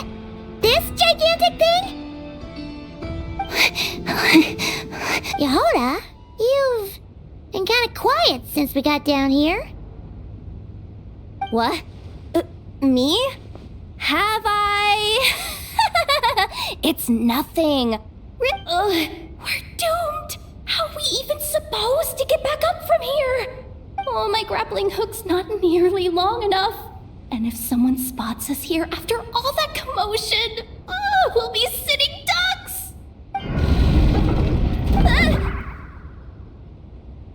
Oh no! That door's opening! Please don't say it's the Fatui! No, please, no! We finally made it here, and we're so close to getting the job done! I didn't risk my neck just to die before I've even had a chance to spend my reward. What happened? Why did the underwater barrier open? How could this be? Huh? Lauma? And you guys? Wilhelmina? What's going on here? Looks like there's no point trying to hide it anymore. What are you talking about? I thought you might come, but I didn't expect to see you here so soon. Forget it. The moon marrow isn't here. You joined the Fatui? Yes. When? The day I could no longer bear to live a lie. At first, the Fatui wouldn't accept me. But then, one of their harbingers noticed me and said she'd give me a chance.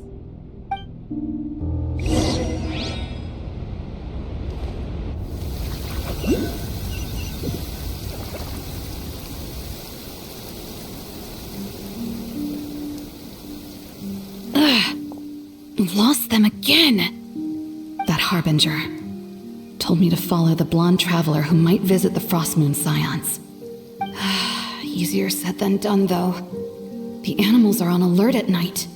If they see me, Llama will catch wind of what I'm doing sooner or later. Am I really doing the right thing?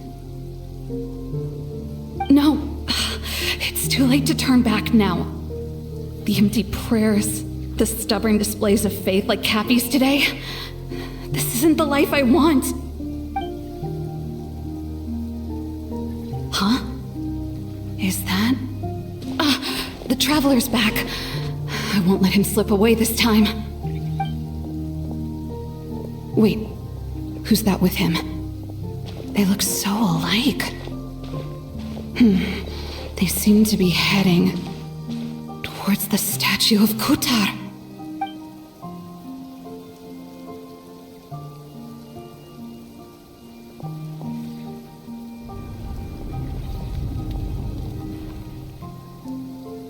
They've opened the secret chamber?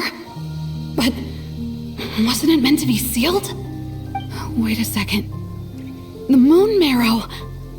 Surely they're not after the moon marrow. I'd better go report this straight to... Hold on. If they do actually make it to the final room, then maybe I'll be able to get my hands on the relic. The one thing the Fatui have been after this whole time. If someone's going to take it, it might as well be me. This could be my ticket to joining them.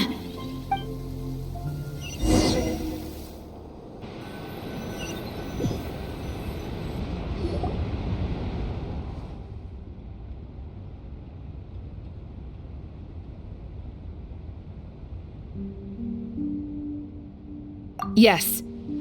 And in your final moment of hesitation, I took the chance. And then you gave it to the Fatui? But when we talked to you before, you seemed so genuinely worried about Lauma. Because I thought she was as fed up with the Frostmoon Scions as I was. We grew up together, Llama. I know you were chosen to be the next Moon Chanter when you were just a child. They never gave you a choice in that. I saw the look in your eyes when you were treating that child. That sense of helplessness. Surely you too must see that this blind, inherited faith of ours is simply holding us back. If our prayers are never answered, then why keep praying? Do they really deserve all of your devotion? Or are you trapped by the responsibilities they imposed on you? So those are your reasons for wanting to leave the Frostmoon Scions? Isn't that reason enough? When we pray to the moon, we do so to show our gratitude for the life it granted us long ago. It reminds us to strive for something higher within ourselves. But I know that's not what you want to hear. You're right, Philomena. I have indeed kept secrets from you.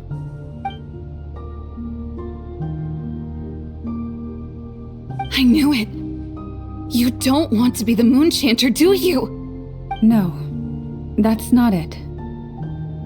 I'm talking about the fact that the moon in the sky isn't real. What? You're saying...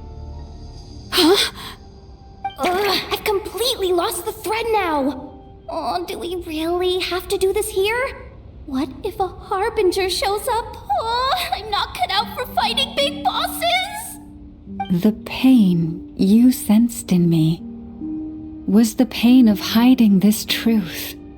If what you're saying is true, then you already knew that the Frostmoon Scions wouldn't believe any of this. Why didn't you just leave like I did? You don't understand, do you? That's the difference between us, Philomena. I care about the Frostmoon Scions. They're family to me. It hurts because I care. And that's why I chose to hide the truth. But now I understand that was a mistake. My family deserves to know the truth. I shouldn't have tried to hold it all together with empty prayers. Are you trying to say that I only ever cared about myself? There's nothing wrong with that in itself. No one would have tried to stop you from leaving. But you did not have to stab us in the back like this. We've been spotted! I knew it. I just knew it. Oh, what now? If a harbinger shows up, I'm out of here. No darned relic is worth dying over. Looks like I misjudged you, Llama. I didn't think you had it in you to stand up to your fate. Turns out, you are a great Moonchanter after all. But you were right about one thing. I haven't considered Hz Island my home for a long time now. Bosses, time to go. I will change the Frostmoon Scions, Philomena, as soon as the new moon rises. Then I guess I won't be around to see it. Say, Llama, what happens to those who betray the Frostmoon Scions? May their antlers be shorn with silver blades, and let them be cast into the long night of unknowing.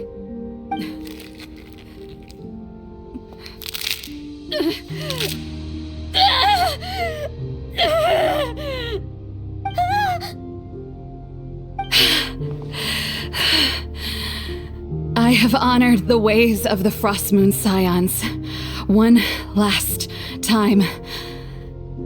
Think of it as a gesture of respect, Llama. There they are! Llama! Marionette has the moon marrow. She went to Starsand Shoal. Don't flatter yourself now. I'm not trying to atone.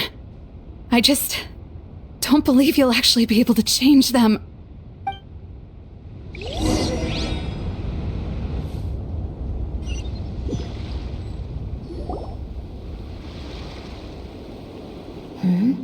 An alarm coming from the Experimental Design Bureau. Interesting. Hey, wrap things up and get yourselves ready.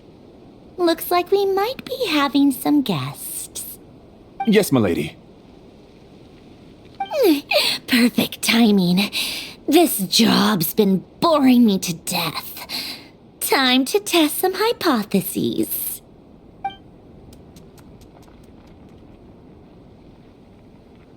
Bosses! Esteemed clients. Sure you don't want to consider heading home first and coming back another day? Nasha Town's that way. You are aware that this is the way to... little ahead of schedule, aren't you? Oh no! It really is a harbinger this time! Marionette. So you are here after all! Hand over that relic right now! It belongs to the Frost Moon Scions! You mean that thing your antlered turncoat brought us? I have never much cared for trophies given up without a fight. But watching you tear each other apart over it? Priceless. I'm not in the mood for warnings today. Ooh, how frightening. Had I a Trimble function, I'd have rattled off at least a dozen screws by now. Or perhaps I've just set my sense of humor parameter too high. Were you trying to be funny just now? You don't honestly believe you're a match for me, do you? Go on then. Let's serve our guests a little appetizer.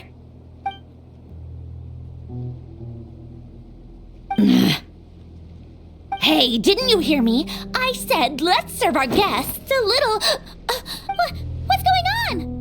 Oh no. Watch out. It's the Wild Hunt.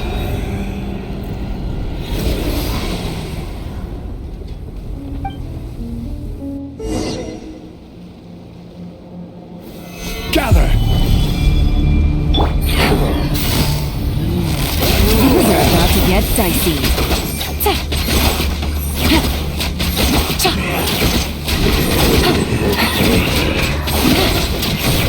Gotcha.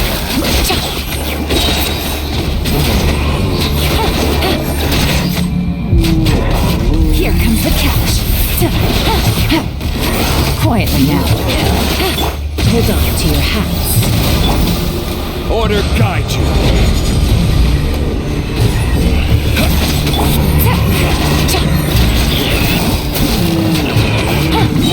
Things are about to get dicey.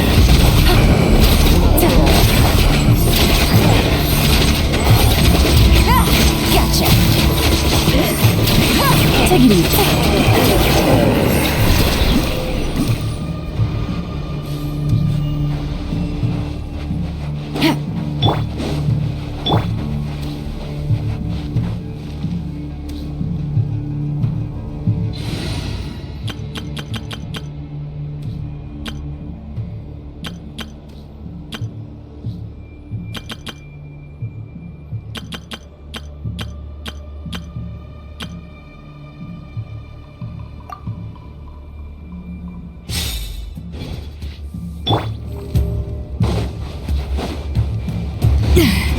A dash of frost! Yoo-hoo! Time to shine! At first, flavor! Transfiguration! My apologies! Sakura swirl! The things just keep coming! Isn't there anything we can do?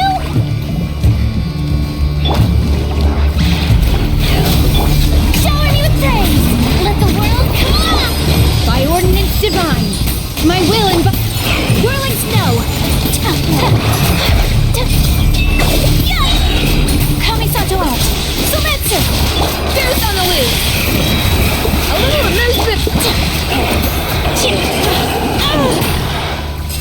Take your true form! Yoo-hoo! Time to shine!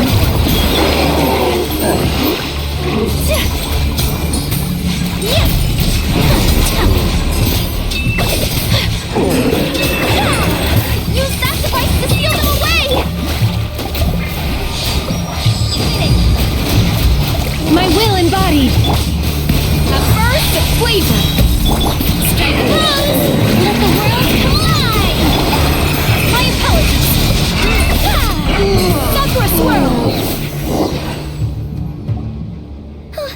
Is that it? Oh, at least that's what the Lightkeeper's handbook says. Careful. It's not over yet.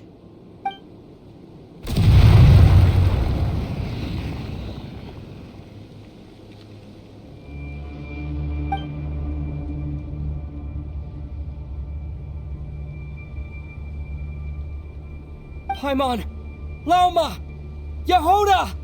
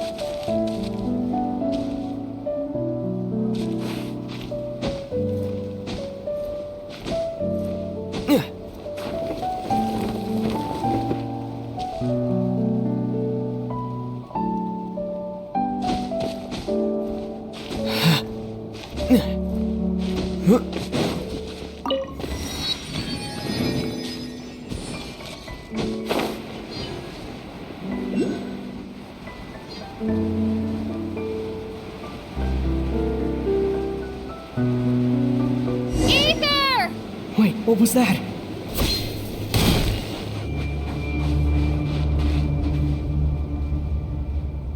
Ether! Over here! Lumine! Quick, grab my hand.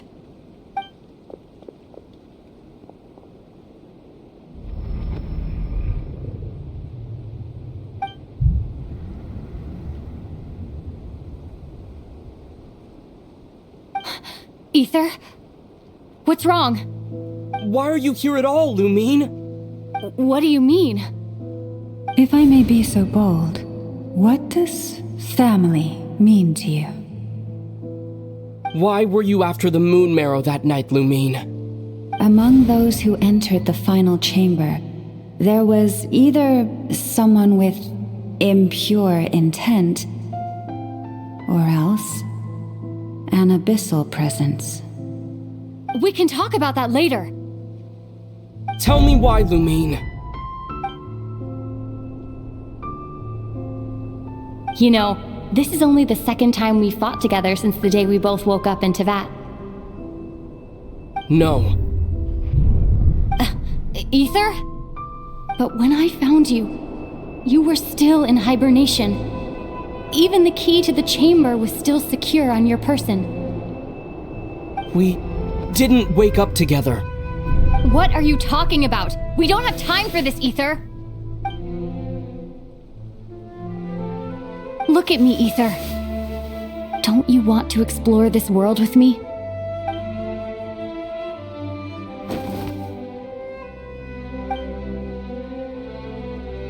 You think I'd lie to my big bro?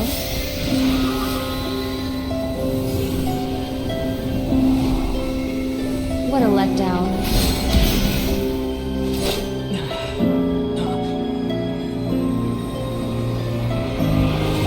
Go get it for me, Ether. It belongs to me. I never believed it. I didn't want to believe it. That strange feeling that something was off. I wanted it to be real so badly, even if it only lasted a moment. But you're not my sister!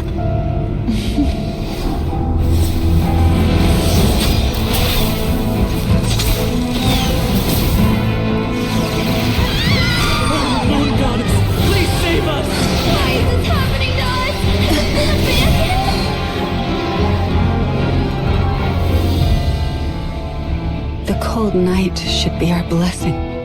yet only confusion and sorrow remain.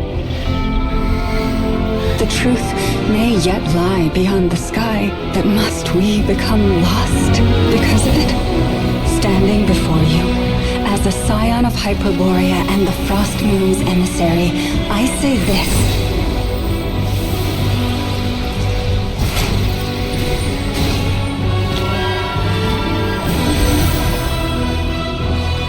Should the false sky above dim the light of the moon, then from silver blood that flows as rivers, let us weave moonlight anew.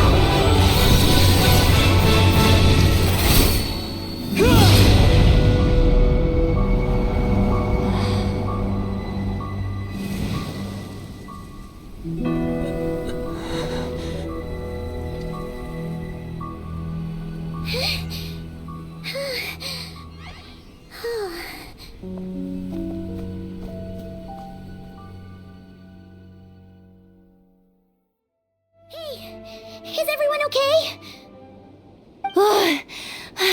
Think I saw my life flash before my eyes there. Oh, good thing Laumado was there to save the day. Are you all right, traveler?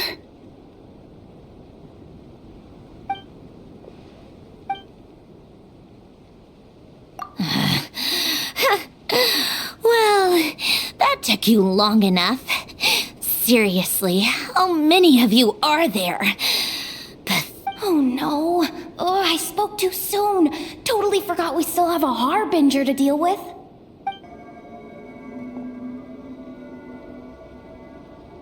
Hey, is that the Moon Marrow? But that robot... That's Polonia to you, not just some robot. Take it and get lost. Huh? You're just giving it to us? Well, I wasn't the one who put out the order to find this thing in the first place. So if someone wants it, they can help themselves. Maybe even choke on it. See if I care. So, are you waiting for me to change my mind or what? I'd be more than happy to pick up where we just left off. But I should warn you, I'm in a bad mood right now. Let's go. Fine by me. Totally, completely, absolutely on board with that. It's finally over. If that doesn't make the most thrilling commission of the year, I don't know what will. Looks like the Fatui are all gone now. Lauma?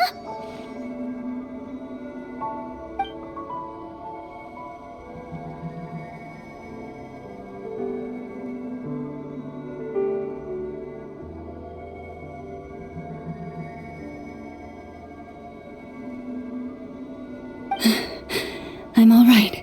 It's just been so long since I truly felt the power of the moon. I thought I sensed the wild hunt nearby. Don't tell me you've already taken care of it. Hey, it's Flint's! Hey, he's that Ratnik.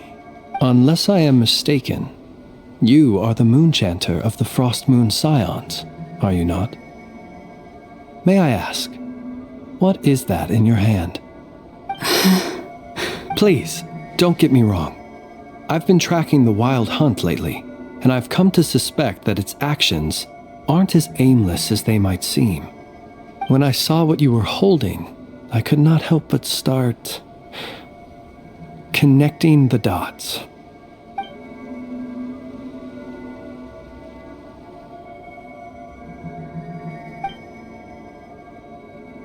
You better be extra careful, Flint. It's... Oh, is that so? Funny that. I just showed up completely out of the blue, yet you seem to have no problems trusting me. I apologize. I shouldn't be making jokes like that right now. Anyway, I understand. Thank you for the tip-off. It seems that the wild hunt has somehow changed in nature. I'll have to report this to HQ right away. For now, let us part ways here.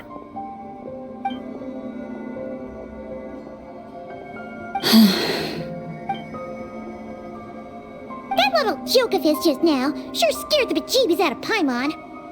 They're usually stationed in remote areas and tend to keep to themselves. So, it's not surprising. No, he's different. Really? How so? The animals. They've told me they're afraid to even go near him.